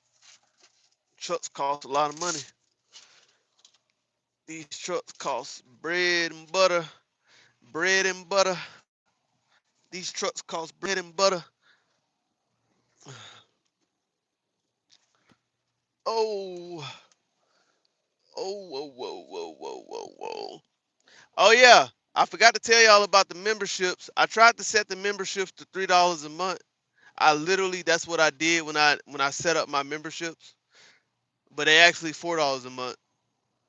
$3.99 instead of $2.99. And I could promise you all, I don't know what YouTube did, but I set my road crew, memberships to $2.99. And YouTube auto set it to $3.99. I guess they decided that $2.99 was just too damn low. I don't know. They probably said I was lowballing myself. I don't know. So anybody out there want to become members to Dom channel, Dom Talk That Talk, the road crew, you want to be a road crew, $3.99 a month. Just throwing it out there, no pressure. Guess what is the payment on a 2025 Freightliner cost? What that is weekly? I would say probably around $800 a week. About $800 a week. That's what I would say.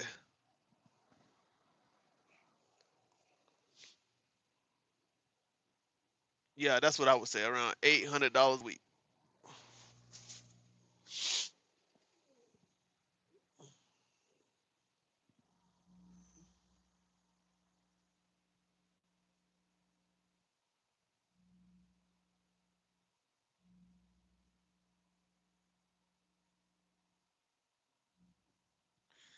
$800 a week.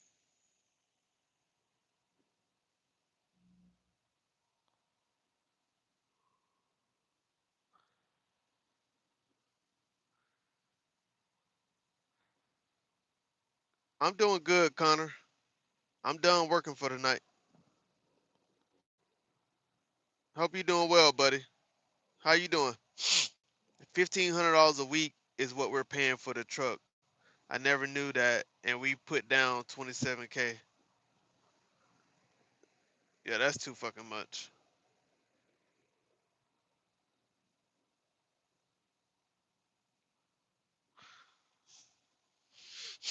$1,500 a week.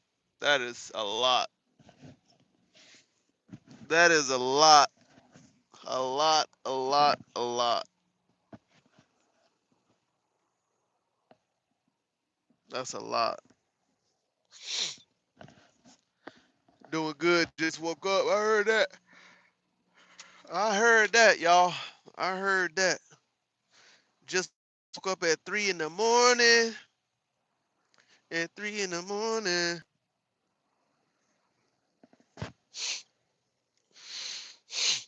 I don't know what he got planned on. What he planning on doing over here.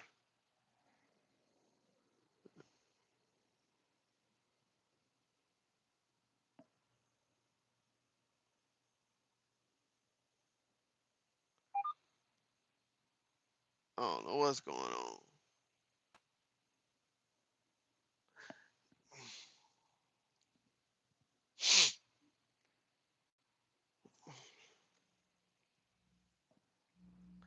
Waylon said, yo, what's up? What's up, Waylon? What's up, Waylon? What's going on?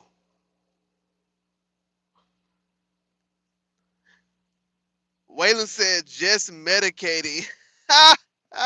I already know what it is, man. Just medicating. I already know what it is. Zaza, thank you for becoming a member of the Road Talkers. Thank you, Zaza. I said there was only two. It was only $2.99. Okay, okay, cool, cool, cool. Okay, I thought it was $3.99 for some reason. I'm glad you confirmed that. So it's $2.99. Okay, good deal. Thank you, Zaza. Shout out to Zaza. You in the snowstorm in Iowa right now? You already know, Waylon. You already know. You already know. I'm like 30 miles north of Des Moines, out here near Ames. I'm at the Flying J. I'm at the Flying J. Really, it's about 50 miles north of Iowa, to be honest with you. I mean, 50 miles north of Des Moines, Iowa. Yep, it's crazy, man. I was gonna keep going, man, but the roads were just too bad, bro. The road was just too crazy, bro. I didn't want to keep going like that, man.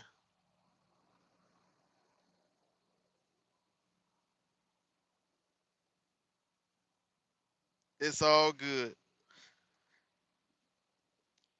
My husband, I get it. I get it, Zaza. I get it.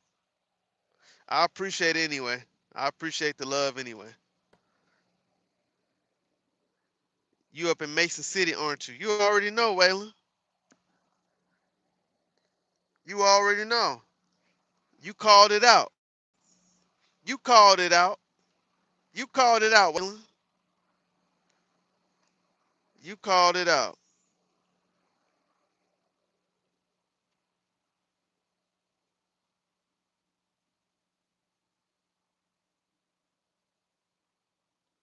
You called it out.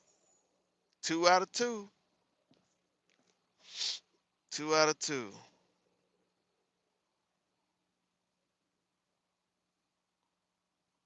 Let's see.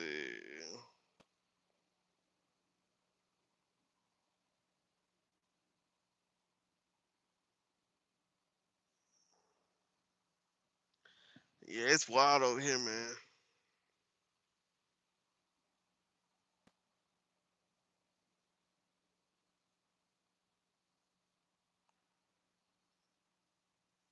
Oh my goodness.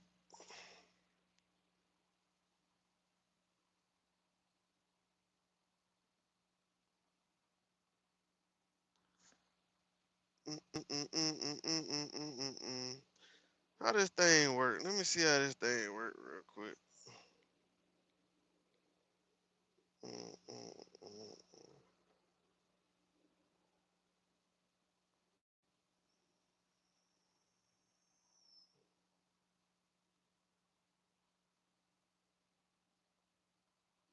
Hey.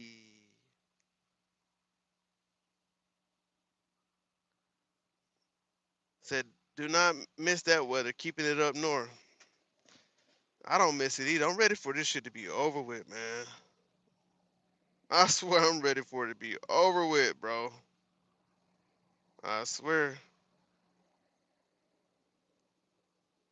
I'm ready for it to be over with. Hit that like button, y'all. Hit that like button. Hit that like button. Hit that like button. Hit that like button. Driver, where you at and what's your destination? John, I am in Mason City, Iowa. Destination Lincoln, Nebraska, but we shut down for the night. We gonna shut down. We gonna shut it down. We gonna shut it down. We gonna shut it down. We gonna pick up again another day. Tomorrow, hopefully, they clear the roads out, man. You can check Iowa 55511 and look at the map right now. Check Iowa 511 Iowa and look at the map right now and let me know what you say. Let me know what you think, John. Let me know what you think.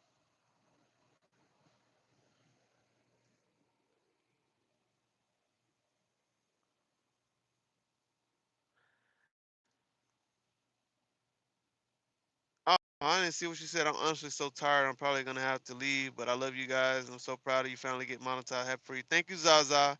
You know we love you over here, Zaza. If you're tired, you should get you some rest, Zaza. I know you be on the motherly duties all day. Get you some rest.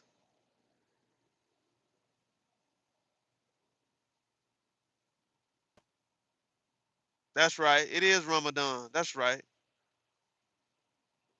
That's right, Zaza.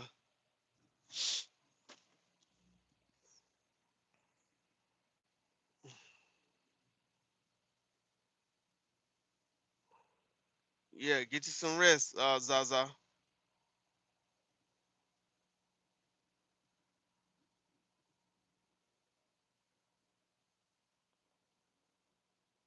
And happy Ramadan to you and your family, Zaza.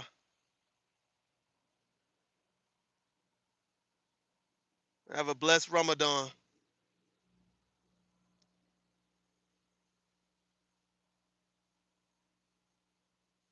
We understand. We understand that. You got to do what you got to do. Take care of your family.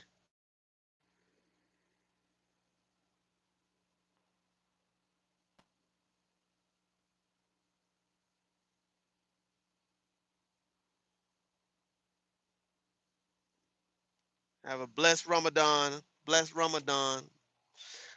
But I'm glad you're here. I'm glad to see you. I'm glad everybody's doing good. And like I said, you text me, let me know what you. Okay, you're talking to Connor. Cool, cool, cool.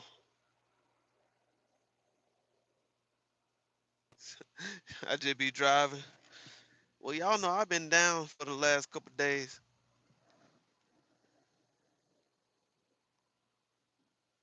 That's right.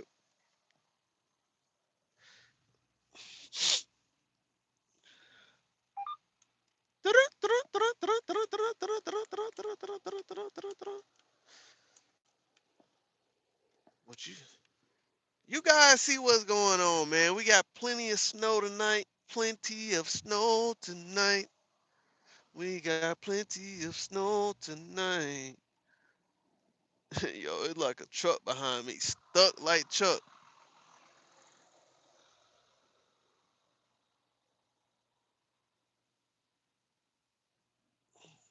Got a truck behind me, stuck like Chuck.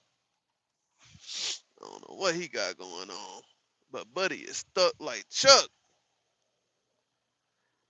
You too, Zah. Have a good night, Zah. We love you.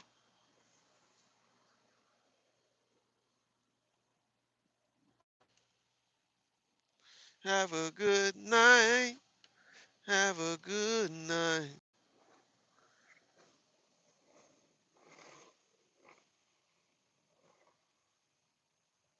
They are trying to plow. They are trying to plow. They are trying to plow. They are trying to plow. Put some love on the live. Put some love on the live. Put some love on the live. Put some love on the live. Hit that like button, man. We in here. We trying to get up to 100 likes tonight. It's been a while since your boy got 100 likes. Let's get it up. Let's get it up. Let's get it up. Let's get it up. The wind is kicking out here right now. Getting cold too. Had tornadoes pass north of us earlier today. What? Not the tornadoes going crazy. About 30 miles north of me in Illinois and Indiana had tornadoes. Wow. Wow. Keep plowing, brother. I ain't going nowhere. Keep plowing. You ain't got to worry about me. Uh, you ain't got to worry about me going nowhere. He going in a circle right now, just circling around, trying to find these, trying to plow it up. Circling around. I don't know where they going to put these snow piles. We going to pile it up. Oh, he trying to see how far he can go on the side over there. Mm, mm, mm, mm.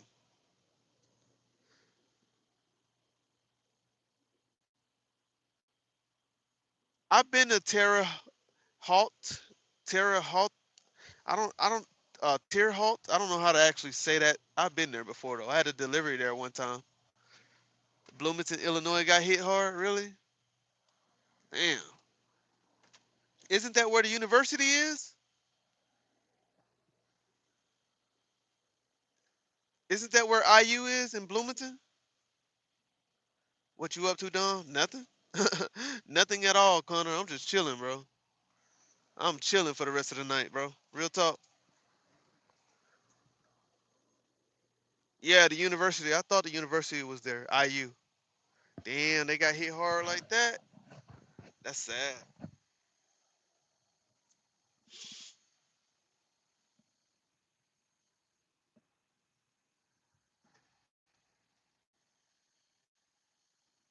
I mean, university or not, it's still sad that they got hit like that.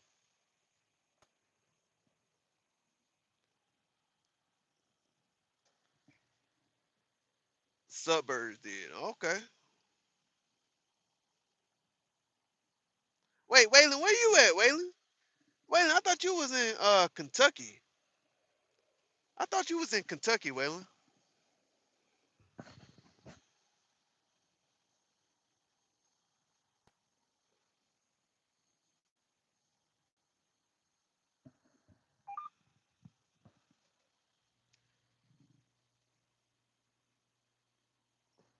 That's right. That's right. That's right. That's right.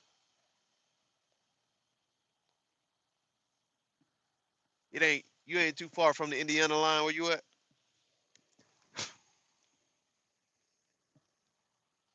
That's right. Yeah. Indiana ain't too far at all.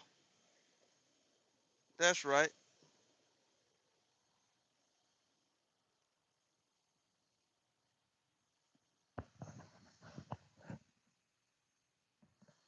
He said Illinois is only 30 minutes away. And Indiana's about 40 minutes. Tennessee is 40 minutes. I'm in a small corner of KY. Okay. I'm trying to think exactly. Where is this snow? This is in Iowa. Private libraries. That's an interesting username there. Private libraries. What you got in your private libraries?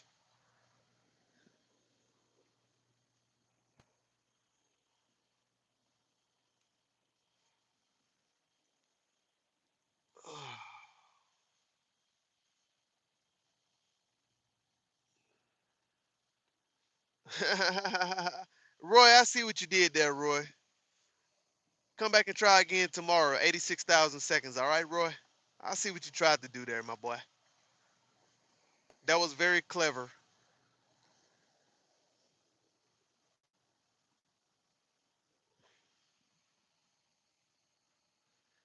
He's probably a MAGA. We only get that type of energy from MAGA people. I don't know. Donald Trump just kind of like just incited the racist MAGAs, man. He just brought out the racism. Just why would we ever vote for a president that just ignite the racism in our country? That's crazy.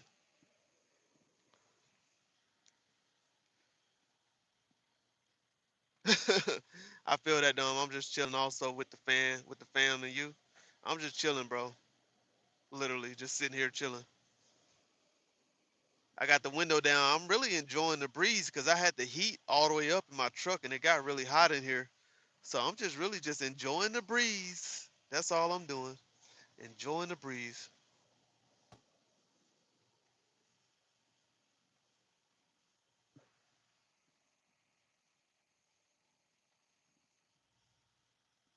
I would do a snow angel, but y'all gotta put some love in the live though. we doing snow angel for super chats. What's up, Ryan?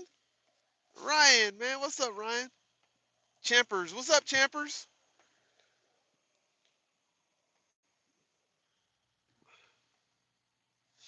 What's up, Champers? How's it going? Ryan, what you up to, Ryan?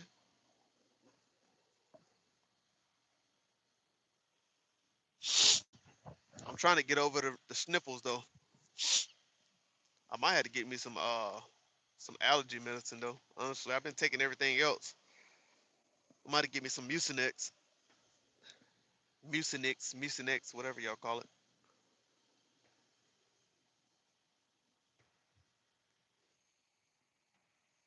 There goes the breeze. There goes the breeze. Just walked in the door. We had a blizzard roll in yesterday. Long trip. Where you at again, Ryan? I forgot where you said you live. My mouth is so dry. I need me some.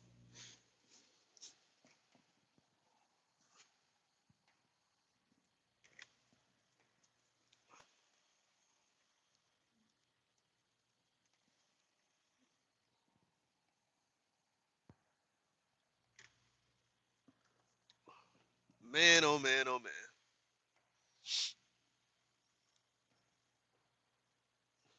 Washington State. That's right. Washington State. Washington State. Okay. I'll try to remember that next time. Washington State. Damn. Said blizzard sweeping across the states right now, huh?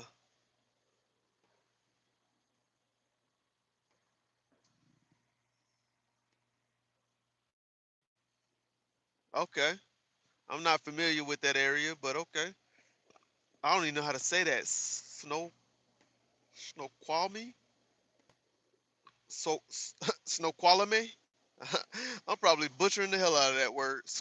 Snoqualmie. Snoqualmie. Yep. Blewett Pass. Blewett. Blewett. Oh, Snoqualmie. Okay. Snoqualmie. Snoqualmie. Snorkel me. Drink me some water, man.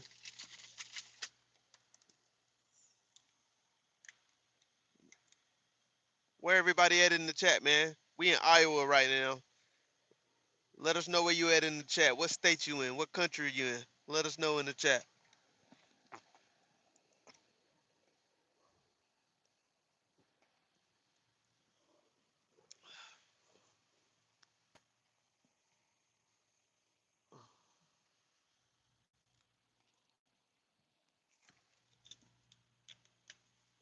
Ah.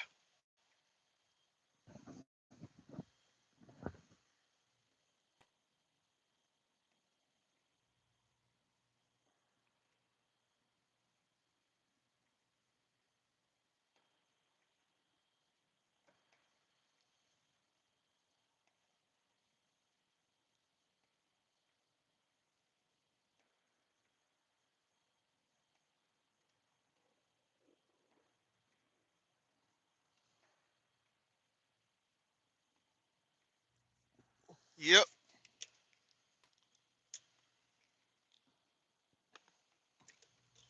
Harrisonburg, VA to PA.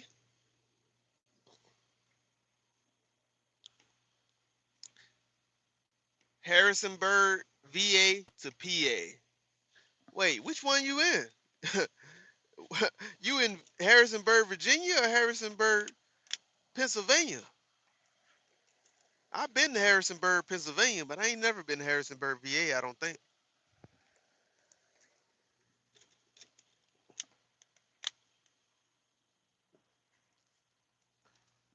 That's right, Connor.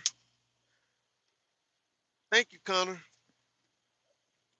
Harrisonburg, VA in the building. All right, we got Harrisonburg, VA in the building. We got Washington State in the building. We got Maryland in the building. Where else we got in the building? Who else? Where y'all at? Let me know where you at in the chat.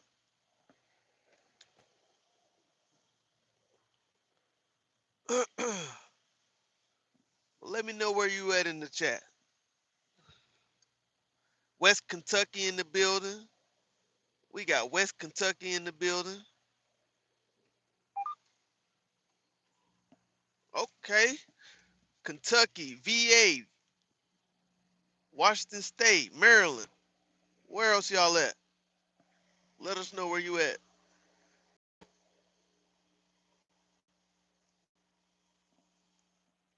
It's plowing away.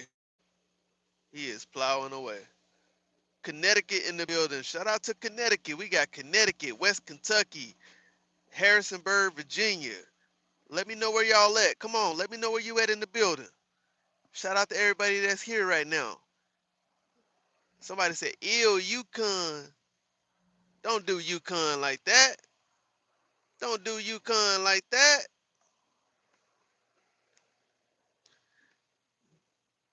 Louisville in the building. We got Louisville in the building. Louisville, Kentucky in the building. Somebody said, you got snow. Where you at?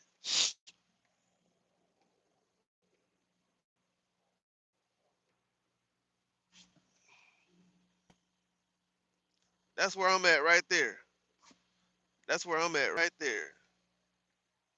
You did. I don't know why it didn't show up in the chat.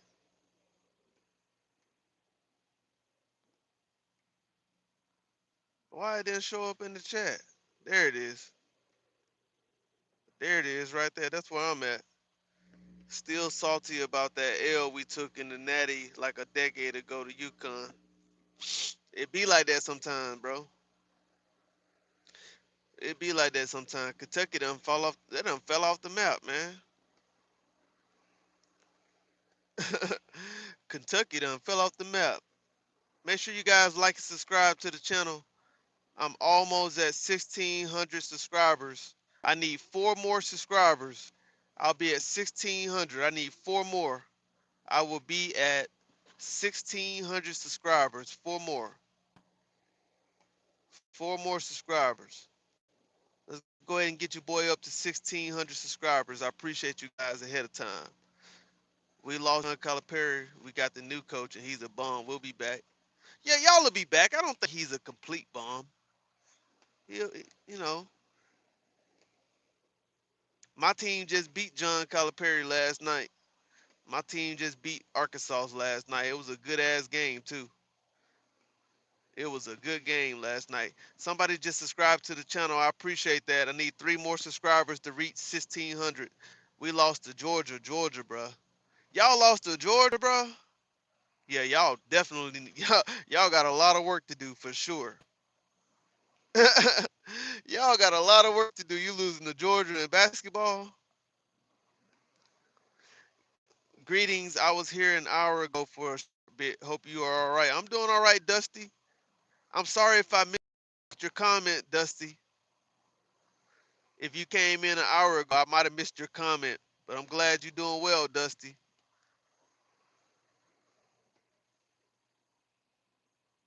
Damn, at home is crazy. At home is crazy. Yo, thank you to whoever just subscribed to the channel. Thank you. I appreciate it. I appreciate it. We need 3 more subscribers. We need 3 more. We'll be at 1,600. Can we reach our goal? Yeah, Theo Vaughn is funny. He is, for real. He is funny as hell.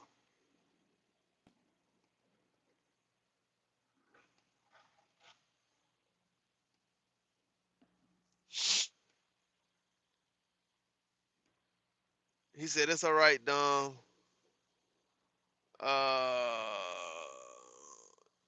Don't worry, been busy with stuff, but I'm hanging in there.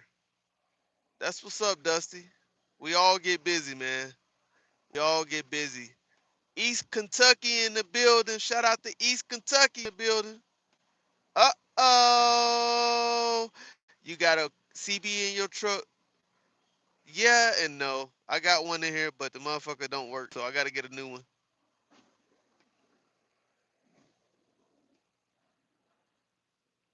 I got to get a new one.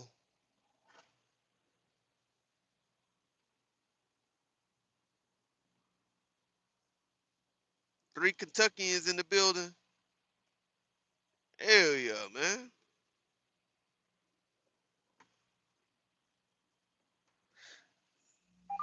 I tell you what, I'm doing a lot better than I was 3 days ago, man.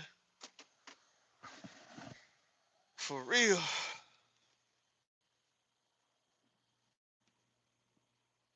He said that's where the hillbillies live. I'm allowed to say it since I'm from the state too. Oh man. Not the hillbillies.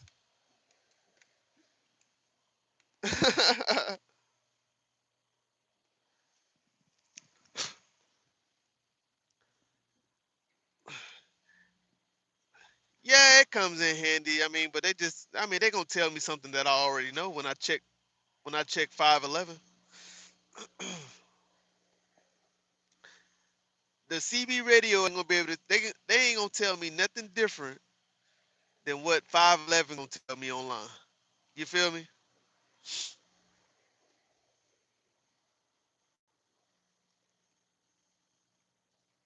You know what I'm saying? 511 511 gonna tell me everything I need to know. Look at that.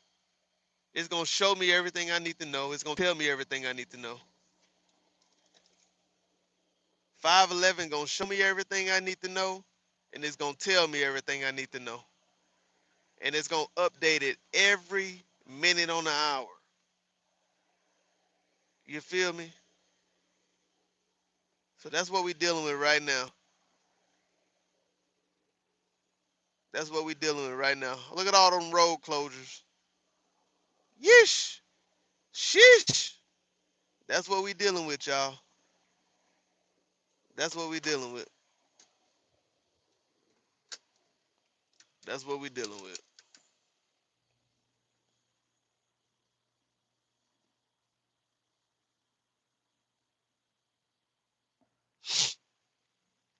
Freightliner beat got that smart idle going. Nah, I ain't got it going right now. But you already know though. If you know, you know. I got it going right now.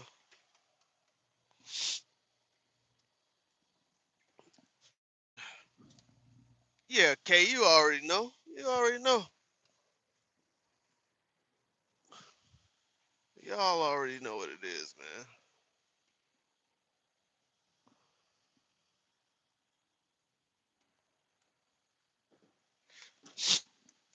But yeah, man, we got Kentucky in the house. We got Connecticut in the house. We got Maryland in the house.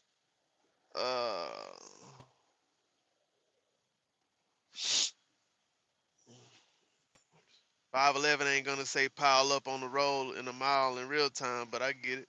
I hear you. I hear you. I hear you, man.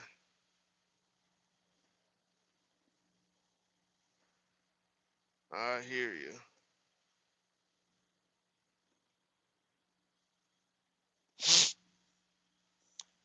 Oh man.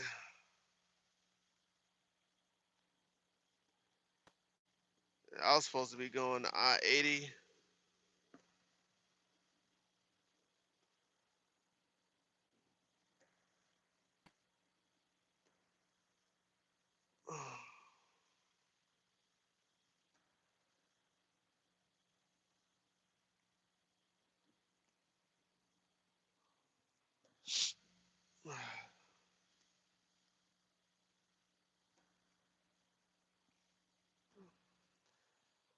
Did you know that Kentucky had the most miles of navigable waterways in the entire country? You can get almost anywhere with a boat or kayak. I did not know that, Waylon. Oh, it has the most miles of navigable waterways in the entire country. No, I did not know that. That's quite interesting, though. What's your location? I am in Iowa, the great state of Iowa.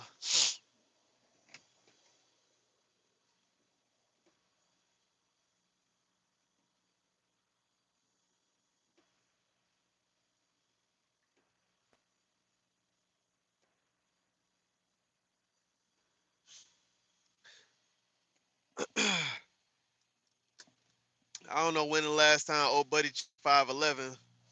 You check 511 right here. This was updated at 3:13:55. 3:13 in the morning. Look at that pile up right there. What it say? Mile marker what? Mile marker 90. Updated at 3:13.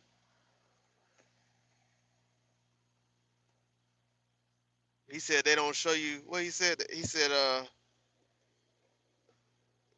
511 ain't gonna say pile up the road in the mile in real time. That's a damn lie. They give you the real time and they give you the mile marker exactly where it's at. Mile marker 93, mile marker 96, mile marker 97, mile marker 98. This is all in real time. 3:15, 3:15. This is all real time. So y'all can't believe everything people say. Cause people don't be coming with facts and receipts. They just be coming with their damn opinion. Cause they want everybody to be like them.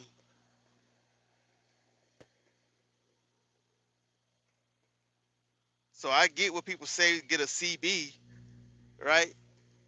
I'll invest in the CB when I'm ready to invest in the CB. But right now I don't need a damn CB. I can check the website and get updated every minute on the hour. Hell, every goddamn second on the hour. These people updating this shit in Iowa. They updating it literally. 3:16, 3:16, mile marker 100.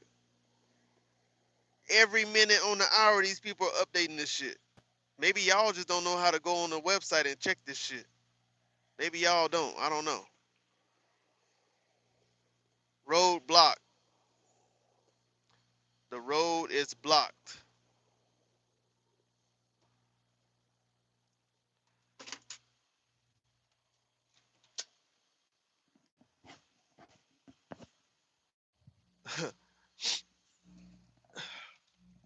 I made an executive decision. When was that? an hour and a half ago to pull over at the truck stop. Why? It wasn't because of a damn CB radio. It's because I checked 511 Iowa and I pulled over at the truck stop because I knew where the bad roads were located.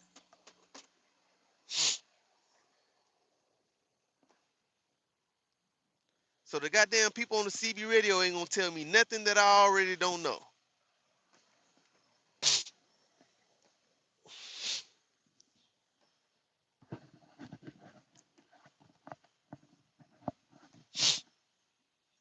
Put some love on the live, man. Put some love on the live. What's up, Prime? I don't know where Prime going.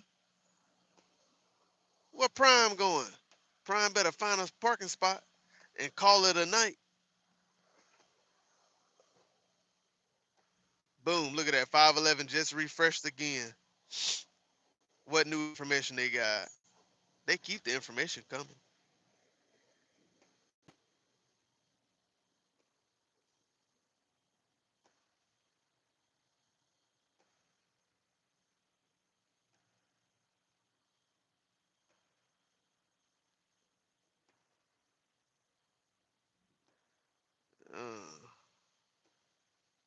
You got I-80 westbound block. What else you got?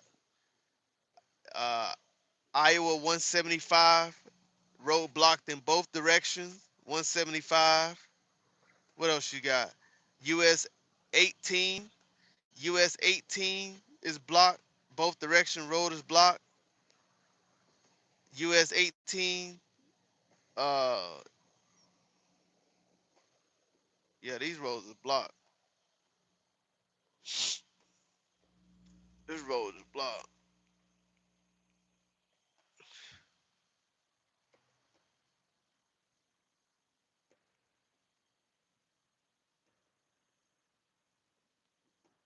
Up, updated again. Updated again. What are you at? 318. 319. Shit. Man, ain't nobody finna get out there on them roads, man. You can't even see the damn roads out there, man.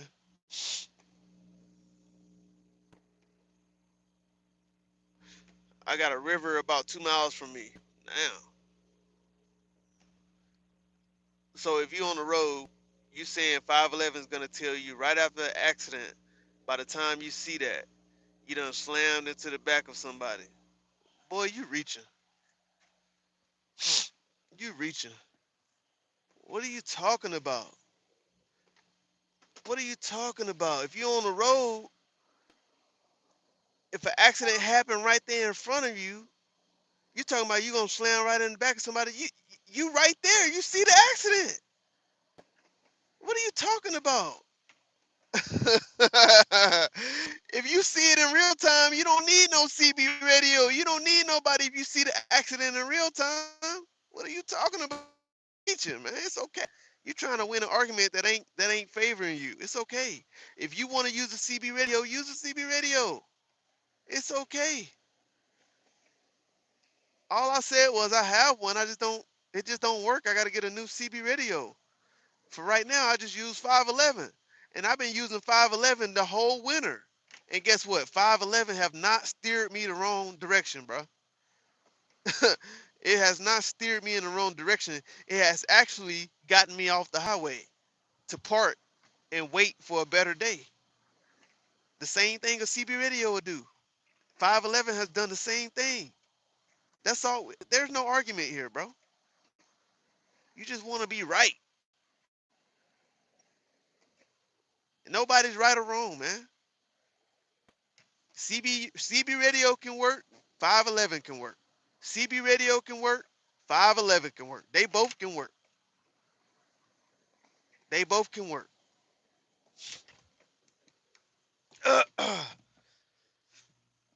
Where the lot lizards at? Shit, they ain't out right now.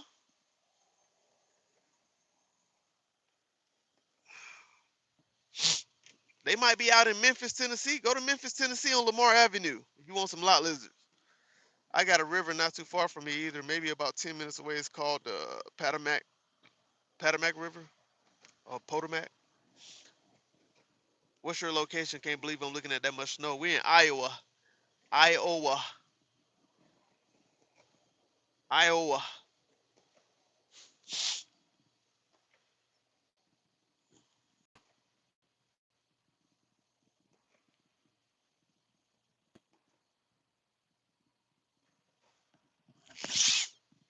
Man, I can't get. I gotta go in there and get me some allergy medicine, bro. Like for real.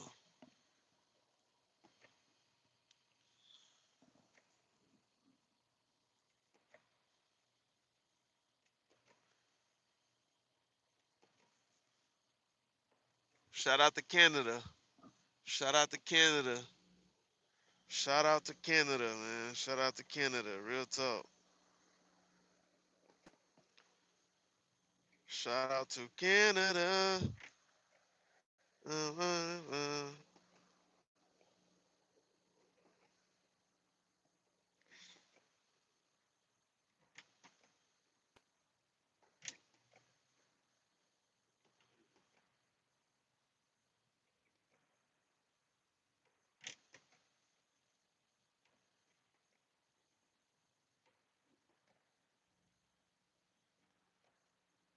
Somebody said, I'm in Canada, Western Iowa. No, I'm like in central, basically like central Iowa, basically. I believe. I'm like Mason City, probably like what? Like,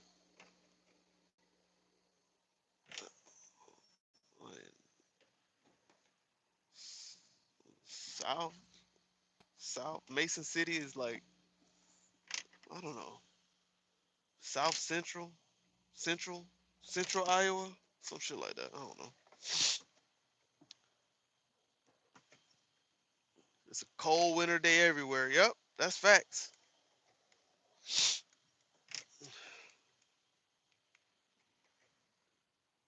That is facts. Let's see if I can get that ice off of there.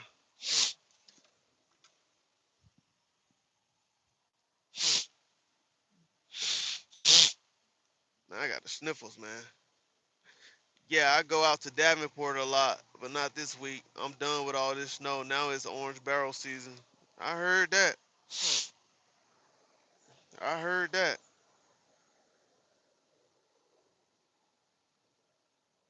Oh, he coming in with, oh, you ain't got the lumber tart, bro.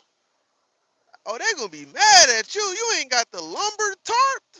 Oh no, bro. My man ain't got the,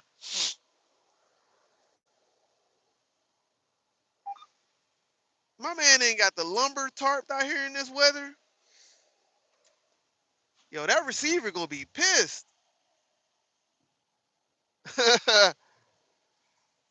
He said, fuck that, I ain't tarping shit. Dom need 3 more subscribers to the channel. That's right. Let's see how many more subscribers I need to get to 1,600. I need 2 more subscribers to get to 1,600. Let's go. He said he probably can't afford a tarp. I thought I saw a tarp on the back of that trailer, bro. Cough, cough, 61 here in Louisville. Lucky. Must be lucky, man. Gotta be lucky. We need 2 more subscribers to reach our goal, 1,600 subscribers. We on the road to 2K. We're on the road to 2,000 subscribers. But yeah, he can afford one. I think he had a tarp on the back of the trailer. I think he had a tarp on the back of the trailer.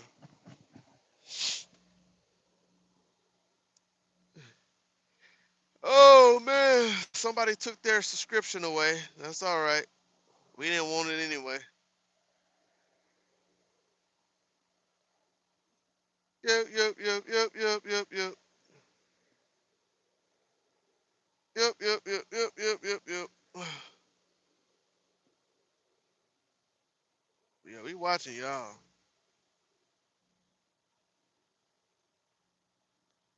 We are watching y'all.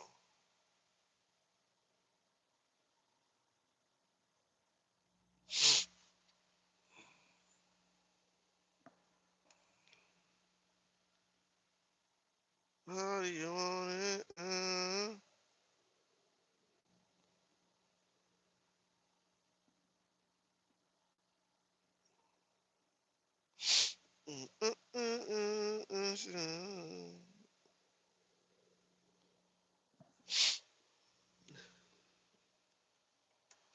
He said he probably too lazy to put the he shouldn't be that lazy.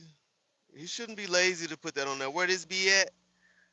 Where this be at? This is in the great state of Iowa. We are in the great state of Iowa. That's where we at.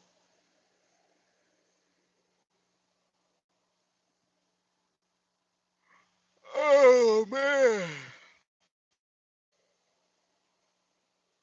We are in the great state of Iowa.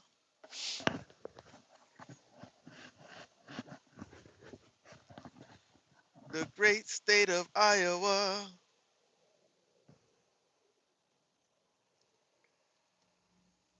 Yes, indeed. Yes, indeed.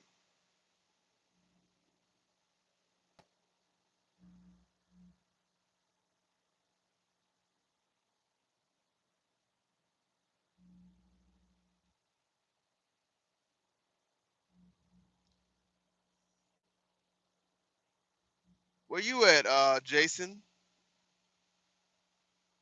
Where you located, Jason?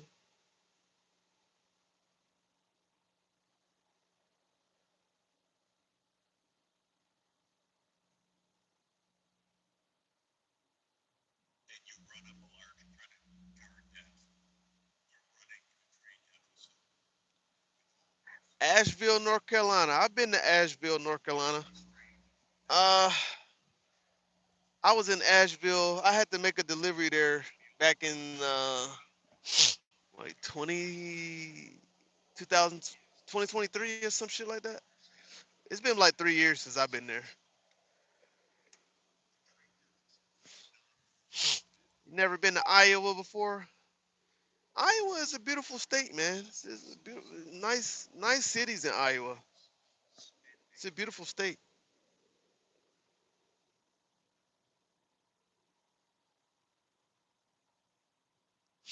For sure, for sure. It is a beautiful state. That is. Shout out to Asheville though. I've been to Asheville one time. It's rough getting to Asheville though, especially when you. I think I was coming from I-40 to get to Asheville. I believe that's right. I had to take 40, I believe.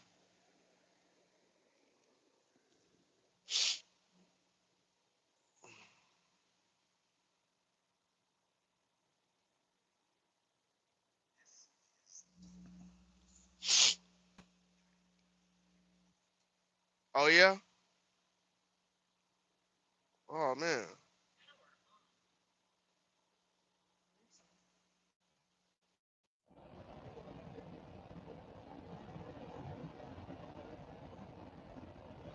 Inglewood Market, DC, over there close to Asheville, or Ingles Market. Okay. Yep, I-40. Yeah, that's a rough interstate too. Getting into that's a rough interstate. Getting it going into Asheville. I want to say I blew a tire on I-40 that time. Say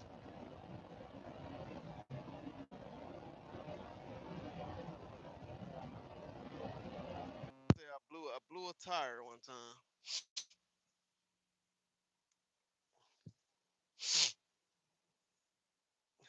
I gotta tell. Oh, Ingles. Yeah, that's like a grocery store, right? Yeah, Ingles. I've heard of Ingles. I think that's like a grocery store. Yeah, I think that's like a grocery store. Ingles. Ingles.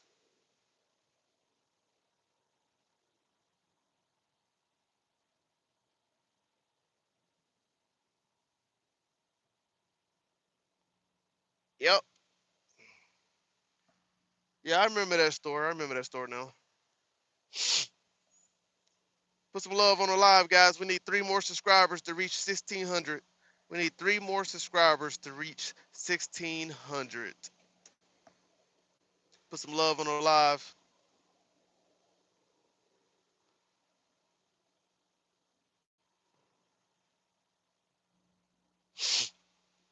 I'm gonna go get me something to eat here in a minute.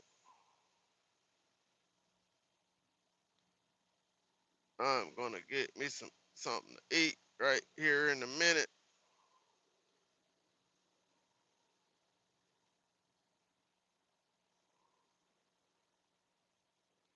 Oh, this should be a good one.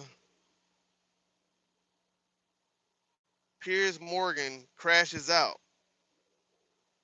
No, not Piers Morgan. Piers Morgan always crash out in the slightest way. In the slightest way. Your great owner, and he is great, but he got hit by stupid politicians, basically, making specialized steel tire racks dwindle from 2 bustling shifts to 6 days a week down to 1 shift and 1 hour. 1 hour a week. Then you went back up to 2 days, then you went back to 3 days, then you went back to 1 day, then you went down to 1 hour. Because all the business is going to China and other countries from outside. And it wasn't only here, it was other plants also. I assume your friends likewise were having the same problem. Your jobs were being stolen as foreign nations dumped their subsidized products. Don't forget China and these other countries, they pay for it. It's all subsidized. You don't get too much subsidy. But they dropped the subsidized products on our market to try and put Americans out of business, and that's what they were doing. You're lucky you have a man that is so proud of this place. He kept it going, barely kept it going. It wasn't easy. You're a lucky guy. But now, thanks to the fact that See you we got later, elected Connor. on November 5th, Get you some rest, buddy. Get you some rest, man. call the Trump tariffs. Business at Coosa Steel is booming again. We just spoke. It's booming. And in October, you received your first large order for tire racks since 2014. It was a big, Get you some rest, Connor. In fact, great man right here thought that they made a mistake. He Oh, said it man. can't be possible. I'm getting hungry, chat. It's called tariffs. I'm getting hungry. My favorite word in the whole dictionary is tariff, and I got in trouble with, look at all the fake news back there. Look at them. I got in trouble. Now I got in trouble with them. He said my favorite word is terrorist. Dictionary this, or what about family? What about God? What about wife, children? I said, all right, it's my 5th favorite word. Now I'm okay. They've treated me okay since I did that. They didn't like it when, but it's my 5th favorite word in the dictionary. You're back, you're producing at full speed, 2 shifts a day, and he's going to 3 shifts a day, 6 days a week. And you've got a backlog now that's 7 months long. What a difference. From a couple of hours a week to 7 months long. And it's all because you finally have a president who put America first. That's what it is. But it's also because I imposed powerful 50% tariffs on foreign steel where they were coming in and dumping crap all over our country. I ended every one of the Biden-era exemptions, and on August 18th, I added new tariffs to cover 400 derivative products, including steel racks, which is what you make. What's up, Michael? So I say congratulations, and what a great comeback. This is a comeback that 2 years ago, right? You were almost, I don't want to say out of business, but you're almost out of business. I guess he said you can say it. You were close. He was borderline. He started telling his wife, let's have tuna fish tonight, darling. Forget about the steak.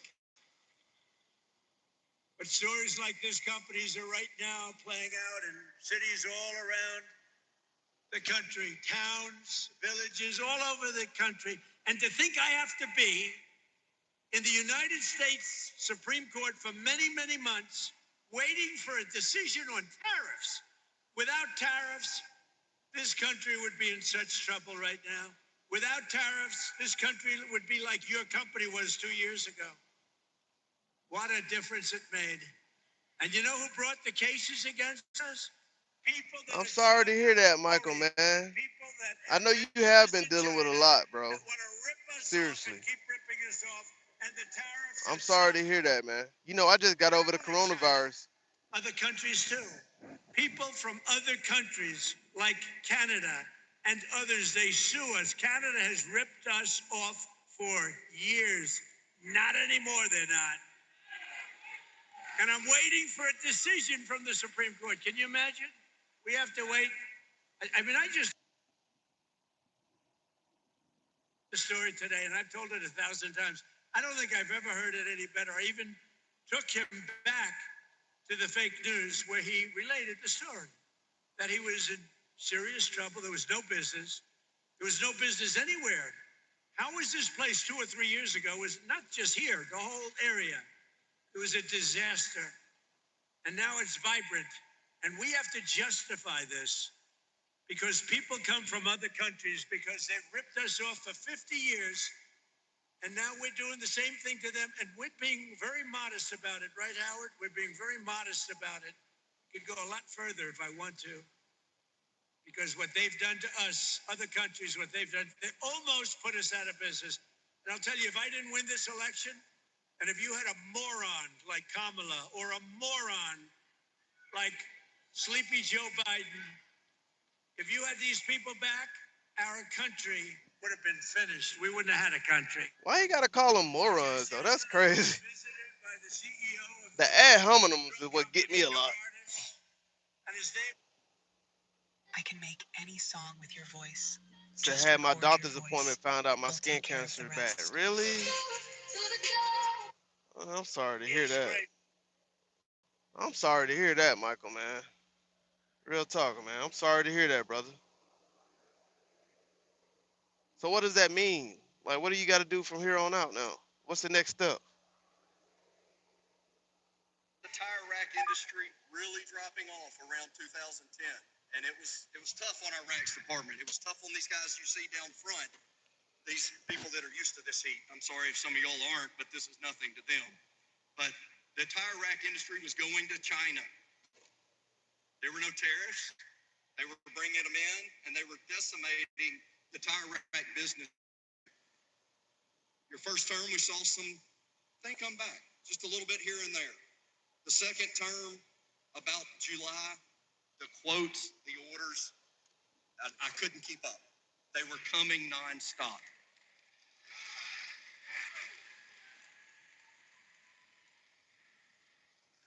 In October of 2025, we landed our first huge tire rack deal that we had in 10 years.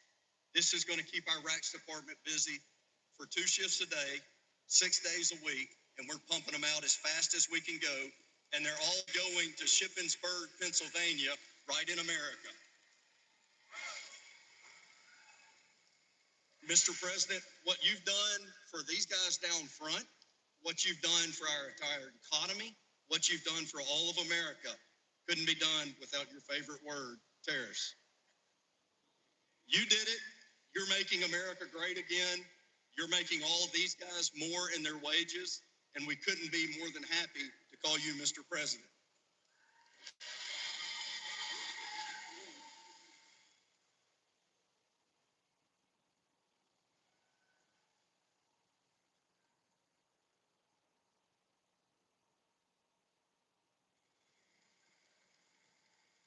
Wow, good man. And, you know, I say the car industry is coming back. The plants from Canada, they took a lot of our car business. That was a good job. Yeah, that's what he just said.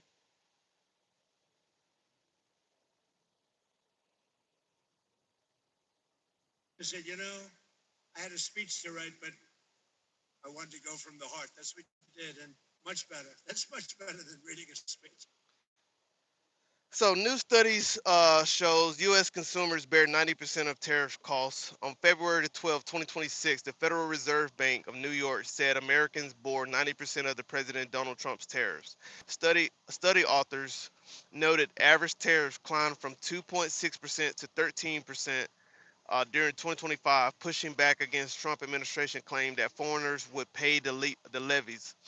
Authors reported pass-through rates showing Americans absorbed 94% of tariffs last year from January to August, easing to 92% in September, October, and 86% in November.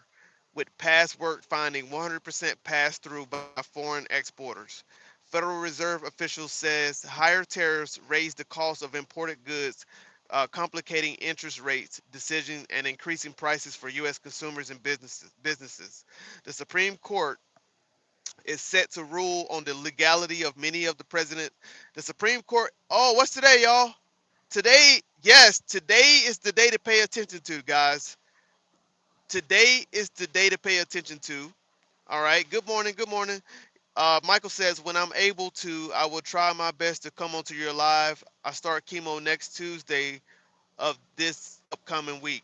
Yes, please keep us updated, Michael. Please keep us updated on your your chemotherapy coming up. You said next Tuesday. Okay, today is Friday. So next Tuesday, okay. I'll be live this weekend, so make sure you come in and update us on everything as well, Michael. All right. So Donald Trump, the Supreme Court is set to rule on the legality. So today is the day, and I talked about this. If you guys go back and watch my video that I made, if you go on my channel and you click under videos, I did a video called "What Are Tariffs?" Right? I think it's let me make sure real quick. Let me make sure. I did a video called hold on. No, you got to go underneath live. Make sure you check out my channel and check out my video live stream that I did called who really pays tariffs. Matter of fact, let me drop that link in the chat. Let me drop that link in the chat. Make sure you guys go and check it out.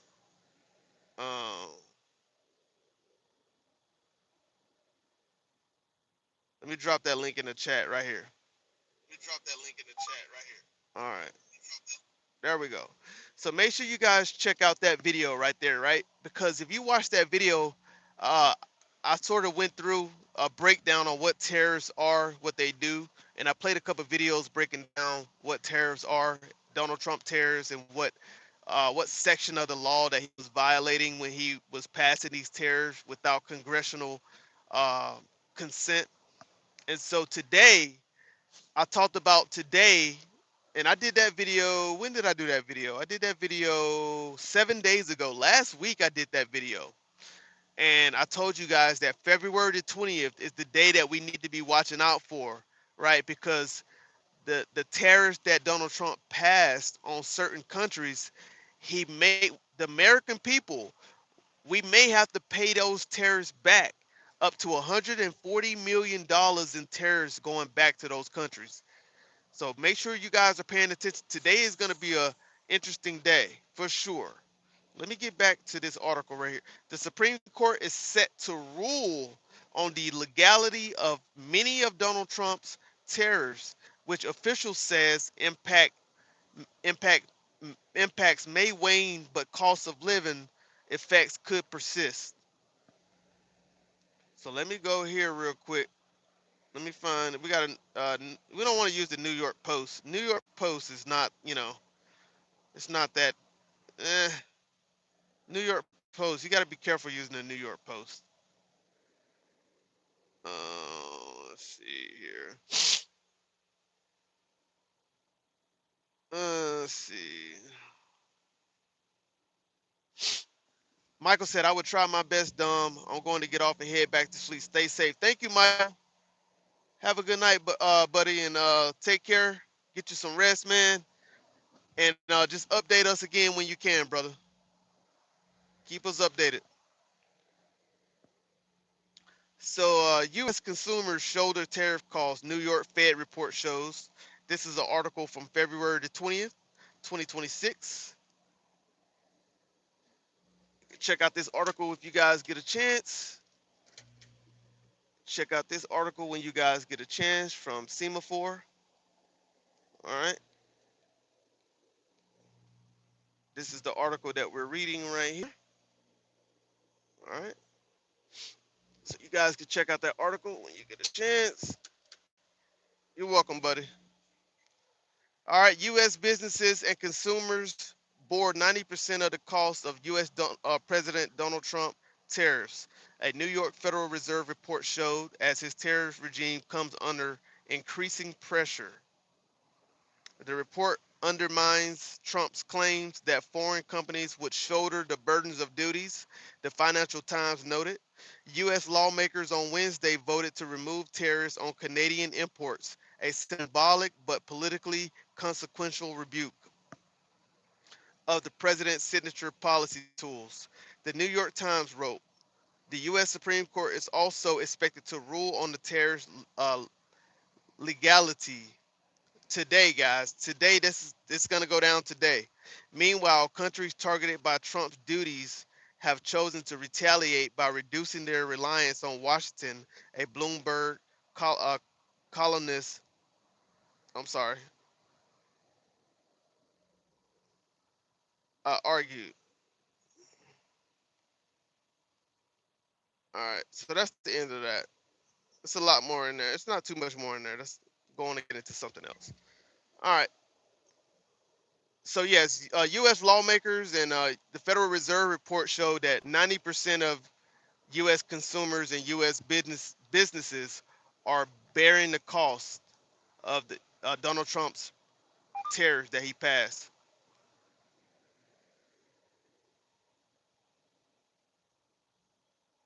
Do not miss Barrios versus Garcia, February 21st. Watch only on DAZN. There's a Harbor Freight store in your neighborhood where we sell hard-working tools that always work. Pro-job, pro-worker, pro-child policies, but Georgia's senator. Somebody said, "What do you want to put up Epstein?" What do you mean? I don't know what you mean by that. What do you mean? John Ossoff and every Democrat in Congress voted against him. We'll take a 2-minute break. You won't miss anything. More to come on Live Now from Fox.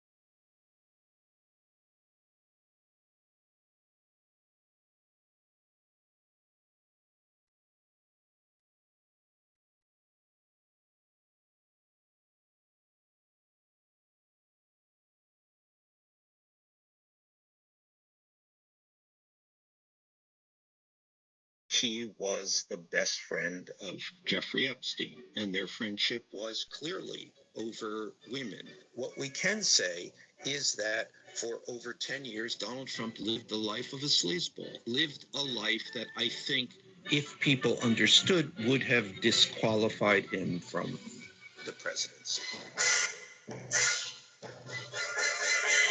Michael, Joanna. for new people to inside Trump's head, we have no idea who we are. we have no idea who we are. I was just going to say We've just parachuted in.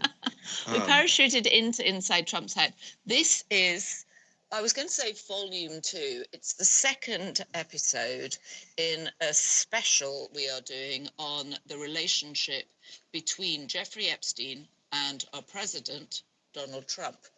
And I am Joanna Coles, the Chief Content Officer of the Daily Beast. And why don't you introduce yourself for anybody living under a rock who doesn't know who you are? I'm Michael Wolff, and I have written 4 books about Donald Trump. So I have spent the last 10 years of my life inside Trump's head, a fearful place.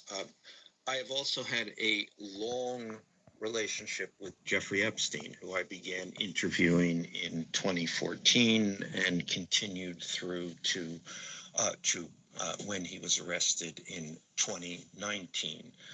Do I know more about Jeffrey Epstein than anyone else on earth? I don't know if that's true, but it is possibly true. And I have been variously pilloried for this and sought after. But we are, I have always thought that one of the, a fundamental point here is that Jeffrey Epstein and Donald Trump the President of the United States once, twice, who knows, were the closest of friends, possibly, I believe, each other's closest friend in life. And I have been trying to tell this story for a long time, and I have told parts of this story. There's been a lot of resistance to telling this story, but finally, at this moment, in 2025, we are doing this, having this discussion the day before the Epstein files are supposed to be released. And the story won't go away, to say the least. Well, it seems to be the one issue that discomforts the president, and no matter how much he describes. No, it is clearly, and I think it's an issue that discomforts a lot of people. And the New York Times just a few minutes ago dropped a story about Donald Trump and Jeffrey Epstein, and the fact that they shared a deep bond, largely about women.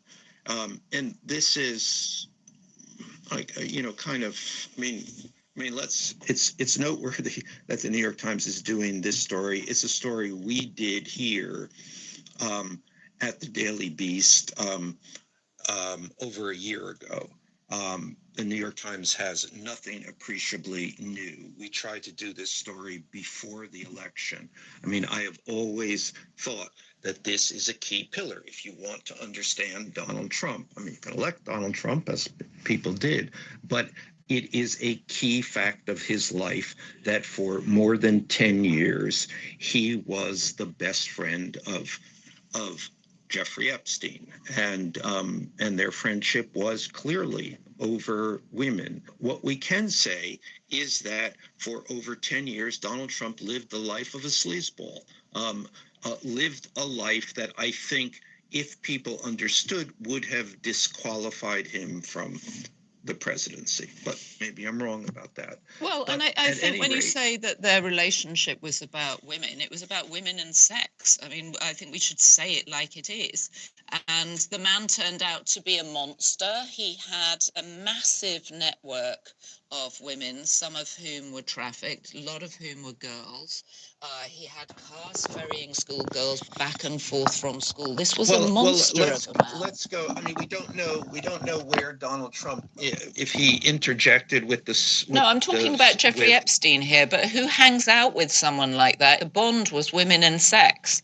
We've discussed the pictures that I've seen of Donald Trump around Jeffrey Epstein's pool, with girls who were topless, and I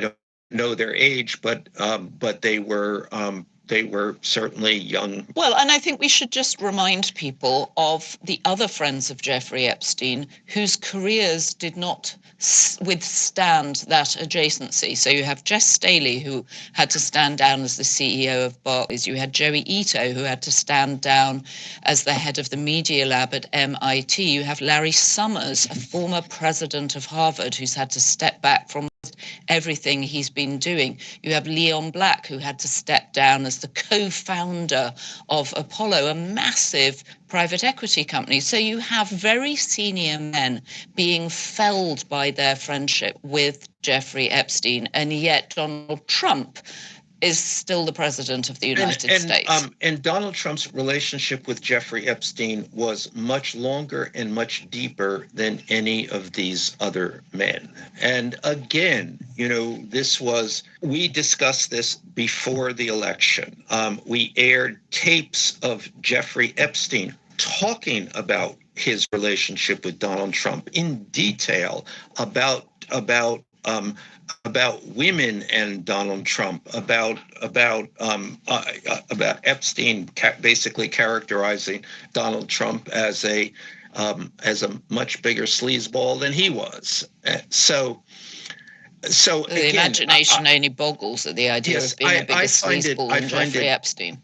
I find it extraordinary that only now is the mainstream media coming with any real attention to this story. And it has been hiding, to say the least, in plain sight for a very long time.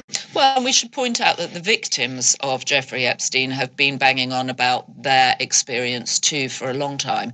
I don't want to pretend it's just us. There have been other people, Thomas Massey, Ro Khanna, getting a cross-party support for the release of the Epstein files, and not least, actually, Kash Patel, the head of the FBI in his former life as a T-shirt hawker, full of conspiracy theories about the Epstein files, and Dan Bongino, who yesterday announced he was stepping down as number 2 from the FBI, who used to have a podcast which was full of conspiracy theories about the Epstein files, which may or may not be conspiracies at this point. We don't know. Well, I mean, I think that's what the New York Times or the mainstream press has kind of resisted because of that. I mean, this has been largely an online story. Correct. You couldn't separate what was true from what is fantastic.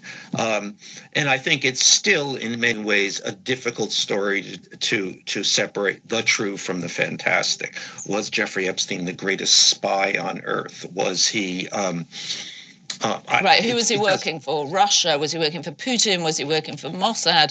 Yeah, all sorts of conspiracies. And then, of course, you know, another person who's been felled, well, 2 more British people who've been felled by this. Peter Mandelson, Lord Mandelson, who was the British ambassador to Washington, and only there about 6 months before he had to resign because of an over-effusive letter in the birthday letter trove that the Wall Street Journal revealed.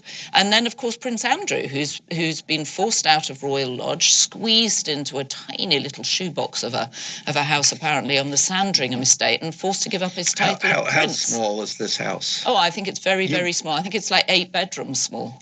8 bedrooms small. I think. Yes. I mean, you have a lovely house.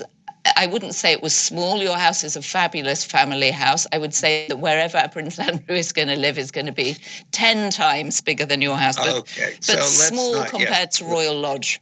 Exactly. I don't want us to weep for the man formerly known as Prince Andrew. Weeping. I'm thinking of this. He's in a 1-room cottage. You're thinking of the old woman with the shoe. That's not Prince Andrew. Actually, that's more akin to Epstein. An old man and a shoe with lots of children running around. Sorry, that's a bad taste joke, but I'm so disgusted by Jeffrey Epstein, and I'm so disgusted with his friendship with Donald Trump and the fact that people haven't taken it more seriously, because it's such a window into the president's character, and it's felled other important men. You probably know Vistaprint for business cards, but did you know we print everything you need to brand your business? We print banners and signs that help you stand out, and must-have merch like tote bags, t-shirts, and hoodies. Right now, new customers can get 20% off with code NEW20, because if you need it, we print it at Vistaprint.com. No, and it is really, I think, goes to the heart of understanding who Donald Trump is. Mm-hmm. I mean, Donald Trump and Jeffrey Epstein were obsessed with women's sex, and specifically models. And they were in the model business. They were in the beauty pageant business. Epstein was involved, obviously, with Victoria's Secret. I mean, it was a demi-monde of the 1990s, and in which they were 2 of the chief protagonists. Trump had Miss Universe. He owned a modeling agency. Jeffrey Epstein invested in a modeling agency. And interestingly, Jean-Luc Bunel, who was a friend of Epstein's and also had a modeling agency in Paris, who Jeffrey Epstein then invested in another modeling agency of Jean-Luc's. Jean-Luc also ended up death by suicide in prison. This is a very dark story that haunts the president.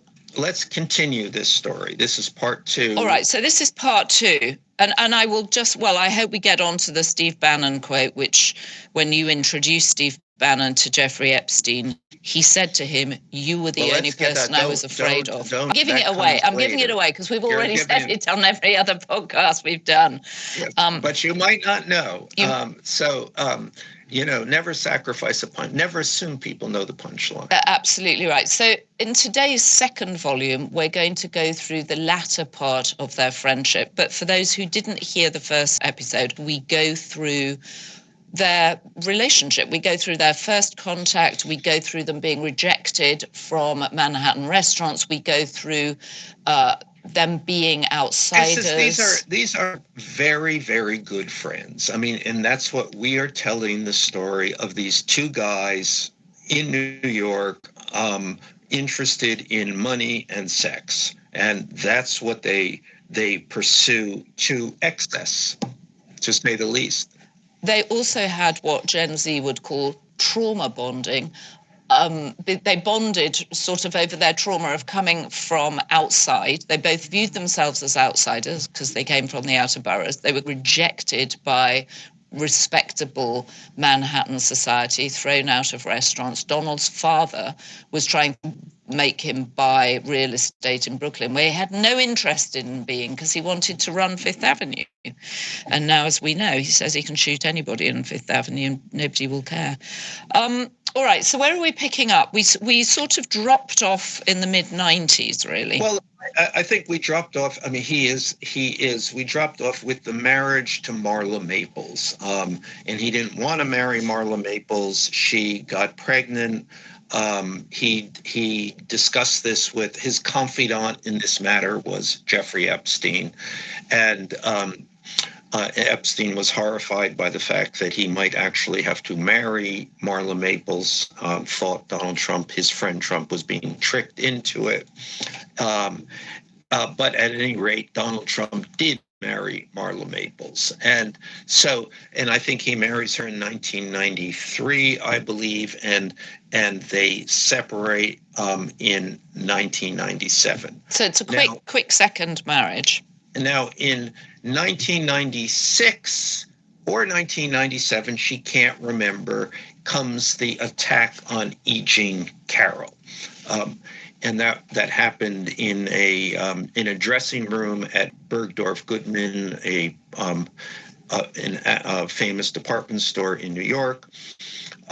And I know that Epstein said that shortly after this happened, Donald Trump regaled him with the details. And what can you remember what he told him?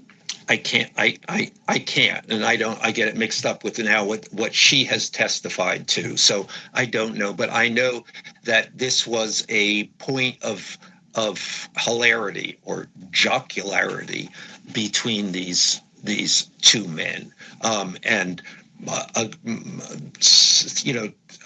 20 years later, Epstein would tell me about this. But again, that's an interesting moment. Did that occur before, while he was still married to Marla Maples, after? Unclear. And there were, with all. I mean, remember, Donald Trump has been married 3 times. The confines of marriage did not restrict him. And in fact, at this point in time, Melania comes on the scene.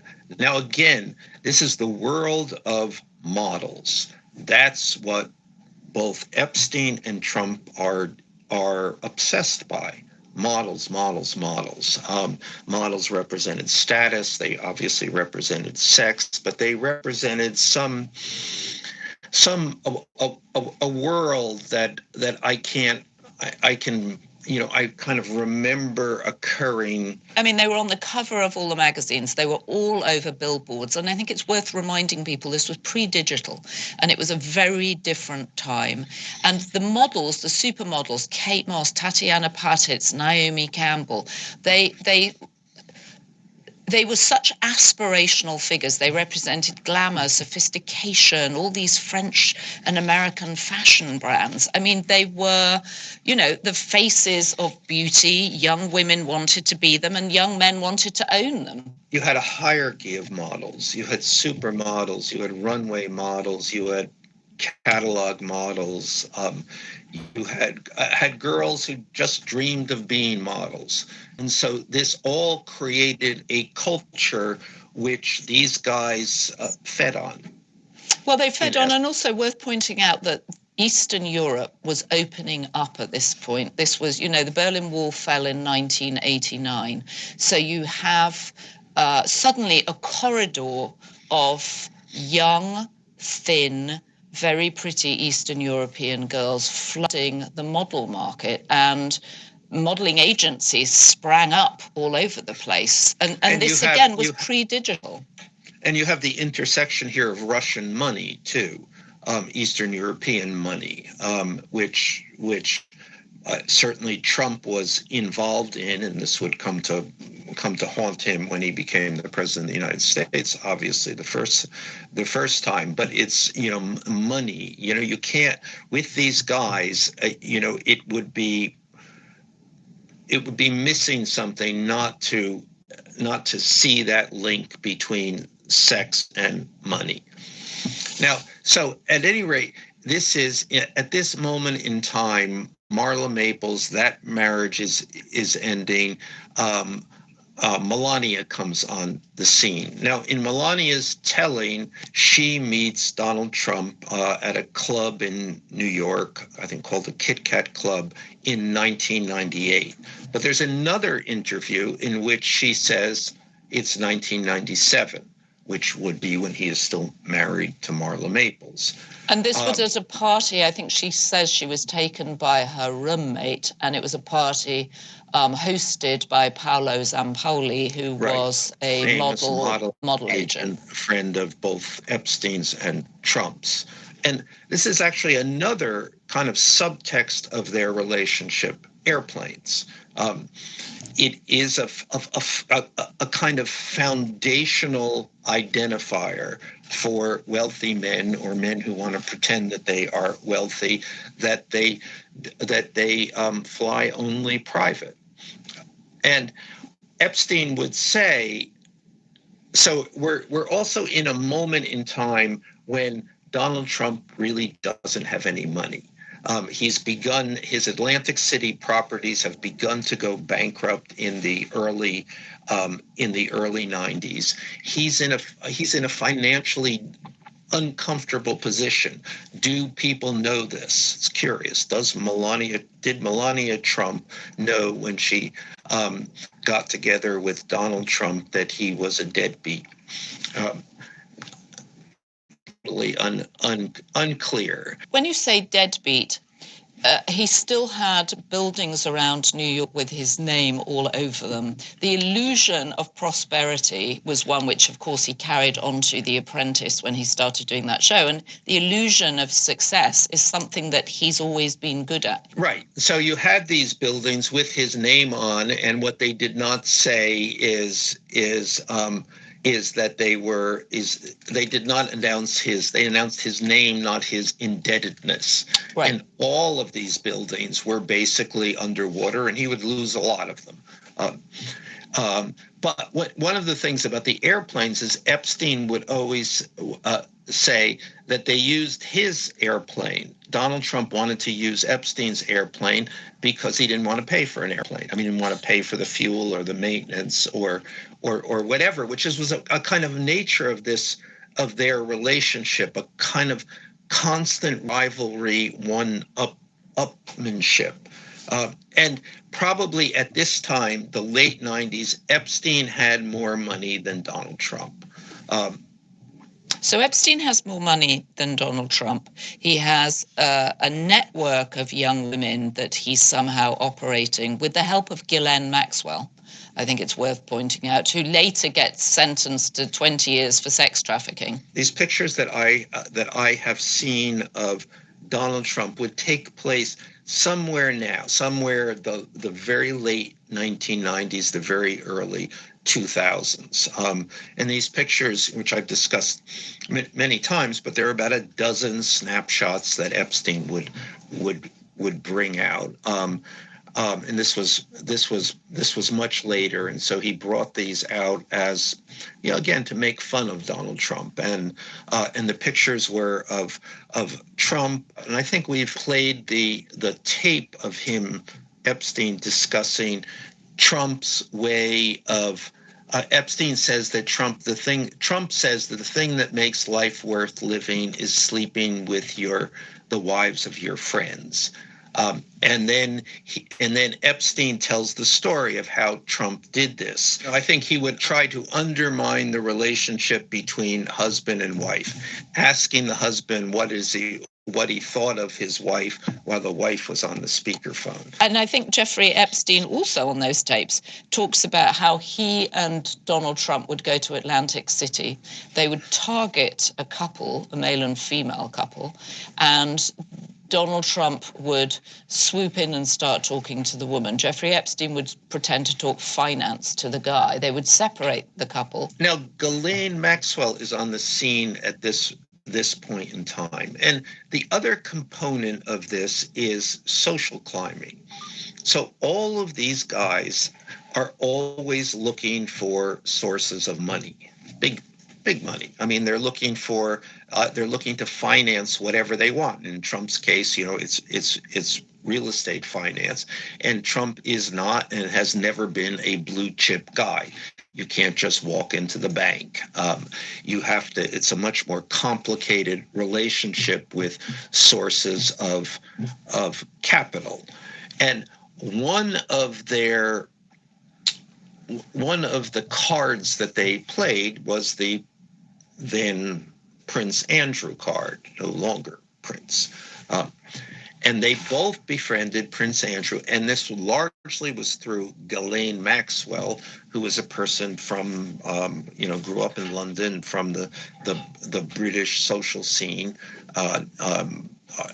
knew Prince Andrew, knew various members of the royal family. But Prince Andrew, interested in a match for Trump and Epstein because he was interested in women and more women on top of that. And Trump and Epstein joked that they were Prince Andrew's pussy committee.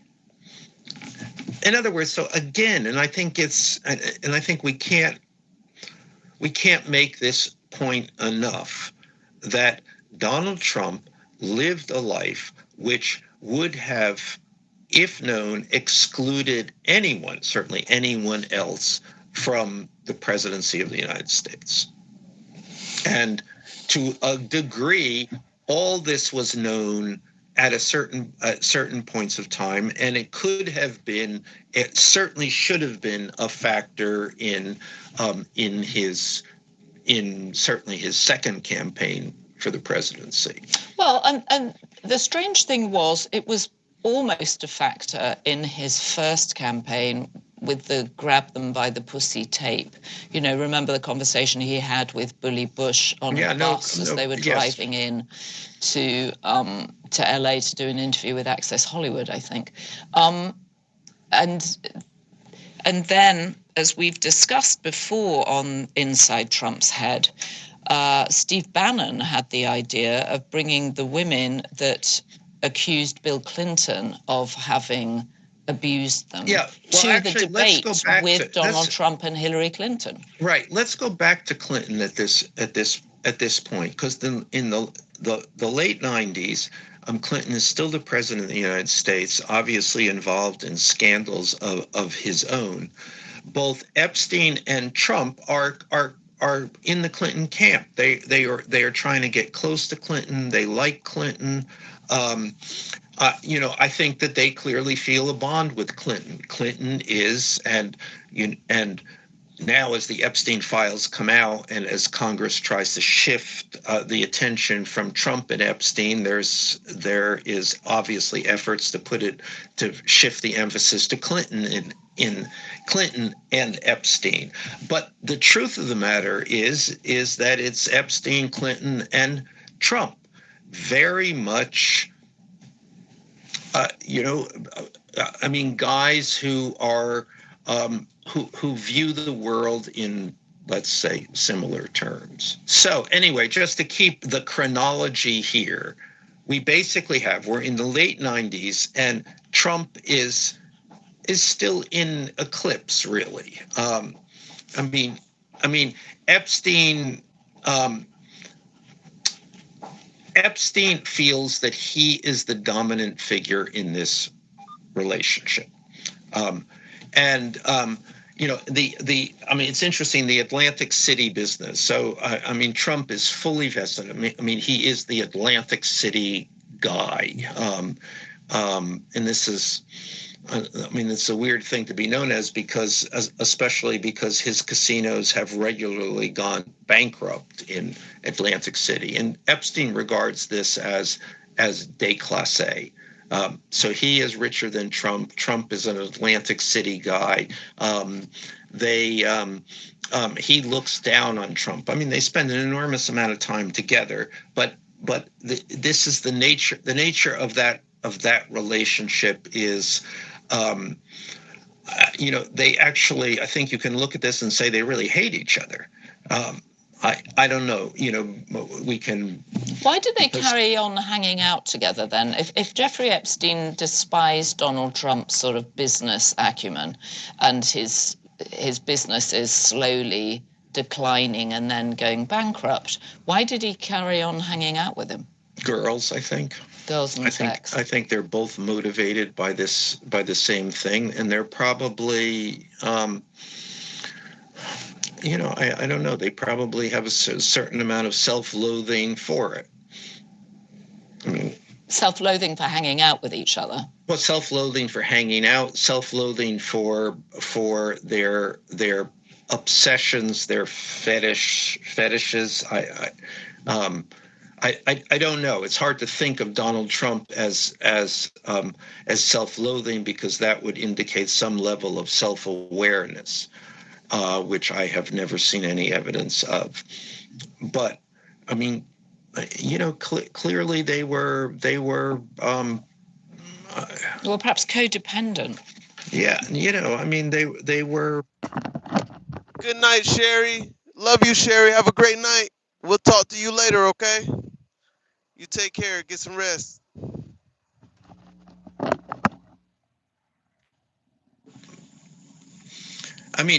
I have never known anyone who is so devoted to this idea of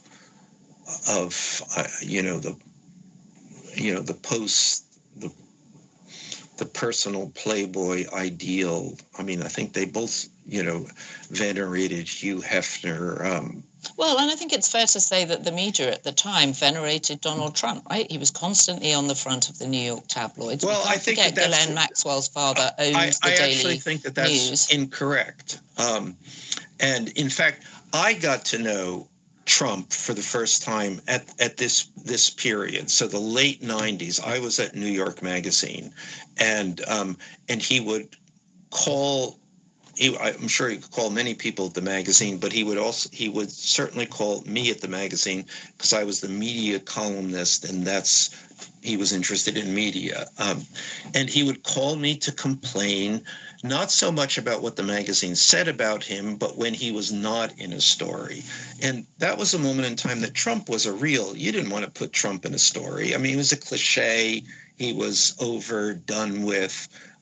He had gone bankrupt. He was a kind of a New York joke. And I remember, in many conversations, anybody who had a Trump story, you would go, "Oh, Jesus, yeah, not another Trump story." Okay, so this was post him being on the cover of the New York Post and the New York Daily News. He was a tabloid joke, but he was still friendly with Jeffrey Epstein, and they were shuttling between Manhattan and Palm Beach. Yeah, no, and that was another thing that Epstein made fun of Mar-a-Lago. Epstein had a big mansion there, but he would say, Trump lived at Mar-a-Lago, and he would say it's not a house. He has to take in boarders because he has no money. Interesting. And that's really actually what happened. Remember, he bought Mar-a-Lago in the 80s, could not afford it. He bought it to live in it, couldn't afford it, and had to turn it into a club with rooms that he let. Well, quite a smart business decision, actually, to buy it for $10 million at the time. I'm sure it's worth a lot more now. Anyway, so So where does their friendship go? How does it end, their friendship? Well, just let me, there is a moment in this goes back, so there's a story in New York Magazine in 2002, and Epstein, and this is about Epstein, and Epstein suddenly gets, partly because of his relationship with Clinton, suddenly gets a lot of attention. You know, he's ferrying Clinton around in his plane at this point in time. Although, as Susie Wiles pointed out this week, he didn't go to the island. Bill Clinton didn't go to the island. He was taking rides to go, I think, to Africa for the Clinton Global Initiative. You know, I mean, Clinton is one of the, I mean, the attraction of private planes is something worth studying. This is what rich guys. This is the rich guy marker. Do you have a private plane? And the second best thing to having a private plane is knowing someone with a private plane. At any rate, can we just establish that neither of us have private planes? I think it's important for people to know. Yes, but I'll bet you've been on more private planes than I have been on. Well, I'm not going to get into a pissing match with you here about that, but I think it's fair to say that we're not in the private plane league. At any rate, there are two big pieces, magazine pieces about Jeffrey Epstein at this time. One in Vanity Fair and one in New York Magazine. The one in New York Magazine, 2002, contains a quote from his friend Trump, in which he says, I mean, it really haunts Donald Trump because this quote follows him. He says Epstein is a terrific guy and he likes his women or girls young, even younger than I do. Something like that should have been a red flag at the time, which it was not. But they are still, they are very, very good friends, and especially between New York and Palm Beach. And one of the things that Trump discusses with Epstein at this time, and remember, Trump has no money. So he says to Epstein, you know where you can make a lot of money? By renting your name. Now, that's an interesting thing. Now, of course, Donald Trump has always done this. All the names on all these buildings are often on buildings that he doesn't own. It's just a Trump building. He's rented his name. But he also does this in Palm Beach. He uses his name to front for other people. So he's not buying real estate, but because he doesn't have the money, but other people are buying real estate in Donald Trump's name. And he makes this pitch to Jeffrey Epstein. This is great, you make tons of money. So right now that we intersect with this, because in 2004, Jeffrey Epstein believes he is the top bidder for a property in Palm Beach. It's a $36 million property. And he takes his friend Trump with him to give him some advice on how to move the swimming pool. Facts, friend zone. Facts. I've never moved a swimming pool, but there have been properties I've rented where I would have moved the swimming pool had I owned it. Okay, well, he could. Jeffrey Epstein could afford to move the swimming pool, and he actually valued his friend Trump's construction acumen. So he brought Donald to see this, give him some advice, at which point Donald goes around behind his back and bids $40 million for the property. Okay. Epstein, fully familiar with Trump's finances, understands that he doesn't have $40 million. So where does this $40 million come from? Epstein is furious about this. These guys, here, they're devoted to their private planes, but the thing that really makes them crazy is real estate. Their quest for real estate, and if they get screwed in a real estate deal, that breaks up any rich guy relationship. Epstein threatens Trump because he knows that this is not his money. I'm going to reveal this. I'm going to go to the press. At that point, and this is 2004, Epstein's problems with the Palm Beach police, who are now investigating him for allegations that he has that he's having sex with schoolgirls. So at this point in 2004, after this real estate this real estate conflict happens with Trump, Epstein starts to be investigated by the Palm Beach police for this stream of girls, and sometimes quite young girls, who are in and out of his house. What's happening there? What is what's going on? Which curiously, he was never hiding. So why did this take so long? But what Epstein believed was that it was Donald Trump who went to the police, and because Jeffrey Epstein threatened to strike out at Donald Trump for his activities. So the two are now saying you're the worst. And forever after, Epstein would believe that it was Trump who started his long legal journey for him that would end up in prison one time and then prison again and then his death.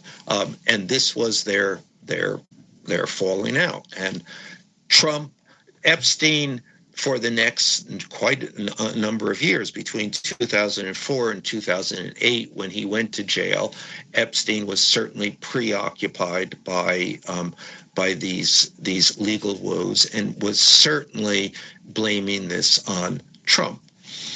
At the same time, curiously, he kept a lot of relationships within the Trump circle. Tom Barrack, one of Trump's closest friends, advisors, still to this day in the White House, remained a very close friend of Jeffrey Epstein's. Other people within Trump, within the Trump organization, and that was, and that kind of reminded me of what goes on now in the Trump White House. All of these people who work for Donald Trump, nevertheless, have a need to talk about him, to describe the weirdness of him, to diss him to somebody else. And Epstein was always a very good, you could call Epstein at any time and he'd talk at any length about Donald Trump. You said that in previous podcasts that Jeffrey Epstein was afraid of Donald Trump.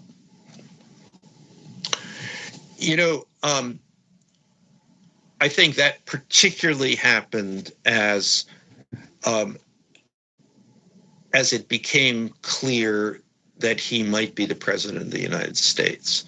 I mean, these guys, I think that there was a deep, deep enmity between them at this point. They both had dirt on each other. Yes. I mean, I think that was part of it. There may be other reasons for this. I mean, clearly, Jeffrey Epstein was obsessed with Donald Trump, spoke about Donald Trump often, and was the first person I knew who in 2015 said if Donald Trump is running for president and if he's serious about this, he will be the president of the United States. Something I entirely, completely discounted.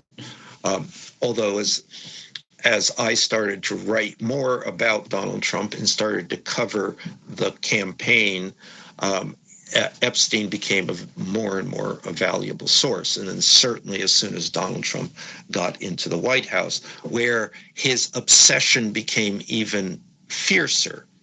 And now this is the point just before he gets into the White House, where Steve Bannon kind of comes in, that Steve Bannon is aware that as Donald Trump is running for the presidency in 2016, 60 Minutes is preparing a segment about Donald Trump's relationship to Jeffrey Epstein.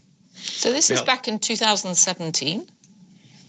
16, before 2016, he becomes the before president. he's elected. Yes, and why this never runs, I don't know. Steve Bannon expected it to run. Maybe Steve Bannon had something to do with it not running. But when Steve Bannon first met Jeffrey Epstein in, I believe it was December 2017, literally the first thing he said was, "You were the only person I was afraid of in the campaign."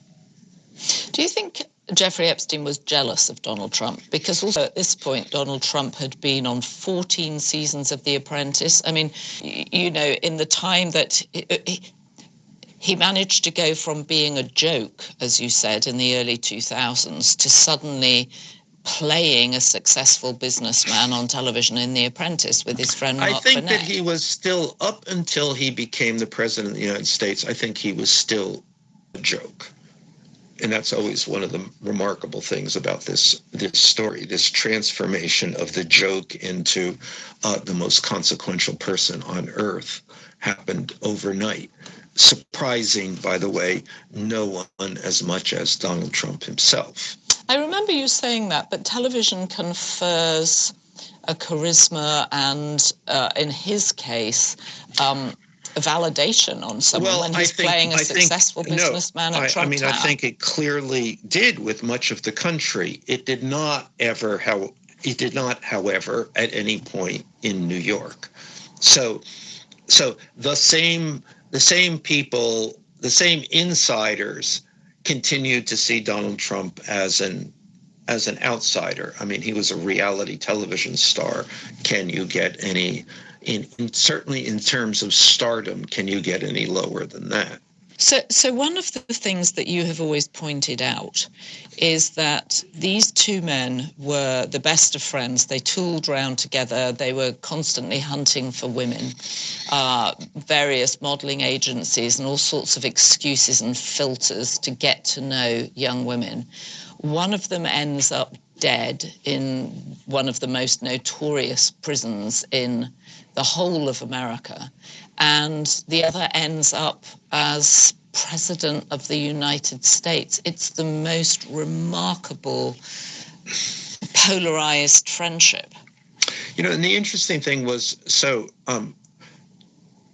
Jeffrey Epstein spends much of the first several years of the Trump administration obsessing about Trump, talking about Trump on a constant basis, retailing information about Trump to lots of people, to me, for instance, as a journalist, and to leaders around the world. I mean, I think this kind of became part of his currency. He could tell people around the world how Donald Trump thinks and what he would do and how to anticipate what he would do. And he spoke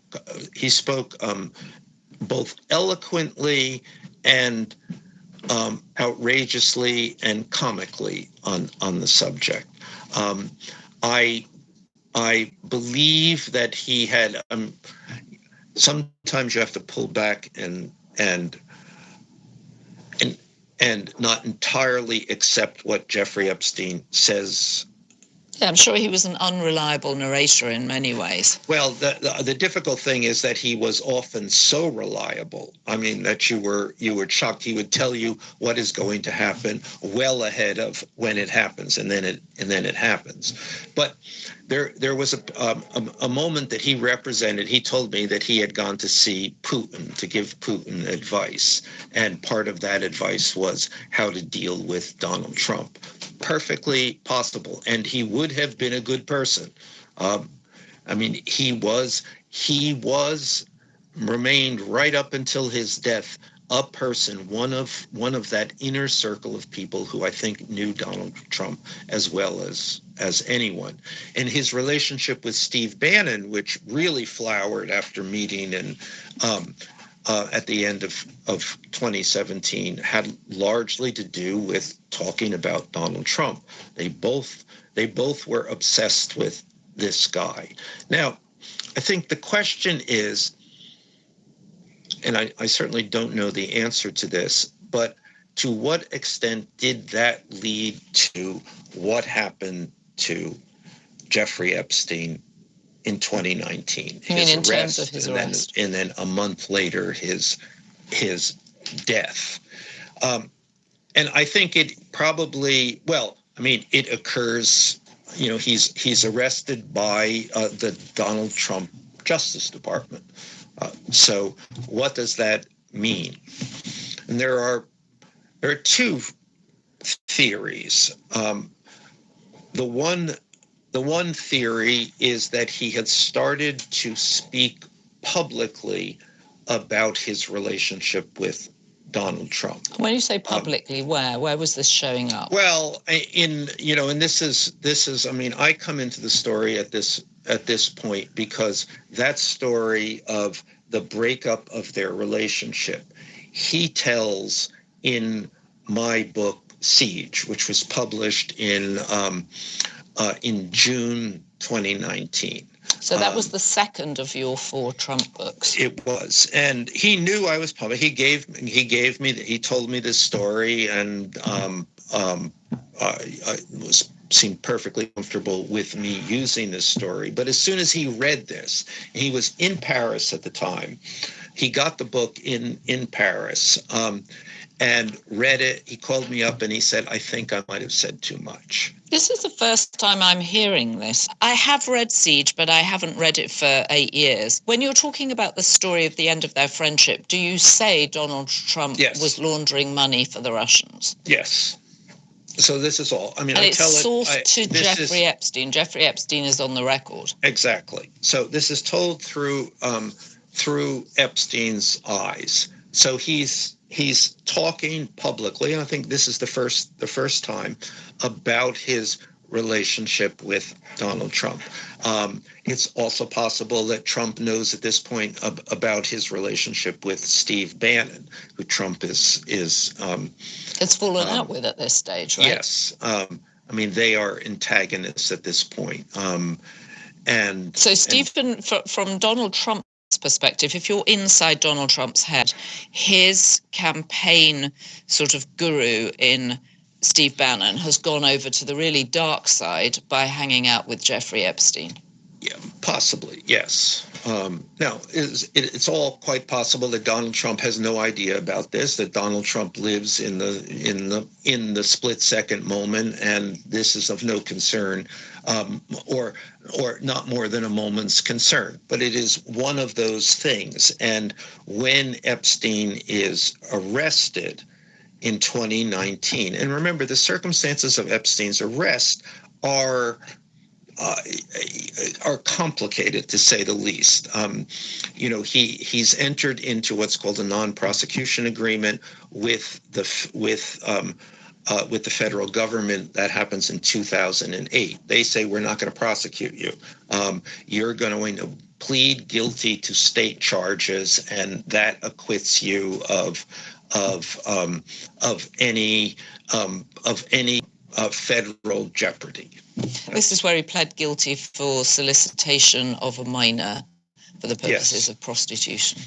Yes. And prosecuted by, we should say, Alex Acosta, who was the U.S. attorney, right, in Florida, who became Trump's labor secretary. Right. Briefly. Right. So but that is, the Justice Department has never abrogated a non-prosecution agreement before. Epstein certainly doesn't. He's aware that things are closing in on him, and that and then he has all these civil lawsuits against him.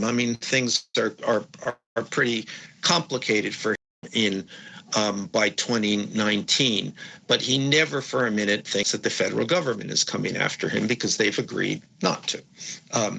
But that does happen. He's in July 2019, and this is just a sort of the context. A few weeks after my book, whether my book is involved with this or not, it really occurs a few weeks after my book is published.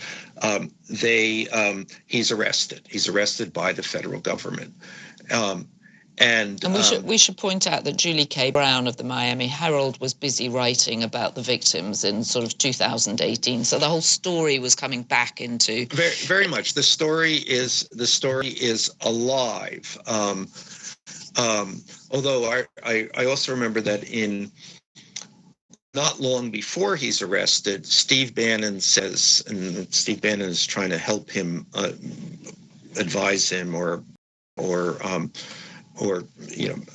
essentially just being a friend to him, and says, what you should do? We should put a poll in the field and find out what people think about you, and then Bannon says, because I'm going to guarantee most of the people in the country don't know about you. So that will shortly change. But even after the Miami Herald series and all that, Epstein is still he's certainly not the figure that we see him now. So it's very shocking when he is arrested. Shocking for him, I think shocking for a lot of people in the legal community. The Justice Department, they just have never done this before. So is this at the behest of Donald Trump? Or another theory related to Donald Trump, which is that the Southern District is also investigating Donald Trump at this time. Remember, there are so many investigations going on, Russia, et cetera, Mueller, around Donald Trump and coming from the Justice Department. And now they've just arrested Jeffrey Epstein, one of Donald Trump's closest friends. Can they squeeze Epstein for dirt on Donald Trump? And then how long is he in his... A month, and then he's dead. In one of the most suspicious deaths in a prison, I don't know, ever. So in federal prison, Donald Trump is the president of the United States. This is his federal prison, and Jeffrey Epstein is dead. Life doesn't wait, and neither should you. Aleve can help you deal with pain less throughout your day. Whether it's a long day on your feet, a demanding workout, or everyday aches and pains, you need relief that can keep up when pain persists. Aleve is here for you with longer-lasting body pain relief compared to leading OTC branded pain relievers. With just one pill, Aleve lasts up to 12 hours. Don't let those aches hold you back from doing what's important to you. Use as directed. Do you think Jeffrey Epstein died by suicide? My position on this is always that it makes no sense. The description of how he would have had to have killed himself makes no sense. I don't see how anyone could kill themselves that way, to break your own neck. At the same time, the idea that the most famous at that moment in time, the most famous prisoner in the federal prison system, the focus of certainly a half a dozen, maybe a dozen assistant U.S. attorneys, an equal number of FBI agents, and is murdered and no one knows anything, seems as implausible as the way he would have had to have killed himself. Didn't you speak to him shortly before he died? I got a message from him. Yes, he died on Saturday morning, early Saturday morning. On that Friday, I got a message from him that was I had sent him a note that said something like, how are you? How are you doing? And he said, still hanging around. And he would obviously, within a few hours, be dead with a sheet around his neck. Which might suggest that he had been thinking of doing that. He'd been on suicide watch before. He also changed his will in the last in the several days before he died. So yes, you can certainly make a case for that.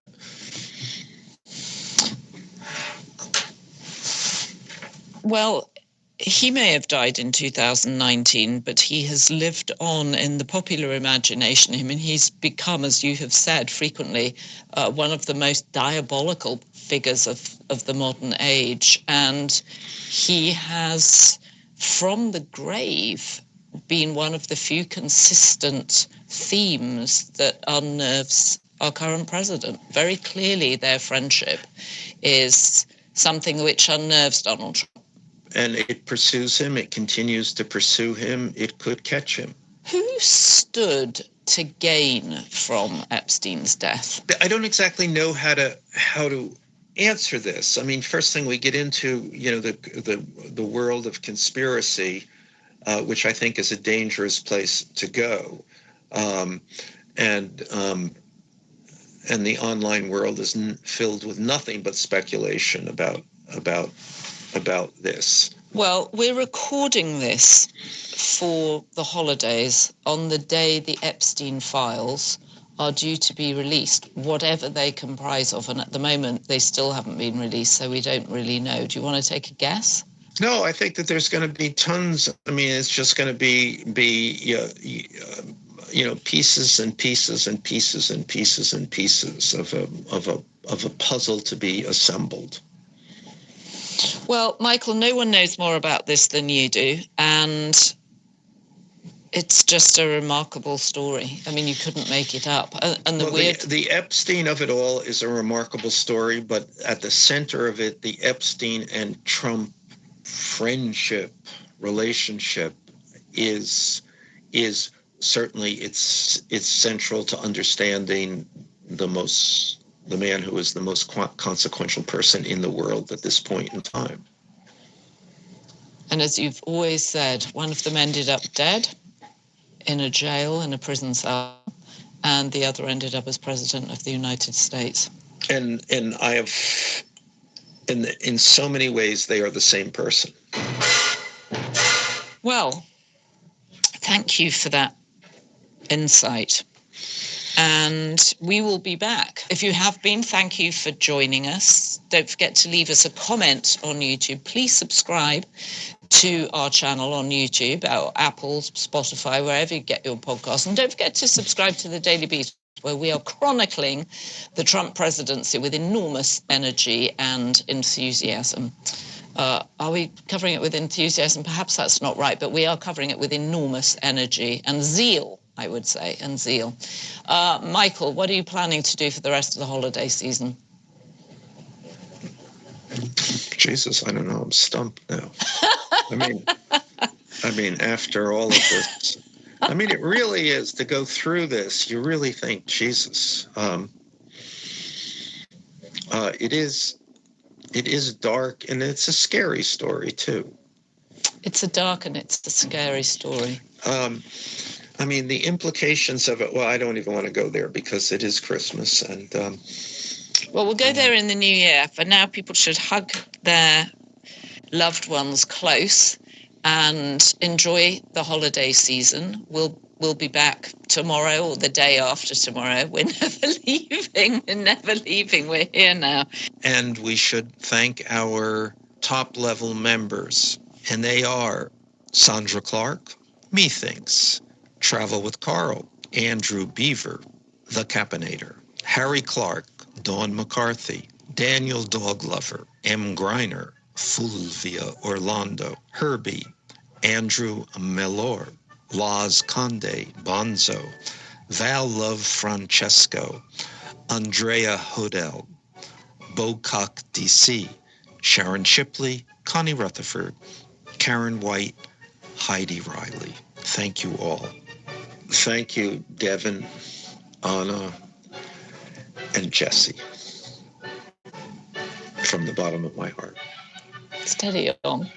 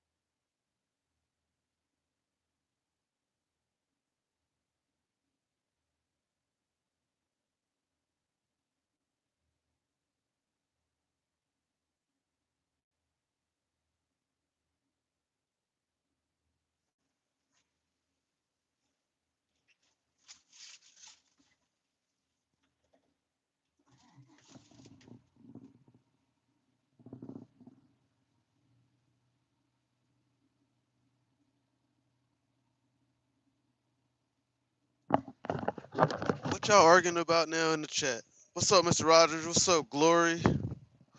Oh, Glory. What y'all arguing about in the chat? I like how not one single solitary Democrat has even attempted to debate me about Trump 20 phone call to the which is visible in this.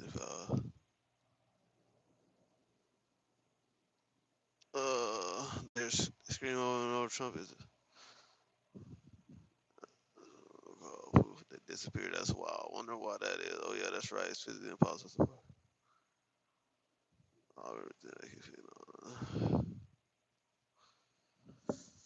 Boy, why you arguing with yourself? That boy sitting in the chat arguing with himself. You gotta be crazy out your mind.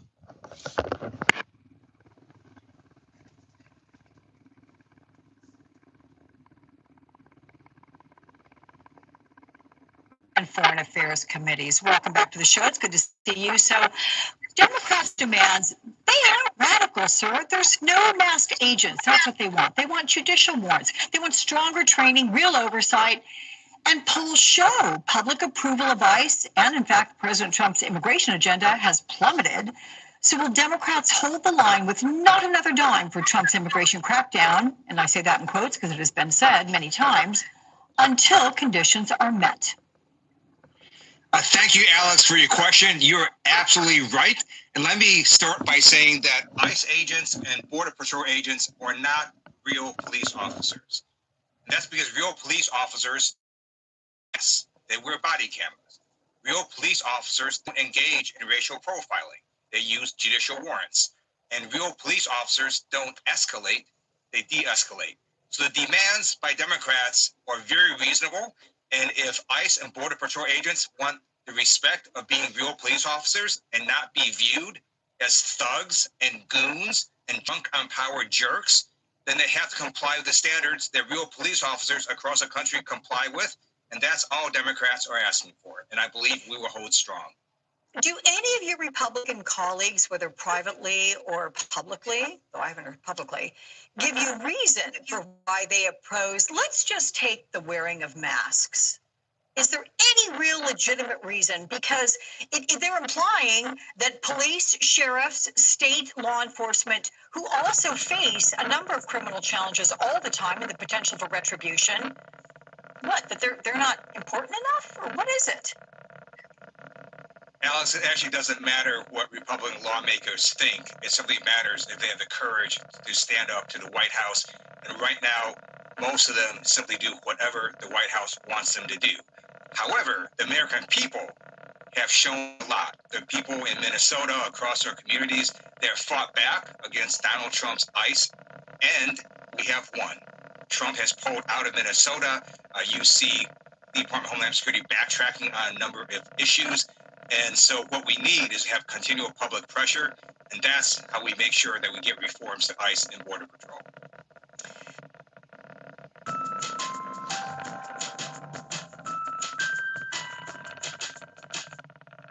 It is not totally clear what the Democrats are hoping to get from the partial government shutdown. ICE is already fully funded, unfortunately.